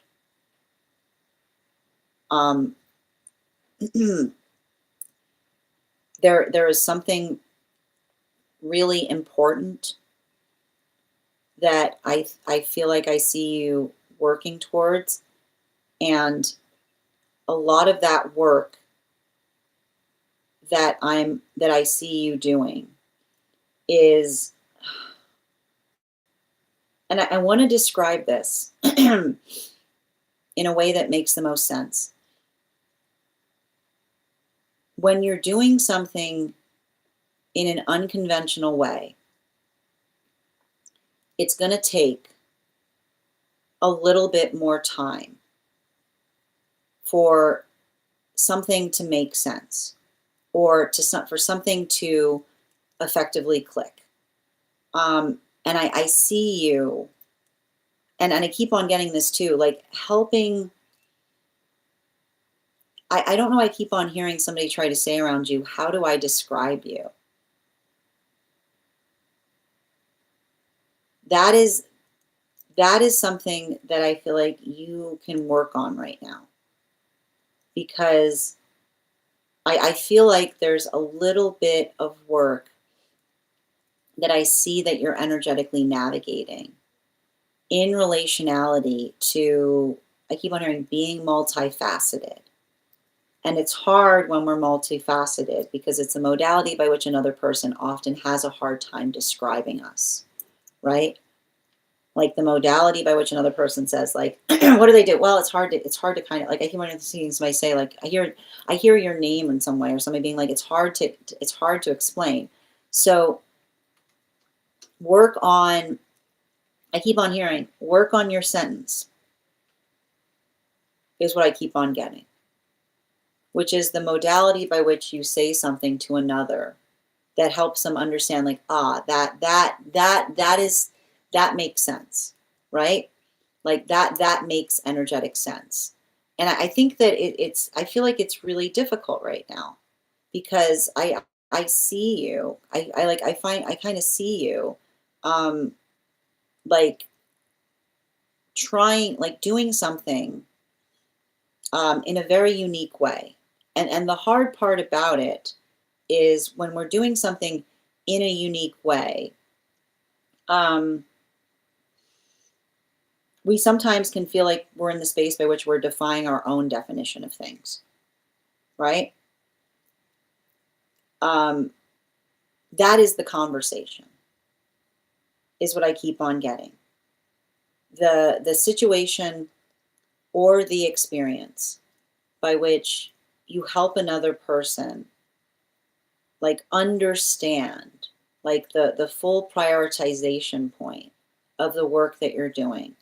I just keep on hearing the same message from your guides, which is saying, if you're getting frustrated right now, and I keep wondering, if you are getting frustrated by others, they're saying the confirmation is, if you're getting frustrated by others in the space by which they describe you, like in the space by which you hear another person describe you and you wince, is what I keep on hearing. Like the space by which you describe yourself, like another person describes you and you wince, that is the space by which it says you have to focus on helping them with your sentence, which is the modality of saying, this is how you can energetically, this is what I do.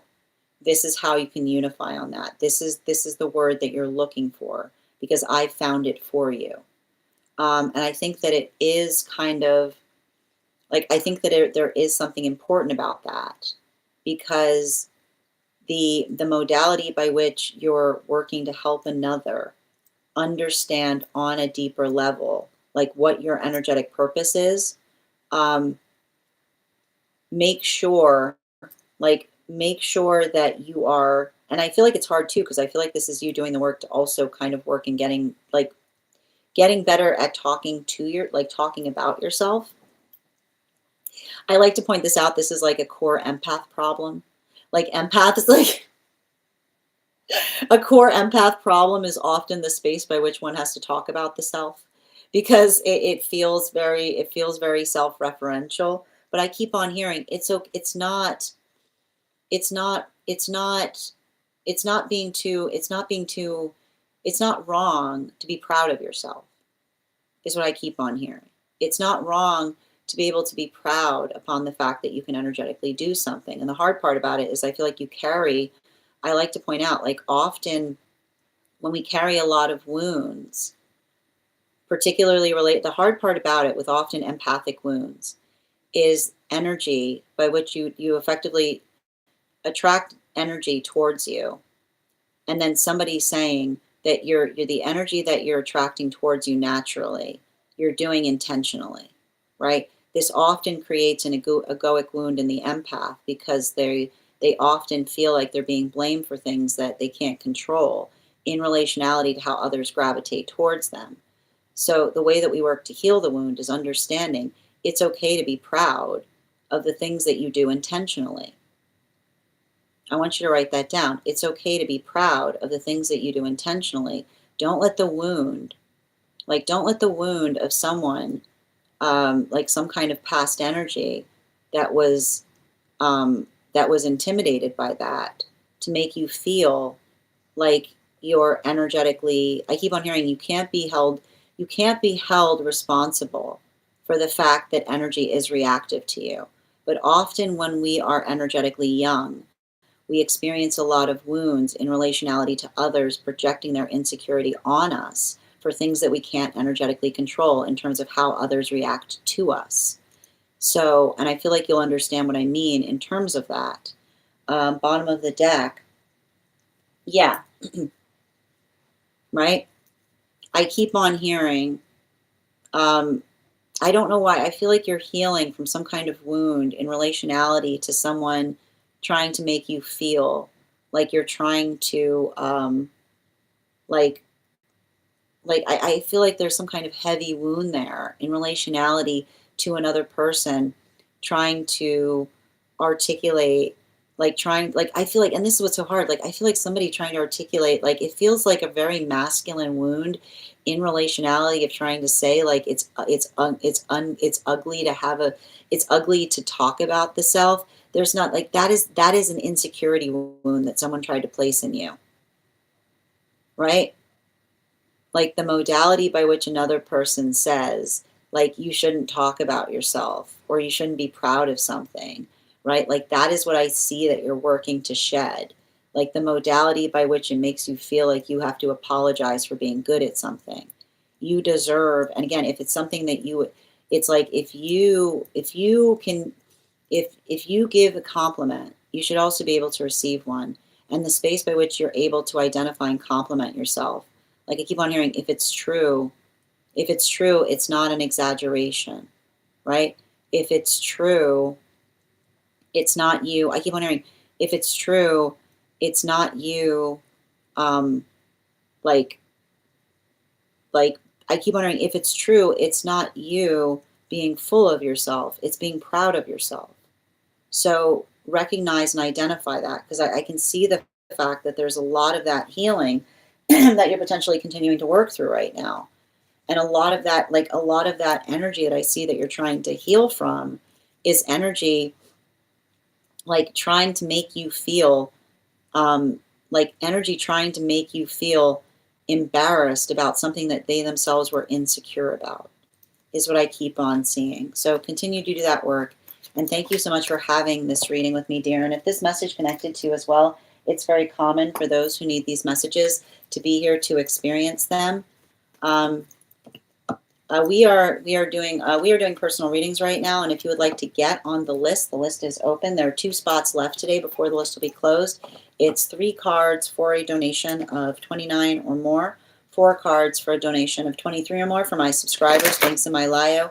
Please keep in mind there are 2 things I don't read for across these apps: pregnancy and medical. Happy to give insight on anything in private readings, and you can book private readings on my site. We're also at 129K likes.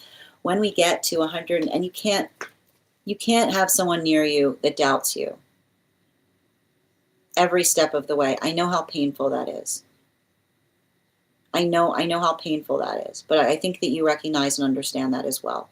Thank you again for having that reading with me. And if this message connected to you as well, it's very common for those who need these messages to be here for these readings. I'm going to take a moment to read over some of the comments that came through as I was reading. Thank you for those for those gifts of and Per. Thank you as well. You're so welcome, Lotus.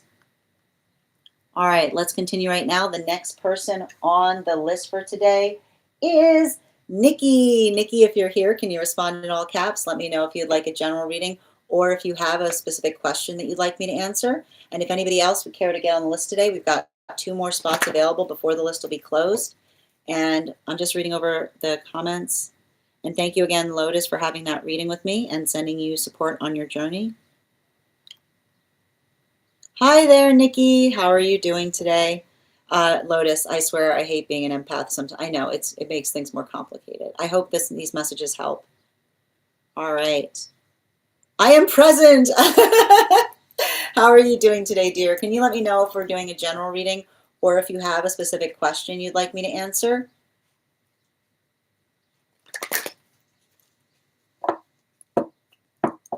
And also, friends, we're at 129K. When we get to 150, I'll be gifting a reading back to the collective. If anybody else would like to get on the list today, you will be the next person read for, so it's a wonderful time to get on the list.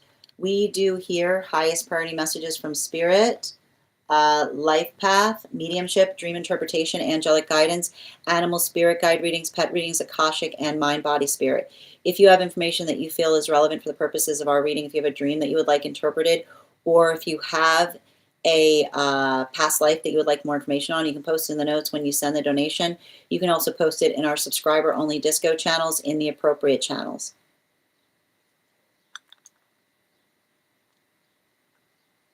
Yes, I got you, dear. Absolutely. And before we continue right now, let's warm up these intuition muscles with an intuition check. Got it. I've got the animal spirit guide card here. We're going to count back from 10. And when we get to 1, I will reveal the card. 10, 9, 8, 7, 6, 5, 4, 3, 2, 1. We got the Earth Dragon. Thank you guys for participating. We'll do it again after the next reading. And can I please get 4 cards for Nikki General, please?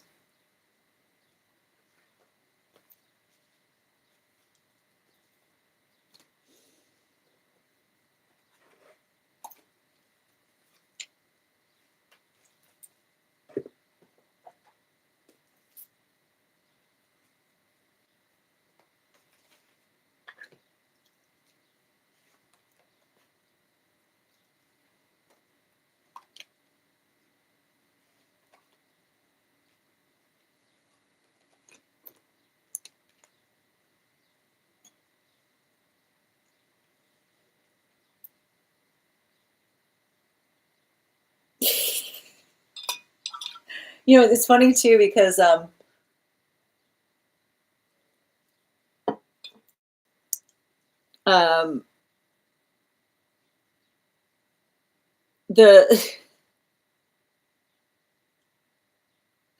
I don't know why I'm getting this message that's coming through right now. Like particularly in relationality to the connection to the higher self is, and I like to stress this, like the space by which we energetically realize something brings us into connection, like can often bring us into connection with the higher self more rapidly, right? And I think it's really important because they're returning me back to that dream. The space by which we identify you coming into the understanding of the ability, like the ability by which you energetically articulated something. And then the modality by which another person said, like you saying, you know what I mean? And someone being like, I have no idea what you're talking about, is what I keep on hearing.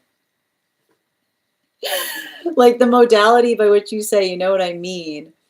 And another person goes, I do not have any idea what you're talking about, right? Like that space or working through, I keep on hearing like the energetic awareness of being able to effectively identify or articulate upon something. Like it's interesting because that's what I was seeing in relationality to the dream space by which the higher self was, and I want you to even like kind of return back to the way that you phrase that dream, because even in the modality by which you heard, I keep on hearing like the space by which you felt like you were in a classroom, but you were in a classroom with yourself, right? Like that experience, right? That modality of you kind of moving back and forth and asking the self questions. I feel like that is you recognizing that, and I like to point this out, like the fun thing that happens in dreams is that um, we can't create anything new in the dream space. We can't create anything new in the dream space. We energetically remember or come into awareness of ourselves. So I feel like I would say, like, make sure that you're being very attentive in relationality to that dream space right now, because um, like the articulation, like I feel like the articulation of having the conversation with the self, by which the self was literally like, I keep on hearing like the conversation with the higher self that was articulating to you how you reach, right? How you reach them, right? Like they literally, I keep on hearing like they were giving you like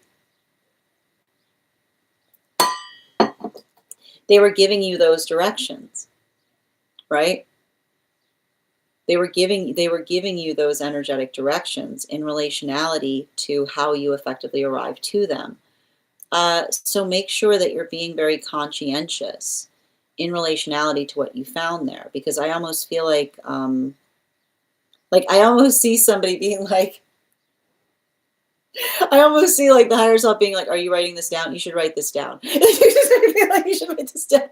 Like, it was that type of energy is what I keep on seeing, right? Like the modality by which another person was regaling to you how you come into contact with them, right? Is like it's beautiful, right? Because it feels very elegant, the way that the energy was effectively trying to articulate to you the understanding or the awareness of something that you energetically feel connected towards.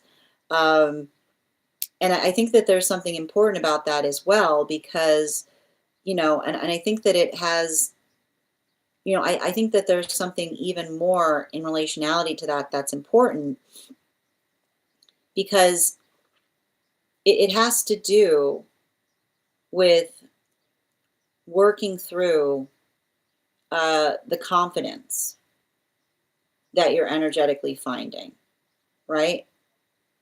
Like the modality by which you're working through the experience of feeling energetically secure in your choices. And I keep on getting that a lot of that, like a lot of that energy that I see that you're working through has to, like, I feel like it's you kind of like um, resolving into, like it's you being able to be more aware and conscientious of, I keep on seeing, I keep on hearing, is this helping me or is this hindering me? Is what I keep on getting. Is this helping me or is this hindering me? Uh, so the modality by which we work through something, but in such a way that we're able to identify and articulate upon what feels energetically supportive to the self. Like I keep on hearing, like I feel like it's almost like I feel like it's almost like the higher self was trying to say like that trusting yourself, it looks good on you. Is what I keep on hearing the energy say, like that trusting yourself, it looks real good on you, right? Because I feel like there was something about, right? There was something about that conversation, and I want to stress this, right? Like I bet in that moment you felt a little awkward and uncomfortable, right? I bet in that moment by which you were working through that, you were feeling really energetically comfortable and confident until someone said, "I don't know what you're talking about." And the modality by which you understand, right? Like, and I feel like that's the higher self saying like the puzzlement is confirmation, because it's the modality by which you understand, right? Like the modality by which you articulate something that you understand completely, and another person feels energetically puzzled. It's also helping you understand that your responsibility is not to try to convince, right? Your responsibility is not to try to spend your time trying to convince puzzled energy, is what I keep on getting. And I feel like there's something really important about that, because um the like I don't know why I keep on hearing like what when I keep on hearing, like I just keep on hearing the same message on that, because and it keeps on saying because puzzled energy, right? Like puzzled energy will work through something in such a way by which they say, I have no like the space, like and that's what I keep on getting. Like when somebody's in a state of puzzlement, and it's interesting too, because I just keep on hearing um like it's saying to me, like, don't be punished by their puzzlement, which is the modality by which often energy that is like puzzled will often try to articulate upon um, like puzzled energy will will try to often make you feel like you need to prove yourself to them. And I keep on seeing like that is the space by which it feels like I keep wondering that the space by which, and I keep on like, and this is what we keep on getting when someone is trying to energetically puzzle you, they're projecting upon you. So they will look for reasons to energetically doubt you or to doubt something in such a way that they go, aha, look, I've proven to you that my puzzlement is proof of the fact that that isn't true. But that's what I keep on getting. Like the puzzlement is further, like the space by which another person tries to confound you is someone coming towards you without healthy intention, right? So the modality by which someone arrives to you with puzzlement, right? And the space by which they effectively feel like they've triumphed upon you because they feel like they've like energetically thrown you. Like that you understand that it's I keep on hearing it's a gift that further closes a door to them in relationality to the fact that they're basically trying to say to the universe, I'm seeking to manifest the verification of my doubt, right? And then they feel energetically proud because the universe grants them the doubt that they asked for. So don't let them like, and I'm explaining this to you because it says to me, let them have, I keep hearing, let them have that victory. Because I keep on hearing the puzzlement is their punishment. The puzzlement is their punishment for that. It's the fact that they leave feeling proud, and proud is not a gift. Proud is a punishment. The bottom of the deck, right? Like when somebody's trying to come towards you to prove the fact that you don't know something, they're seeking to feel proud of themselves. So they receive proud, but they get confounded further, right? They step further away from understanding instead of closer to it because all they're doing, right? It's like they're demanding entry upon something, but they're not asking for knowledge. They're asking for proof, right? So it's like if a universe is generous, if the universe is generous and you go knocking on the door demanding proof that something doesn't exist, the universe will be gladly deliver that, is what I keep on hearing. There you go. Are you proud now? Are you happy? That's what I keep on hearing. The energy. Are you happy now? Are you happy that you asked it? You said that something was garbage, and and so garbage you receive.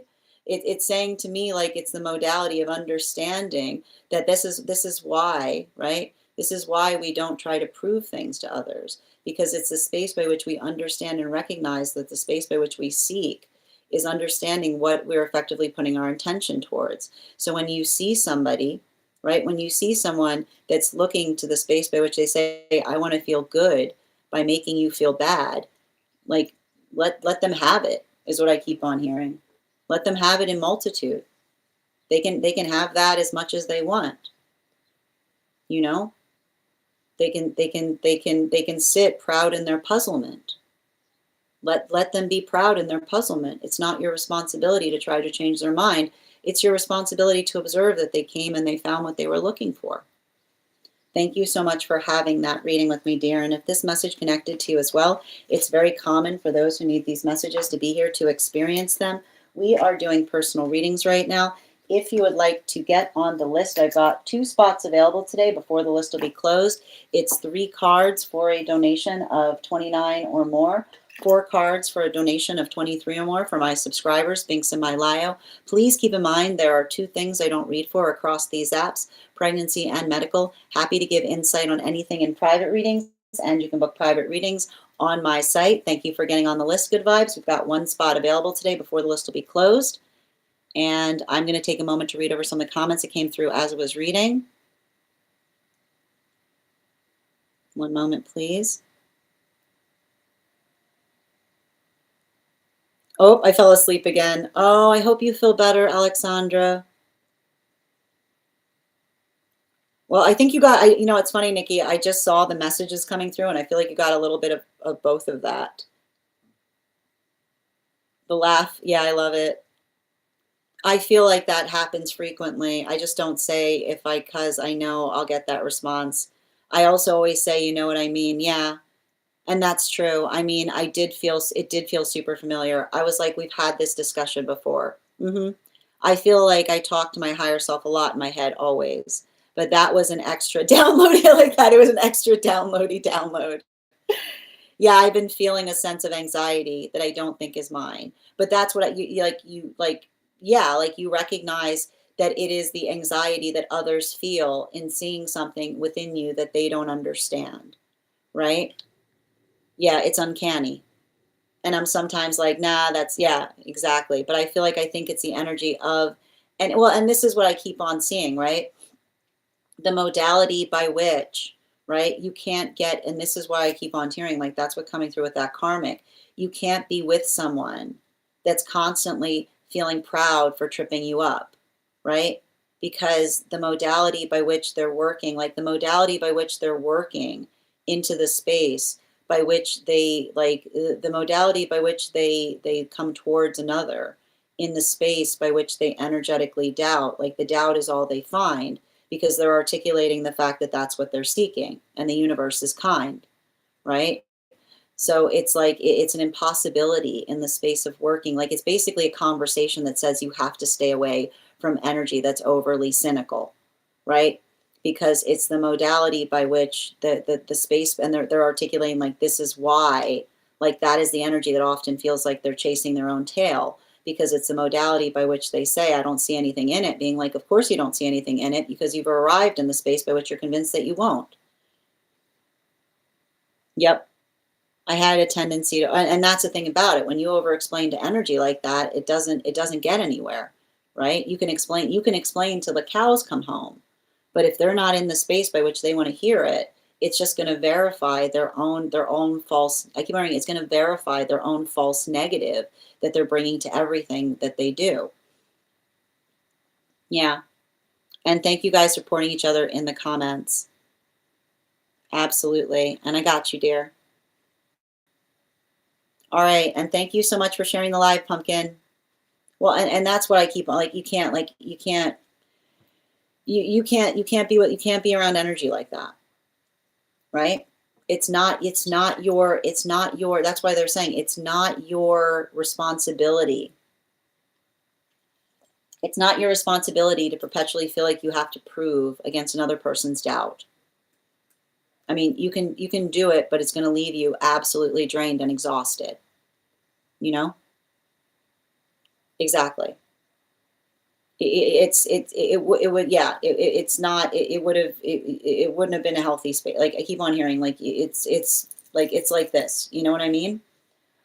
Sending you support on that journey, dear. All right, we're going to continue right now. The next person on the list is Gina. Gina, if you're here, can you respond in all caps?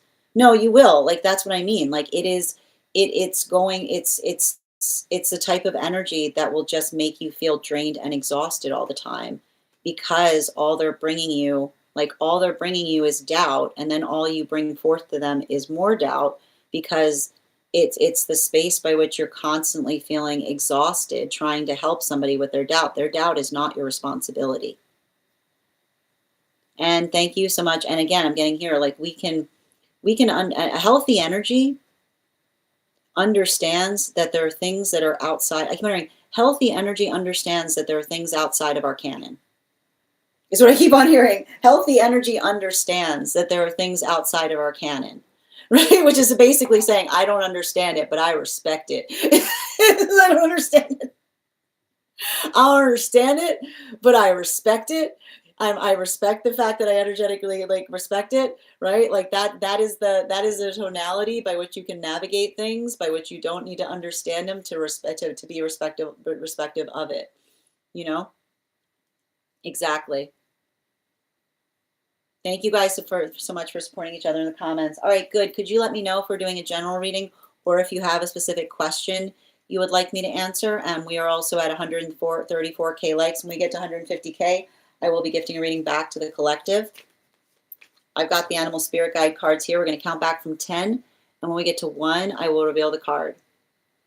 10, 9, 8, 7, 6, 5, 4, 3, 2, 1.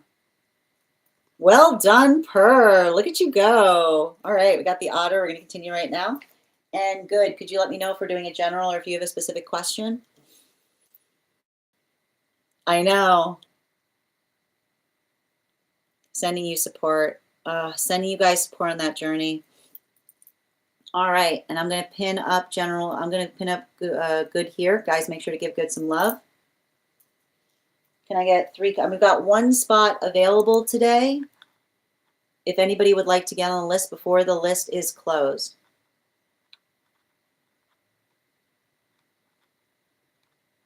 Okay.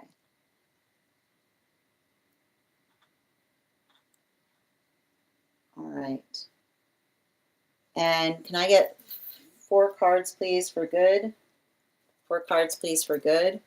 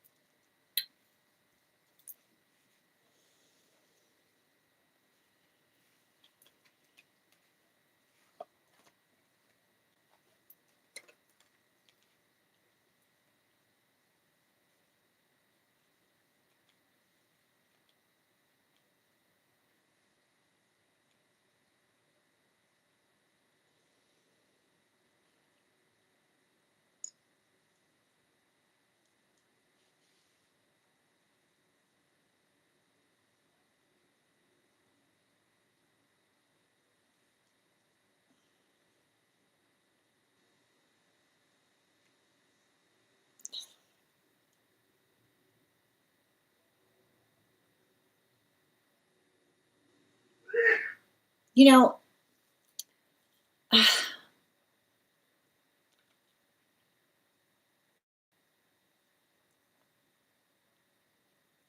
I feel like there's something I'm seeing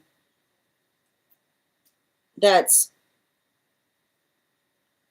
really important. And it's interesting because it doesn't, the reading doesn't feel like it has to do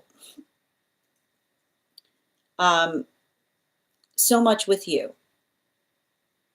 But it does feel like it's the difference. And I keep on hearing,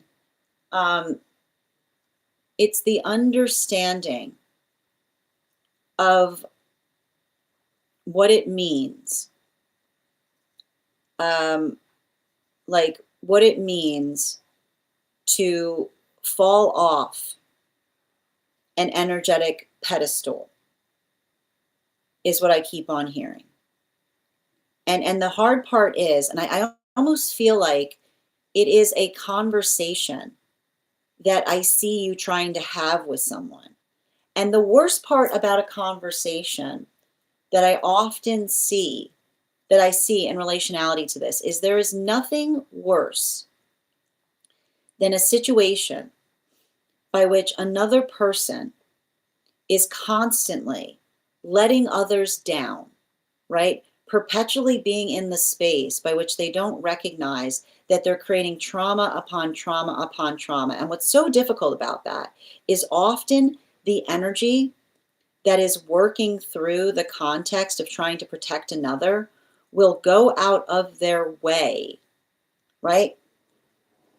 Will go out of their way trying to cover, like literally trying to cover for another person's energetic incompetence because they are working through the space of not wanting another person to be hurt by it, is what I keep on seeing. I get so frustrated when I read on energy like this because often that energy will never recognize how hard another person is working to try to protect them from themselves because they recognize that that inevitable day will come by which if they don't change, they're going to have to effectively go through the energetic experience again by which another person has been trying to articulate that they need to change upon.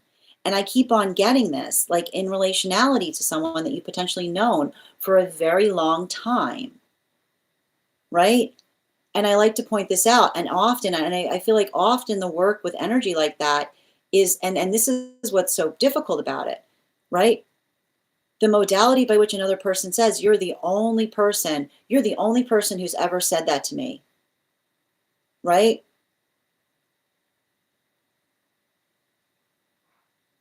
The modality by which another person goes, if that's the case, right? Somebody's saying, if that's the case, why are you the only person that's ever said that to me? And being like, you foolish fool. I am the only person that cared enough to tell you, right?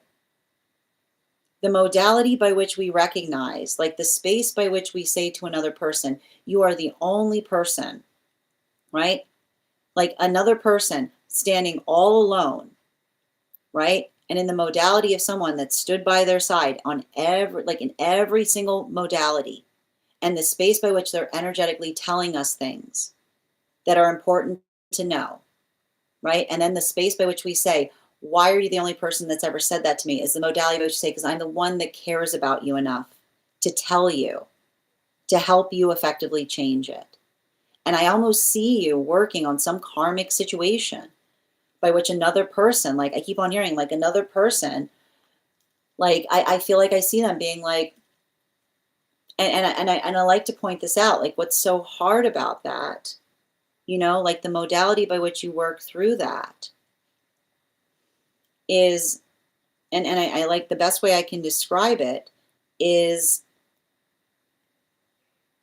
and I want to work through what I'm seeing here, like really carefully, because it says to me like there's something really important about it. Another person, like it's speaking exactly into the space. And I keep on hearing, often you see somebody in this space by which they articulate upon what they don't, like it says to me, it has to do with somebody articulating saying, I don't feel like it. Right? And I keep on hearing you say to someone, it's not about what we feel, right? It's not about how we feel. I keep on hearing, this is why we don't operate on inclination. We operate on obligation, because the modality by which we build into obligation is the understanding that, like, what is the difference between inclination and obligation? Inclination is operated entirely upon what we feel, like emotionally, what we feel like doing. But the emotions don't have any direction. Obligation is understanding that what is the gift on the other side of obligation, energetic breakthrough, right? The modality by which we're energetically feeling integrated in terms of what's energetically important to us. And so I feel like it's really hard because I've got two different modalities around you right now. I see the modality of another person looking towards you and saying in a way like, I want to be like you. And you almost saying to them, don't try to be like me, be yourself, is what I keep on hearing you say. Like, don't try to aspire to become like another, become the person that you aspire to become. So I see you doing half of that work. And then meanwhile, I see you having to navigate another perpetually in the space of having to like work through the space of heavy lifting in relationality to them saying, there's nothing wrong with me. You're the only person that's ever said that to me. And you being like, you foolish fool, I am the one that cares about you enough to say it, is what I keep on hearing. Right? Like the modality by which, and this is like, this is often what happens, right?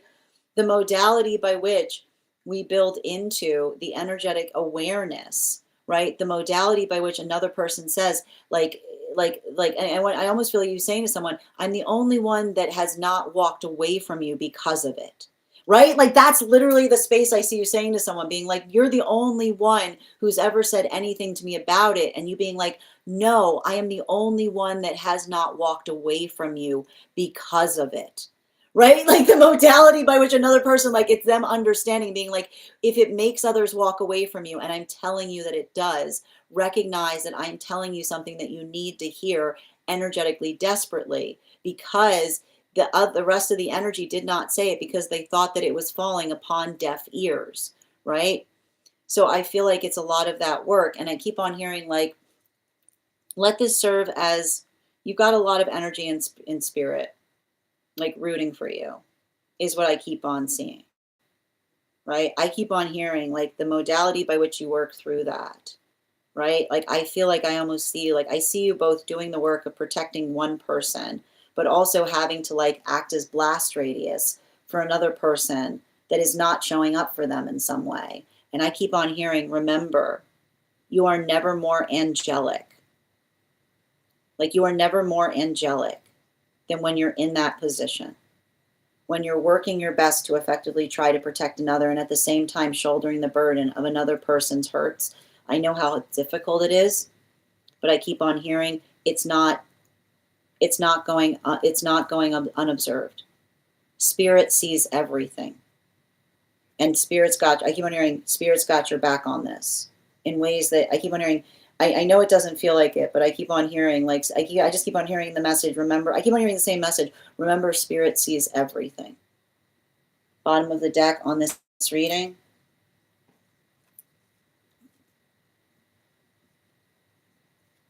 Somebody's spirit team is on your side. Whenever I see energy like this, you know, like it's one thing. It always breaks my heart when I see energy like this, because when I see energy like this, like when I see somebody else's spirit team coming towards me and being like, we're with them, like, you know, it says to me, it's like they're saying to me, they're working with you as well. Like it's giving me a lot of that thank you energy, because I almost see a situation by which like it feels a lot like, I keep on hearing like, it's not like someone hasn't given you good reason to be upset about something, but the modality by which you're energetically able to persevere, like I keep on hearing, like they keep on like I feel like they're on they keep on saying they're on your, like they've got your back on this in ways that you can't, I keep on hearing in ways that you can't see, but recognize that they're there, is what I keep on hearing. You know, I keep on hearing the same message too. Like I almost hear somebody in spirit saying, I've been trying to get through to them about how something's not okay, is what I keep on hearing. And I keep on hearing, I've been trying to get through to them about how something's not okay, not making the same mistakes I made. Is what I keep on hearing someone say, they're making the same mistakes I made, is what I keep on hearing, which is why they're saying thank you. because I feel like it's almost like the modality by which you're helping, like you're helping to heal an unhealed energetic cycle simply because I keep on hearing you're doing that energetic work to protect someone from it, is what I keep on hearing. Thank you so much for having that reading with me, dear. And if this message connected to you as well, it's very common for those who need these messages to be here to experience them. We are doing personal readings right now. If you would like to get on the list, I've got one spot available today before the list will be closed. 3 cards for a donation of $29 or more, 4 cards for a donation of $23 or more for my subscribers, Binks and my Lio. Please keep in mind, there are 2 things I don't read for across these apps, pregnancy and medical. Happy to give insight on private readings, and you can book private readings on my site. I'm going to take a moment to read over the comments that came through as I was reading. You're so welcome, dear. Hold on a moment.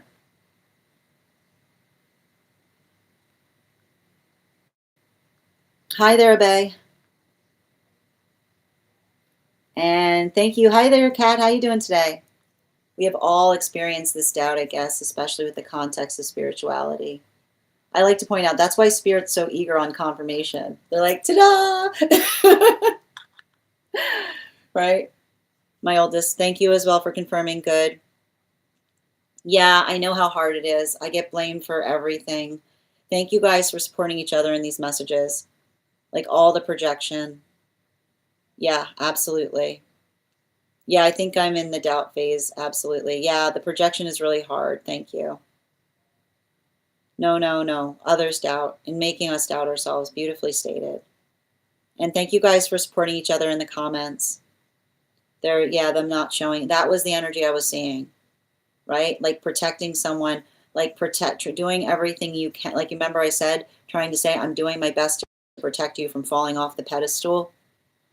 Like that type of conversation, like someone who is completely ignorant of the fact that you're saying, like, I keep on hearing, you foolish fool, I'm doing my best to protect you from falling off that pedestal, right?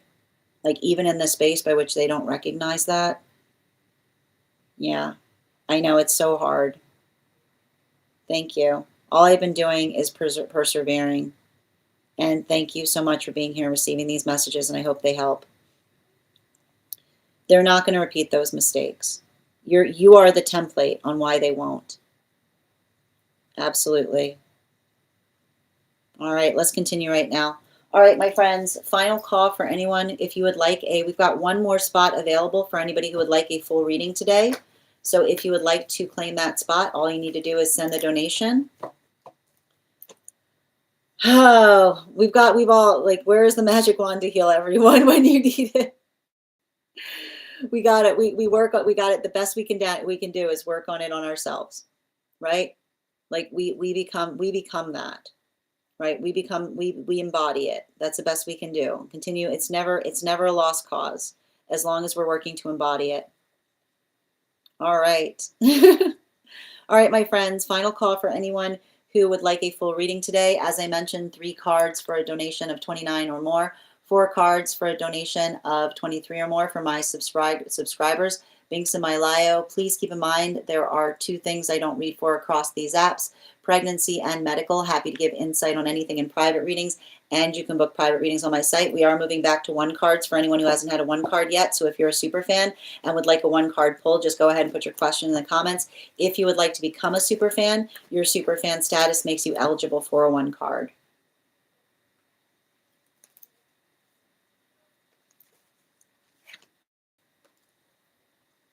I've got some energy and spirit that just points to you and goes, that's our champion right there. No higher space to be held in spirit than when somebody points and goes, that's our champion, right? Because it says to me, like, you're pulling in the right direction. Bottom of the deck. Yeah.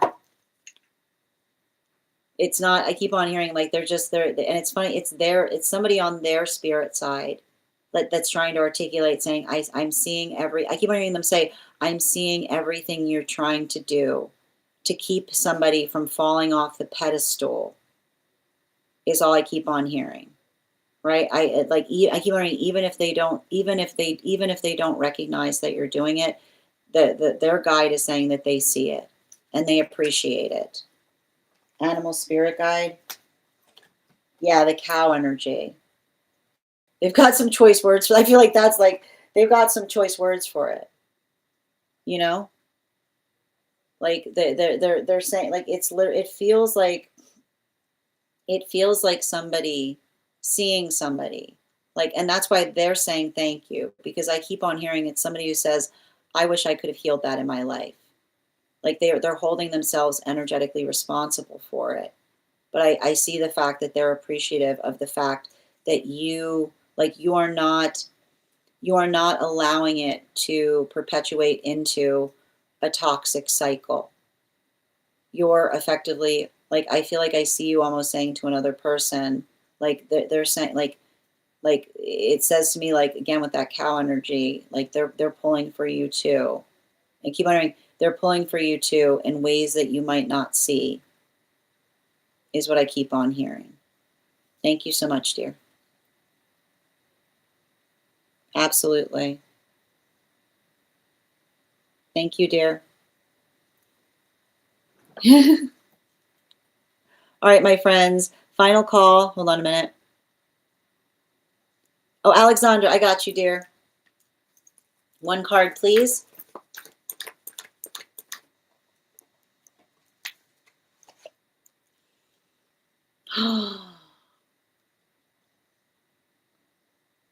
It feels like, I feel like now is a good time to kind of reach out in relationality to communication on things.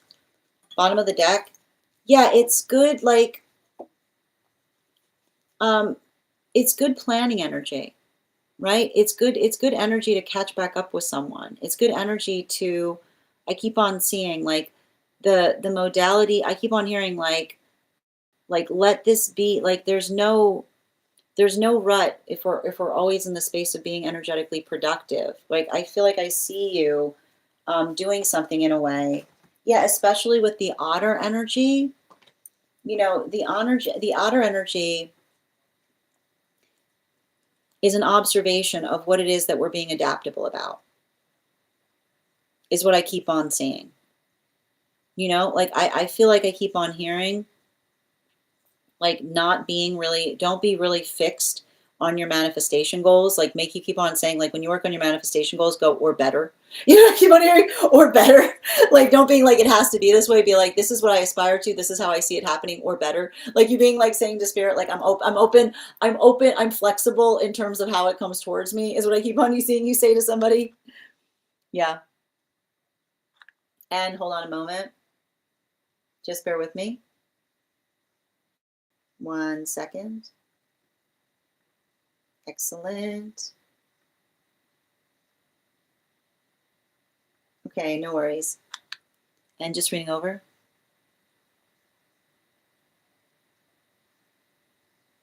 Yes, we can take over. I love that. Take over the world with the crystal. That's amazing. Oh, I hope you have a beautiful weekend as well, Avatar. Excellent. You're so welcome. All right, my friends, final call right now for any of my subscribers who would like a card pulled, or anyone else who'd like to get on the list right now. I've got one spot available today before the list is closed. I want to thank you guys. For anyone who became a super fan today, I would encourage you to head over to our super fan only disco channel. You will find there, make sure that you're introducing yourself to the collective. You'll also find there in the perk section a special coupon code that will give you a discount on your tarot, on the next tarot class.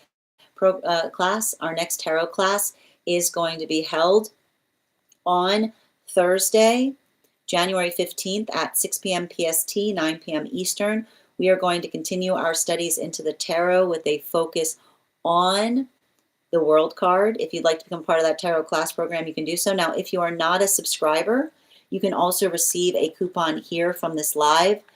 Just message me the word class and I will send it along to you. And if you are interested in learning more about that trip that we have planned in August, message me the word trip.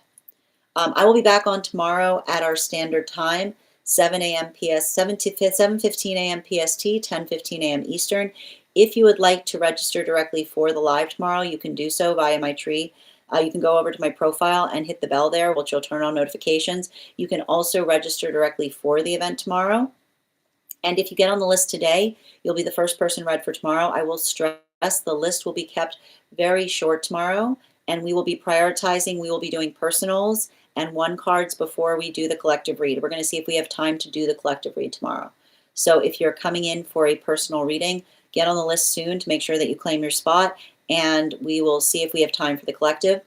I want to thank you guys so much for being here today and sharing in these messages. Huge thank you to my followers, old and new. Thank you for being here today and sharing in these messages. Huge thank you to my subscribers. Your ongoing support means the absolute world to me. And the biggest thank you to my mods. I hope you guys have an absolutely beautiful day. Please take care of yourselves. Please take care of one another. And we'll do this again tomorrow. Have a great day, everyone.